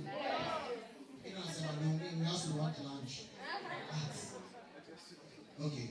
I want to challenge the men in the room. Where are the men in the room? If you're a man in the room, yes. I want you to give me those songs that praise women. So, are we together? We are not together. If you can hear me, clap once. If you can hear me, clap twice. Okay. We want to sing songs about women. Just 3, okay? Are we together? The ladies, you can now join in. The men have not responded. Sindio? 3 songs about women. One. Anyone with a song about a woman?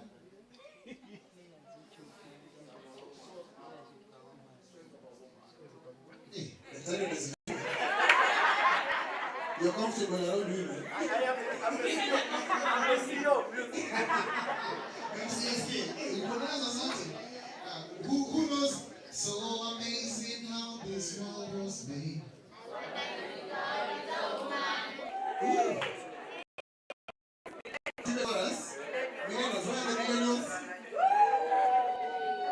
But you're not singing.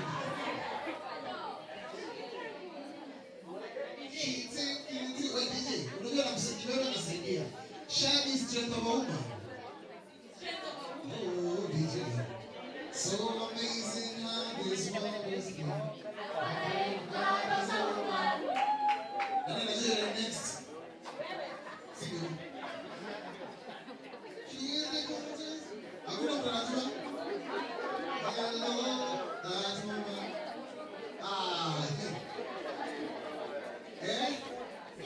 DJ, nimepatia time lakini DJ akishika. Tujaribu wimbo ingine.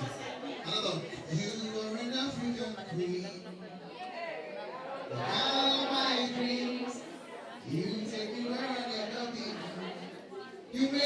You're ding-a-ling-a-ling.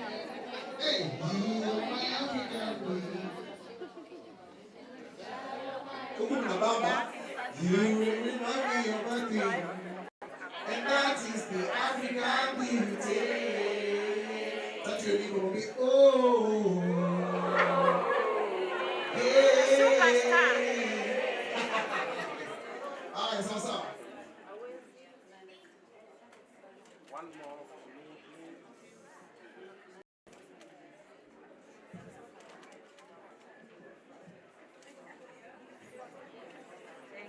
Thank you. I'll send it. Thank you.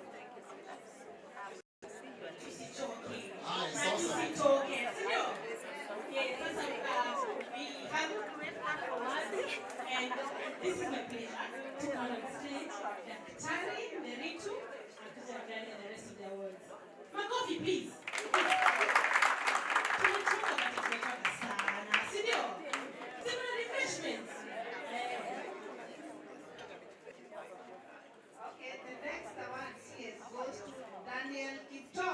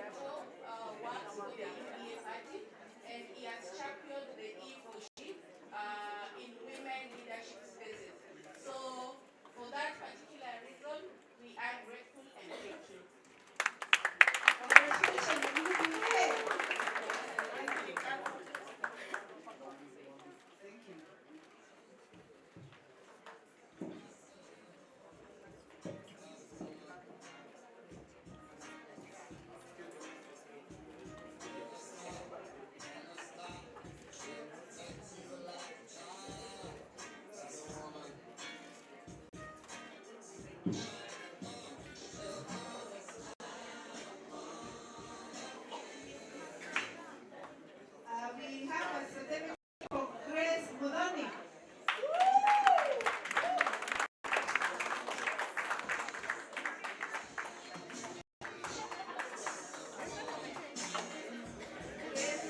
Grace Mudoni.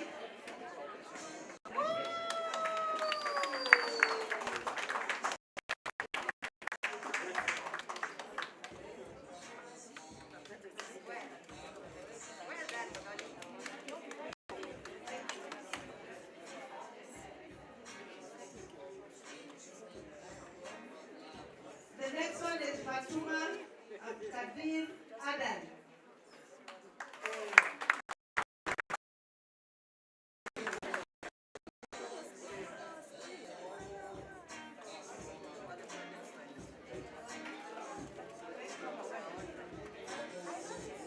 The next one is Dr. Ann W. Mushevi. Dr. Mushevi.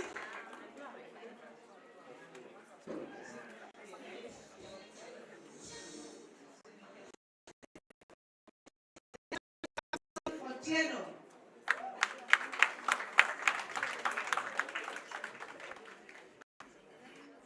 Thank you so much. Bravo.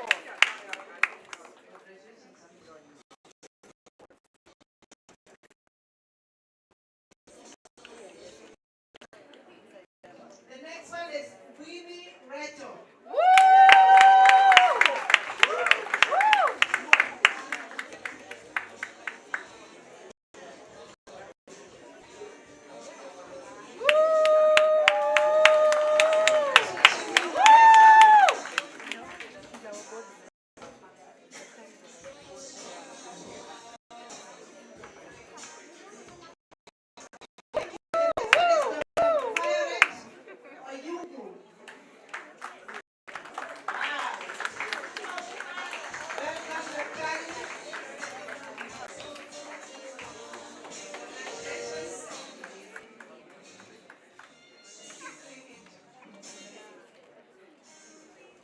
The next one is Mrs. Catherine Mwangi Waweru.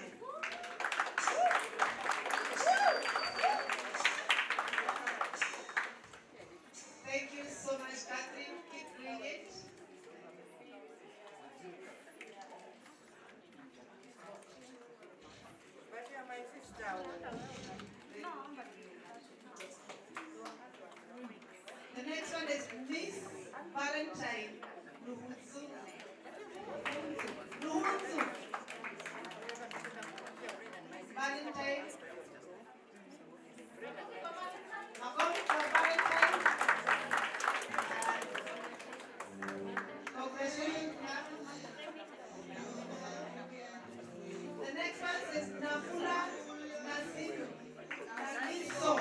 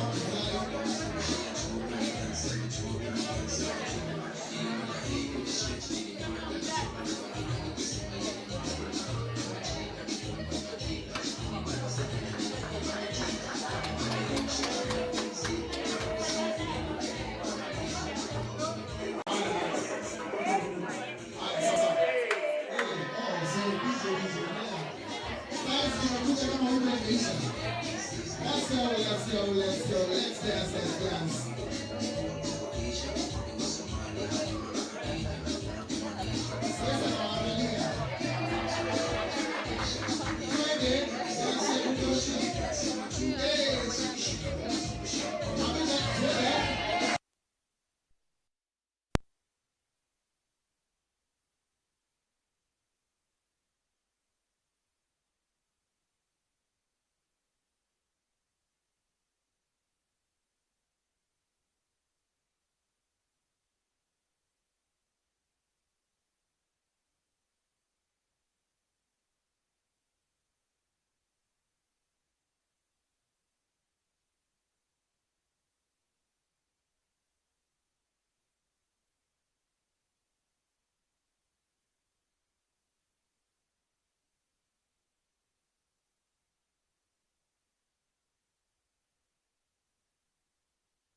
Mzee wa watu tafadhali. I'll sit down.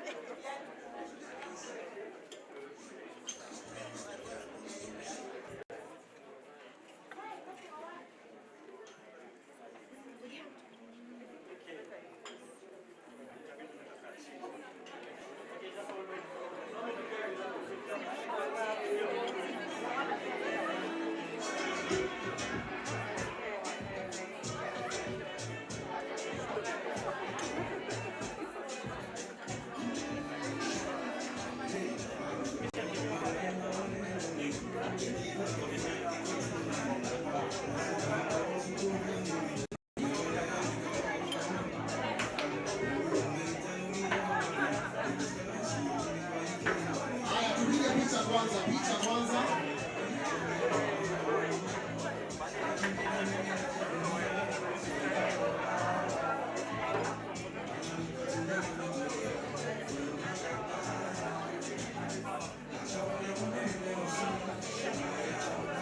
Songe nyuma tafadhali. Inakaa kama group discussion. Songe nyuma. Songe nyuma. Haya. Who's our main camera person? Who's our main? Your main.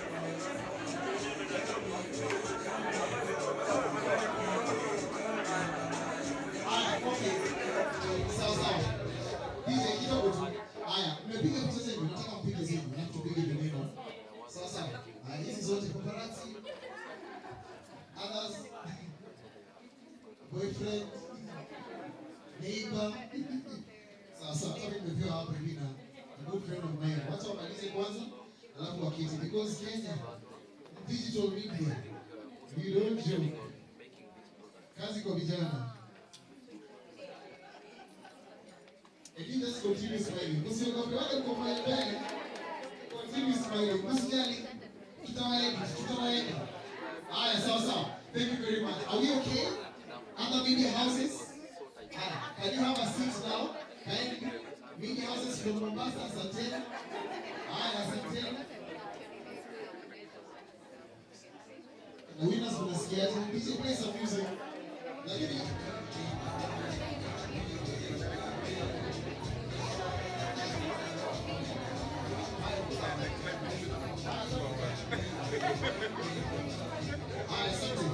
Wanasema nisonge hata mimi nimetolewa wameniedit. So give me that clue. So.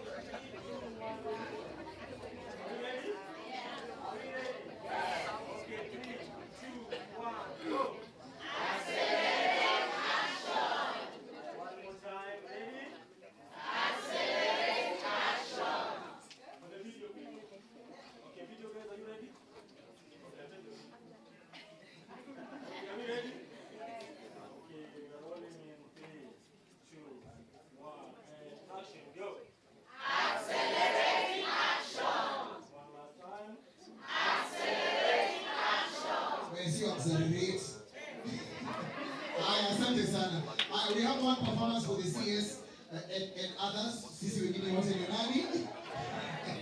Yes, there's a special performance. But before we even give the special performance, there's a gentleman who would like to make an announcement about the scan code. Hi.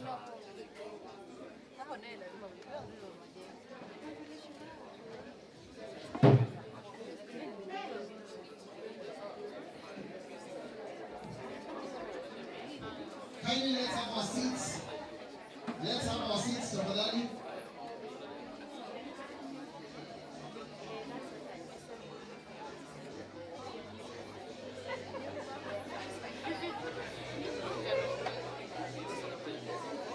Thank you very much. Have your seats, tafadhali. If you're standing up on this side right now. We'd like to do 2 more things and of course finish. Now but to get tafadhali tuketi.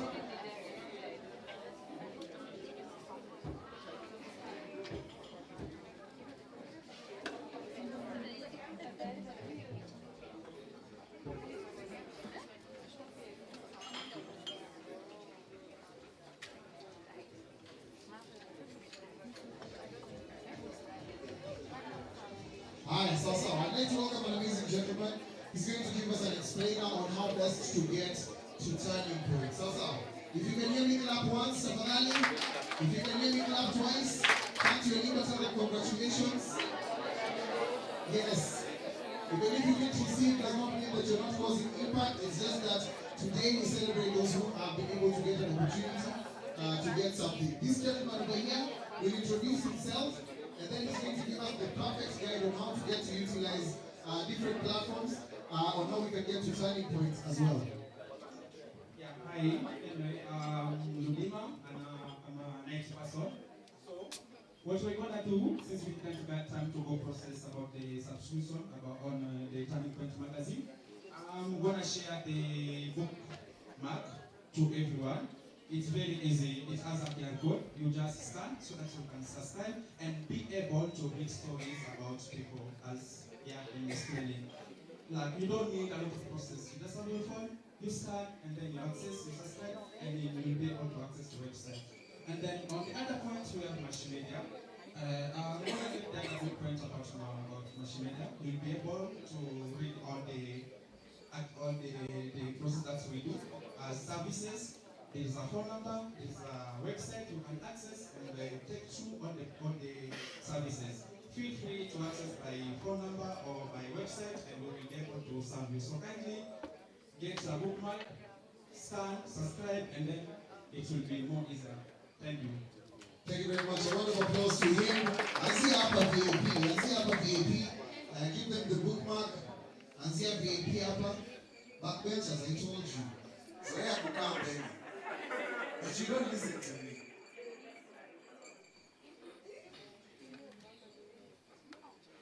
Yes. Yes. This team, they practice every day of their lives. Aki naongea na CS, wewe unaongea na CS. PA. Najua unataka kwanza 07. Yake. Mimi kwa namba ya CS 07. Yeah. So, without much ado, we'd like to welcome this amazing team. This amazing team is known as Zumari. It's a group of young men and women who practice every day, and through their sound, they would like you to join them at some point. So, when you about CS usiseme, thank you, join them. Sasa, Zumari, let's do like we did in New York, hata kama bado tukienda, si ndio? Tuende kazi.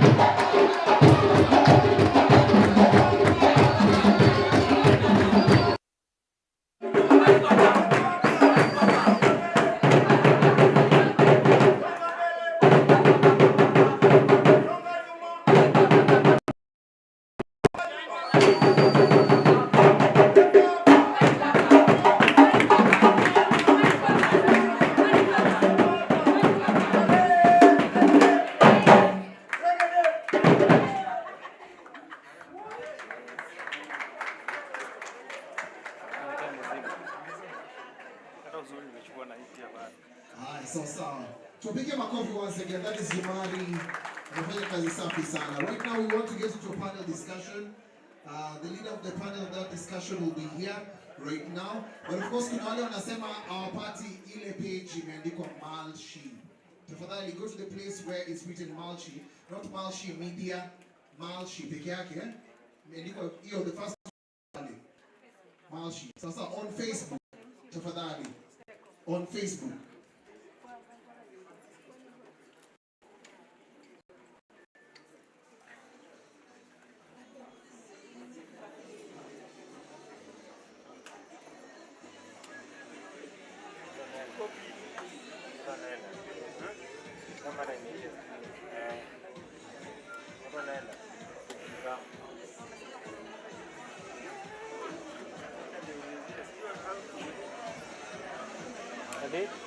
Haya, tuketi tafadhali, msitoke, tuketi kidogo.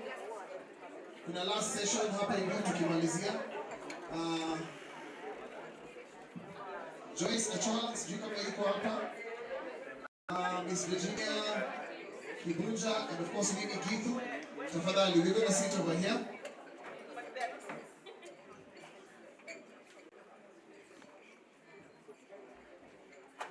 Tafadhali, we are doing this final discussion. Refreshments. I'll hand it to my next coordinator for this segment. You will introduce yourself, and then we'll get deeper in conversation. Thank you, apologies for that. As the panelists are coming, winning level, Dr. Joyce, Virginia.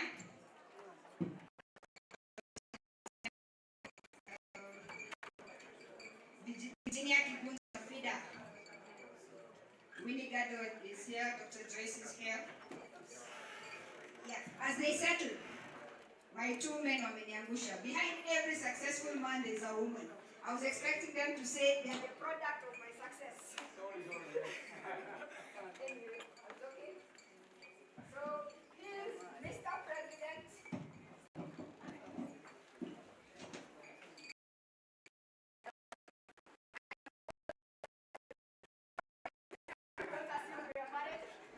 Yeah, but returning citizens are important conditions to change. And Mr. Msioka, I'm very proud of him. This is that feeling. Yes, Inspector Msioka is a pioneer of wellness and recreation within Ministry of Interior, and he really helped me to do our program Talent Behind Bars in Prison. So they're awarded for the good job. We are waiting for Virginia. Where's Virginia?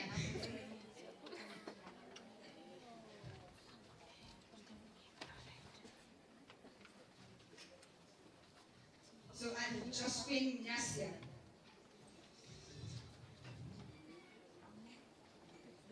So, okay, Josephine Nyasia and Virginia going once. Thank you, as they sit. So congratulations to the winner. I really appreciate it. You're sitting for Virginia.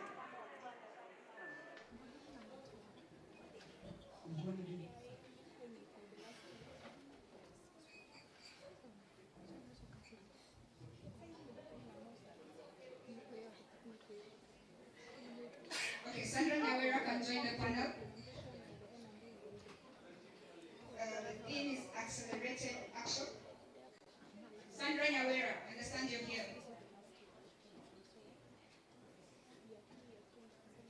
So, Sandra comes in.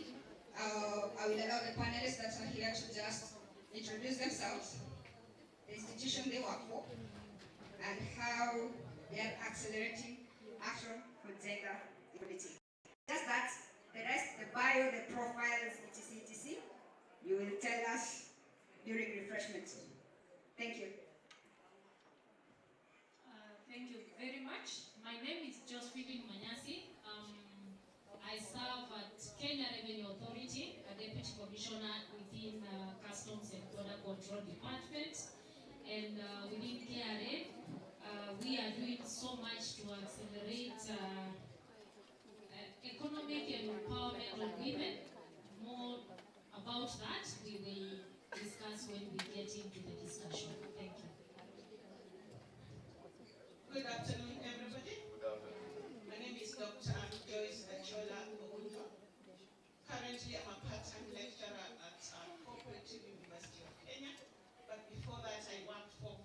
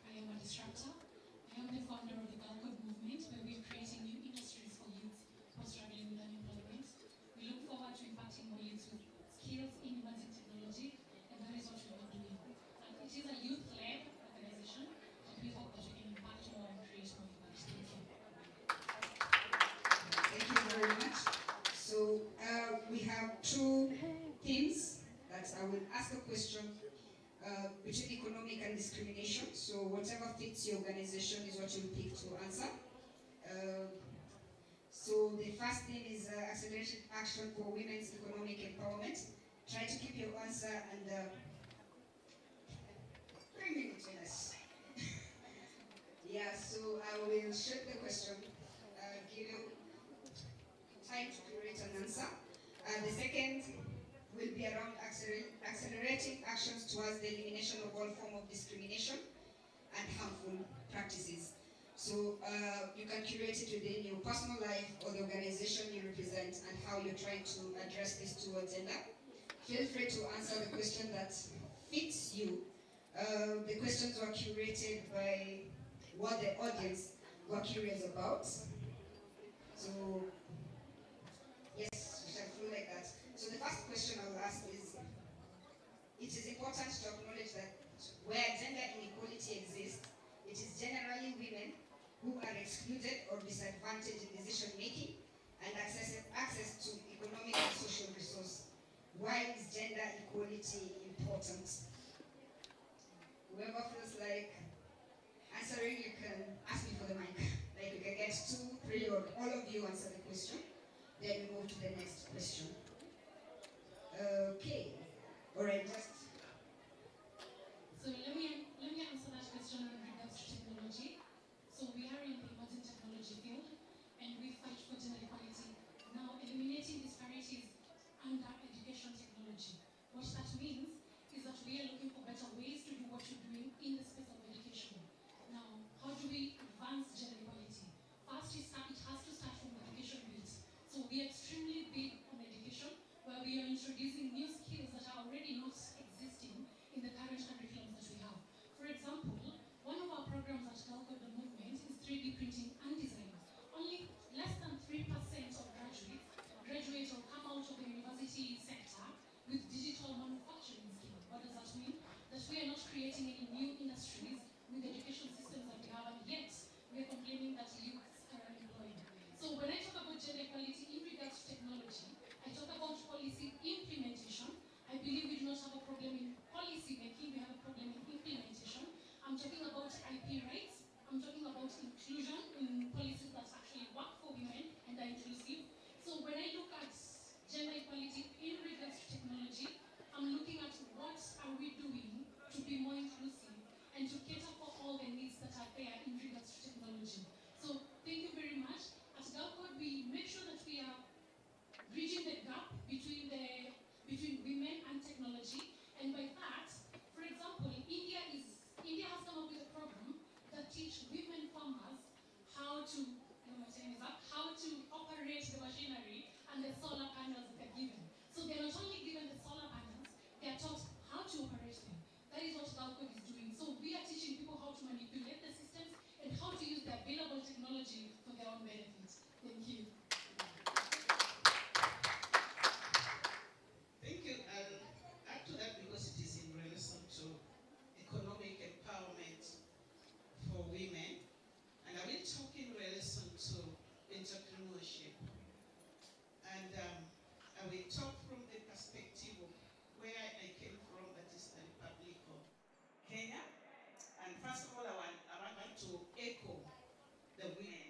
And yesterday I read from this newspaper that Kenyan women, 93% of them are keen to start their own businesses.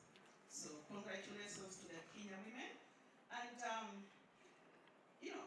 entrepreneurship, it is for all. It is a way of life. And I'm happy that women are engaged in self-employment.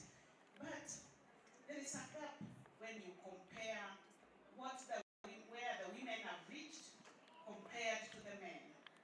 And what I would want to tell my fellow women is that, please, women,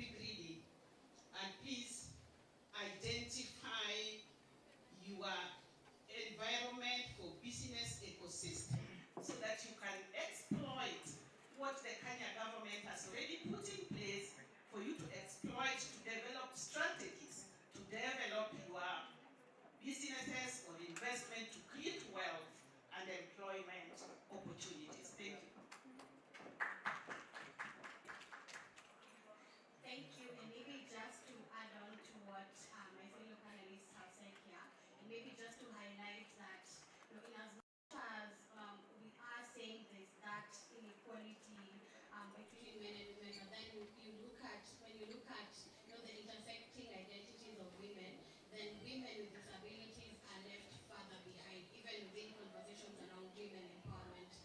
So for us, what we're doing within UDPK, of course, in relation to economic empowerment, we have a lot of skilling, and especially for young women with disabilities.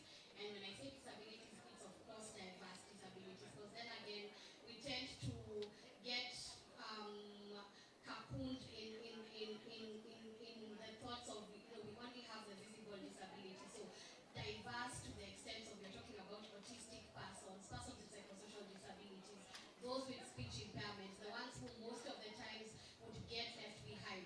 So we have programs that are tailored to ensure that they have the requisite skills, talking about employability skills, the core life skills.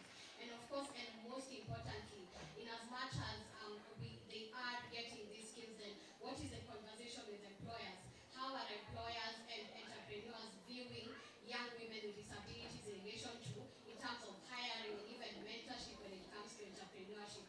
So a lot of conversations around that for people to actually acknowledge and recognize the accommodation needs that, young women with disabilities need to be able to work effectively and to run their businesses successfully. And of course, another key component, and this is actually our core mandate, is advocacy. So how do we build a movement of young women who are leaders, who can be able to, voice out for their needs in terms of even advocating for these economic empowerment opportunities at national and county level? How do they push for, those opportunities? So the skilling around leadership, around how to engage with different actors, county government and other CSOs, is also one of the areas that we're focusing on to ensure that, we have very strong women who can be able to stand up and voice out for their needs and ensure that, young women with disabilities are not left behind. Thank you very much. Thank you very much. I would like to take this opportunity to talk about what the government is doing in the area of taxation, especially taxation policy, to empower women towards economic to empower women economically. One, within Customs and Border Control Department in Kenya Revenue Authority, we have come up with initiatives, some programs that are made to facilitate trade, especially for women. One of those programs is the Authorized Economic Operators. This is a program which we call, it's a green channel program. This means if a woman is in the business of importing goods into this country for trade, they are enrolled into this program and they are given a green channel after some checks have been done. That means their goods are not subjected to the normal physical verification processes that delay clearance of goods. Second initiative is on the stakeholder engagement. We have a whole section within Customs that is mandated with stakeholder engagement, just to bring information to women in terms of what opportunities are there, and this engagement is free. During the award session, I realized we have many women groups. If these ladies come to us, we are able to engage them and to answer any question that they bring to us.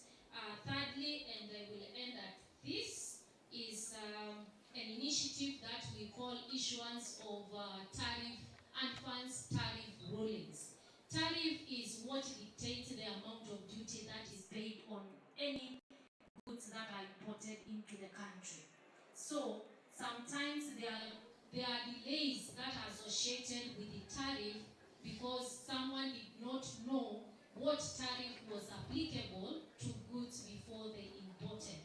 So what Customs has done, we have created a platform where an importer can come to Customs, get a tariff ruling in advance to understand what duties are expected to be paid before they import. This is going to reduce clearance time because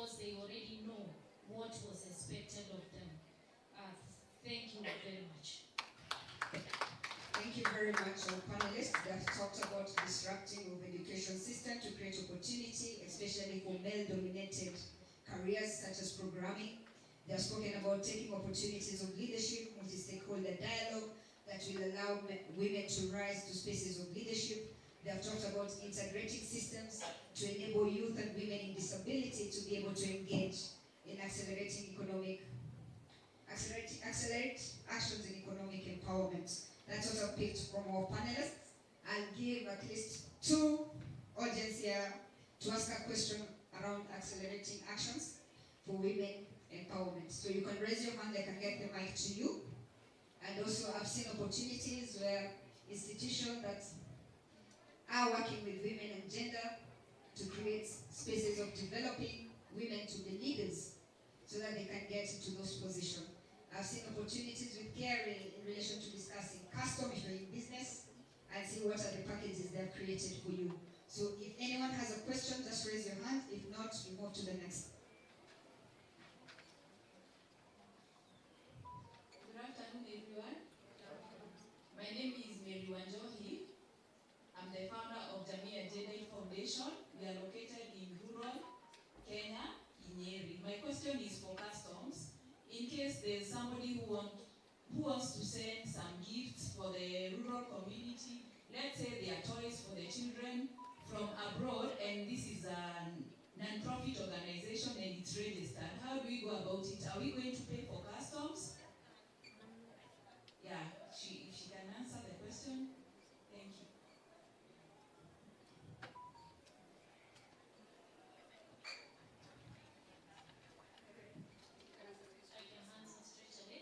Thank you, Mary Wanjoy, for that question.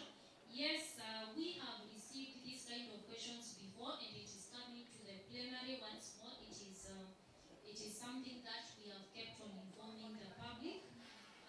Yes, if your organization is exempted, that means you need to declare the status of your organization in advance with us, and then when you bring these kind of goods, then they will be cleared tax-free. But before that, we might need to get some documentation on it.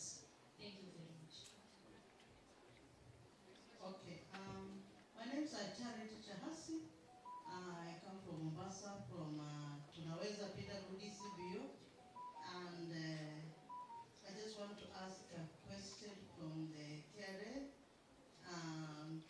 This question is the space of women with disabilities in KRA. Maybe if there are women with disabilities that are actually employed in KRA, maybe you can actually tell us, because we need a space of women with disabilities. We have women and also women with disabilities, and also the what you said about goods coming from abroad and coming, because now the normal person like me maybe and another person, women with disability doesn't have that information. Can you just trickle down the information to the grassroots level so that people may know, and to the youth? I want to talk to the youth because I'm sorry. It's very important. We have youth with disabilities, and these youth disabilities, most of the time, they are left behind in so many, even in the youth issues, they are left behind. In your initiative, are there youth disabilities? And if not, what are you doing to make sure that you have youth with disabilities, because there are many who are graduating and they are there just now begging on the streets? I'll ask another one. Okay, thank you. So for KRA, the question is, have you integrated women with disability within the HR system? Number 2, how have you trickled information down to women with disability to understand the process and procedures and the opportunities they're getting within KRA? Those 2 questions. Thank you very much. Yes, in KRA we recognize this category of our sisters and brothers, and in KRA we do not really call them disability, we call them different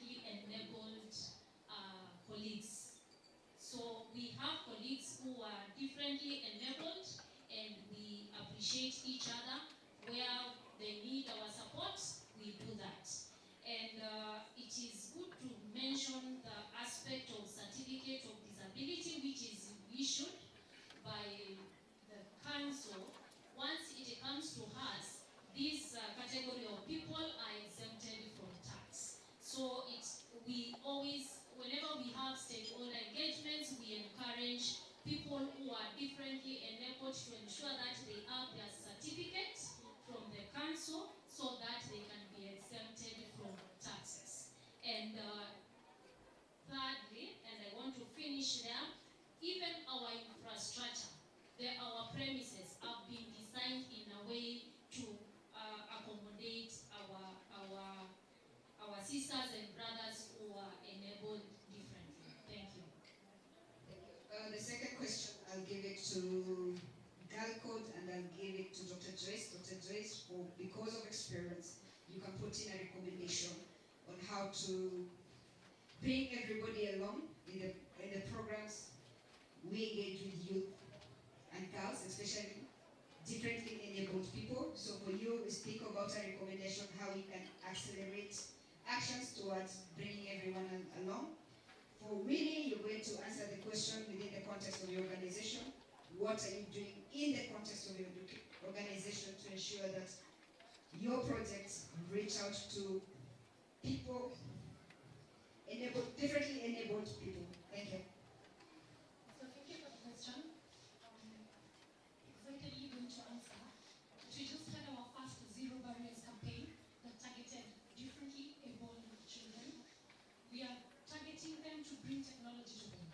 We have also partnered with a gaming company that is going to gamify their education system and their workspaces. What that means that you do not think of them, and we are bringing automation and new technologies to incorporate them in the education and in the workforce. So yes, our programs are targeted. This year is when we partnered with a gaming company that is going to gamify everything, and that is going to be extremely beneficial to the differently able children. So we are using emerging technologies to accommodate them. Thank you. Thank you, and I would want to reframe the question, or rather negate the question, because I think it's not working, but I can project my voice, because I'm a lecturer, I can shout. So, is it okay? Yes. Good. Then, what I would want to say is that, and I'm talking in close reference to Kenya, that we should not be talking about bringing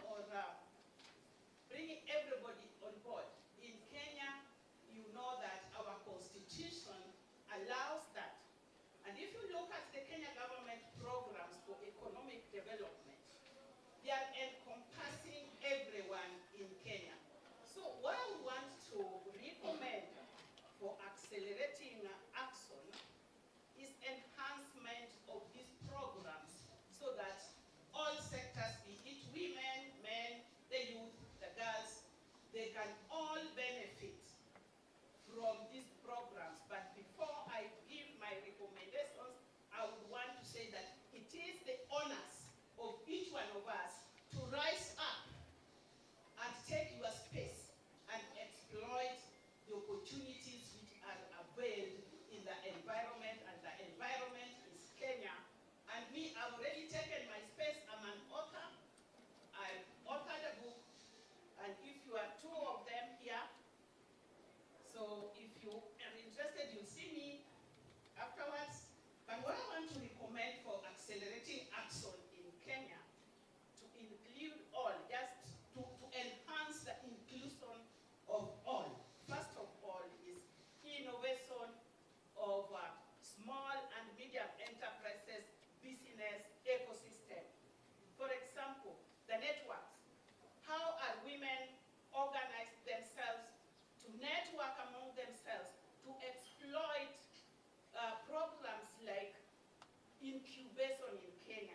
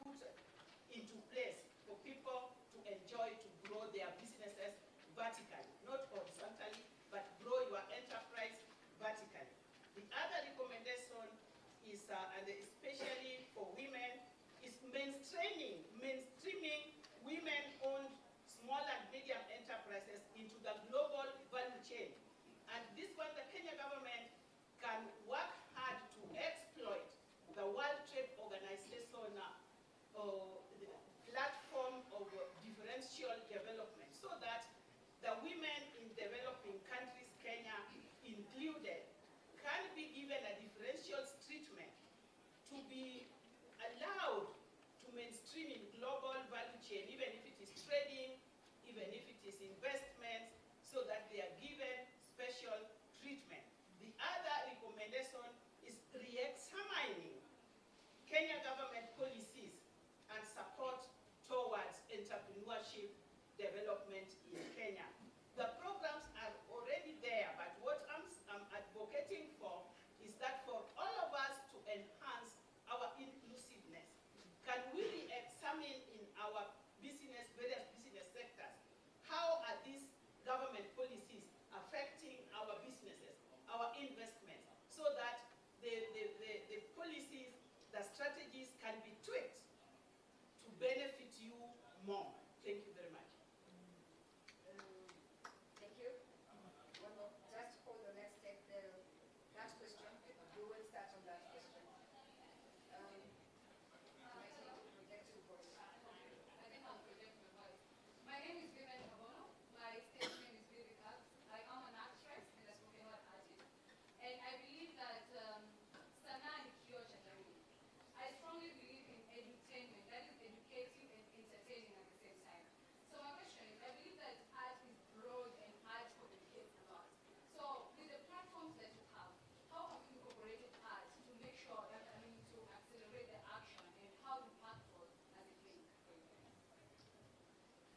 I think we'll just project our voice. I'll start with her. Fixing that. The question is, in the creative economy, how are we accelerating action? And maybe because I wanted to first of all react to the previous comments before. Yes, oh, sorry. Maybe if I can react to the previous comments before, and maybe first of all to start with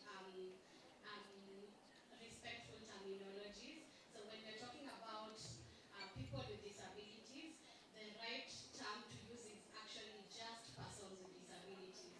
So the terms around differently able, the differently enabled, all of those perpetuate stereotypes, and they are sort of like soft language that denote persons with disabilities as being different people. So the right term is just persons with disabilities. So if that's okay, then that we can use that. So and then also I'd love to also comment what my fellow panelists talked about. The gaming aspect is a very important component, and especially for persons who are autistic or those with intellectual disabilities, it tailors and makes the learning system very easy for them to understand. But then a key component would also be how you engage with organizations of persons with disabilities to also test. So for example, when you're developing the automations and all of that, so just inviting diverse disabilities to test and actually give recommendations around what works best. But that's a very good initiative. So now to the question around art, and maybe just to expand on what we do at UDPK. And of course, we do this within our youth programs, and specifically the We Can Work program, where we're engaging young people as change influencers. So these change influencers essentially are young people within urban and rural areas, and what they do is they create awareness through innovative approaches. They use art, they use sports, they use theater, and what they do is that they attend very different platforms on they're either virtual and some are physical, and they get to share insights around disability inclusion through those innovative ways. And why we resorted to that is that young people told us that the previous ways of creating awareness around bringing people to a conference and maybe training them for a whole day, then that does not work for them. But like you said, art is really taking center stage.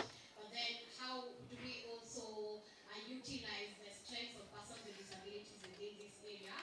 So for us, we're really heavy on that, and we're really promoting young people to take up space within those arts, the creative economy, and of course also linking them to mainstream partners who can then promote their careers.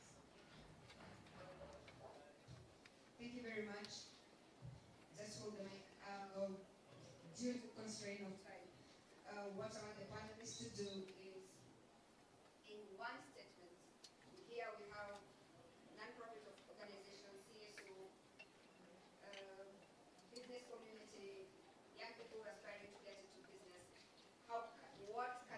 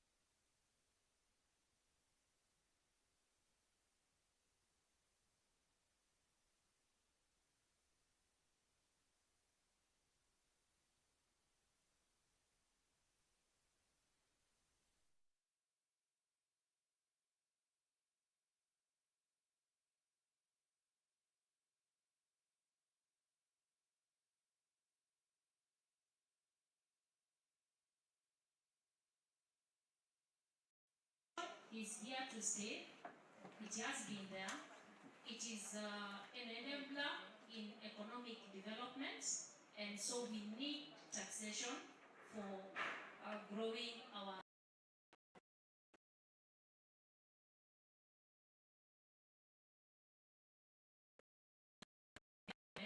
we need to partner. So come to us as we also reach out to you through the various programs that we have so that we can address any areas of concern, and together we will grow economically. Thank you. A round of applause to our panelists. Party shots, everybody has a part to play. So, and you cannot do it alone. So at an individual level, embrace values such as integrity. One of the things I learned is discipline is a very expensive currency. So first afford discipline, then we move. We've been told, let's collaborate where we can be effective, we can be able to disrupt systems affordably, and KRA is calling us for collaboration. For institutions, thank you, Dr. Joyce, for reminding us governments have good policies and good strategies, so we call them to the space of implementation. So thank you so much for our panelists for taking the time. We are grateful that you've been able to share.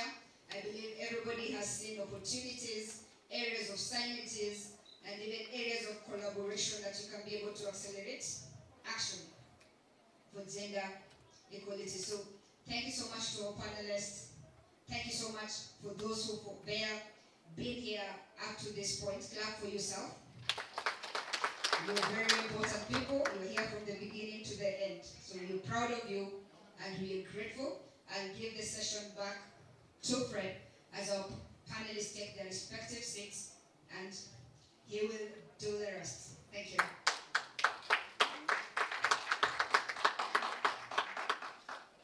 Good evening. Ladies and gentlemen, good evening. Good evening. I think so much has been said and so much has been done. And mine is simply to pass a word of appreciation to each and every one of you, particularly because you stayed and are with us until the end of this session. So first of all, I want to humbly request that we clap for ourselves.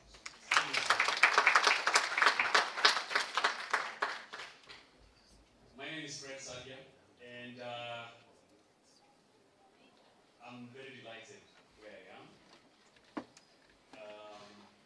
Basically working from behind the scenes, but always feel the love that comes out of the energy that each one of you has exuded today.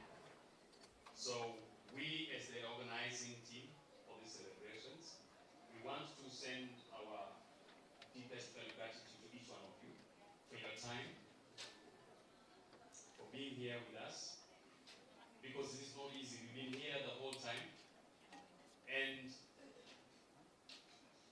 with appreciation of the little bit of commotion that was out here, it was kind of a hectic day, and I want to apologize to each one of you who might have gone through the hectic process of coming in. We didn't anticipate that, we didn't expect that, but sometimes these things happen and we are living in the reality of situations like the one we witnessed today. I want to thank each one of us, first of all, through Office of the Advisor, the President on Gender, the Minister of Heritage, the all government agencies that were here today. We appreciate you so much. We say that you pass our regards. To the awardees, those of us who are acknowledged, appreciated, and honored today, we wish and want to encourage you to continue doing the good work that you are doing. And with due respect to your faith, I say that may the Lord bless you, may God bless you for the work that you do. And I hope that this is not the end, but just the beginning. And we hope that we'll be seeing great stories coming from each and every one of you. To my team, the volunteers, or the ushers that did an amazing job, I fully acknowledge the work that you've done.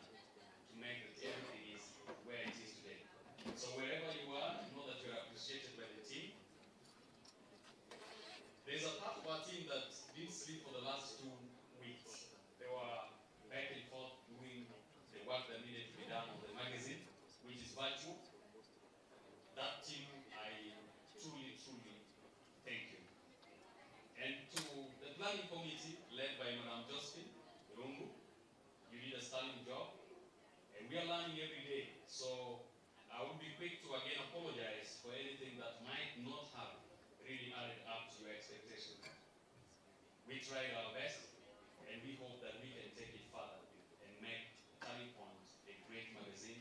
And we want to attach it to the stories that each one of you bring. And finally, I want to invite you for a very special session that we're having tomorrow in the morning, beginning 8. It's going to be free here.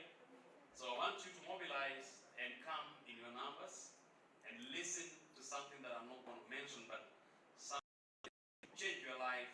I promise you, because it has changed mine and made me become the person I am. And we are honored to have the great speakers for tomorrow in our midst. I will hold it until tomorrow. So it's going to be a special day. Please be here by 8 a.m. in the morning and come get the best. Someone wants to raise their hand, maybe because they want to declare that it is not even going to happen. No, it's going to happen. You broke me from my message. So, let me just talk, because this microphone is so hi everybody, my name is John. I'll be here with another colleague tomorrow. We're going to facilitate a session about social inclusion for about 2 hours. Okay? We don't need to come at 8, but we need to start at 9. Okay? So, okay? It's not going to be a lecture, it's a workshop. We expect your participation. No speeches allowed. No politics allowed, although what we talk about is politics. So it's about social inclusion, it's about tackling discrimination and oppression of all kinds. So if that's of interest to you, please come. It'll be our pleasure. Thank you. You've done well. I had not to steal it from you. But John is a great friend and a great partner. We've come a long way. And please come. Now at least you've been given a little bit of time that you can come at around 8:30. For those who want to come. And you know, if you come early, you might be surprised, because we surprise ourselves as we surprise you. So there could be definitely so special things that happen. Over and above that, I want to wish you well as you go. I want to kindly invite you to join us in our Turning Point tent. Please come. Let's have a bit of refreshment as we leave for home. And I want to say bye, to see you tomorrow. And God bless you once again. Let's just clap for ourselves for the great work we do. Thank you. Thank you.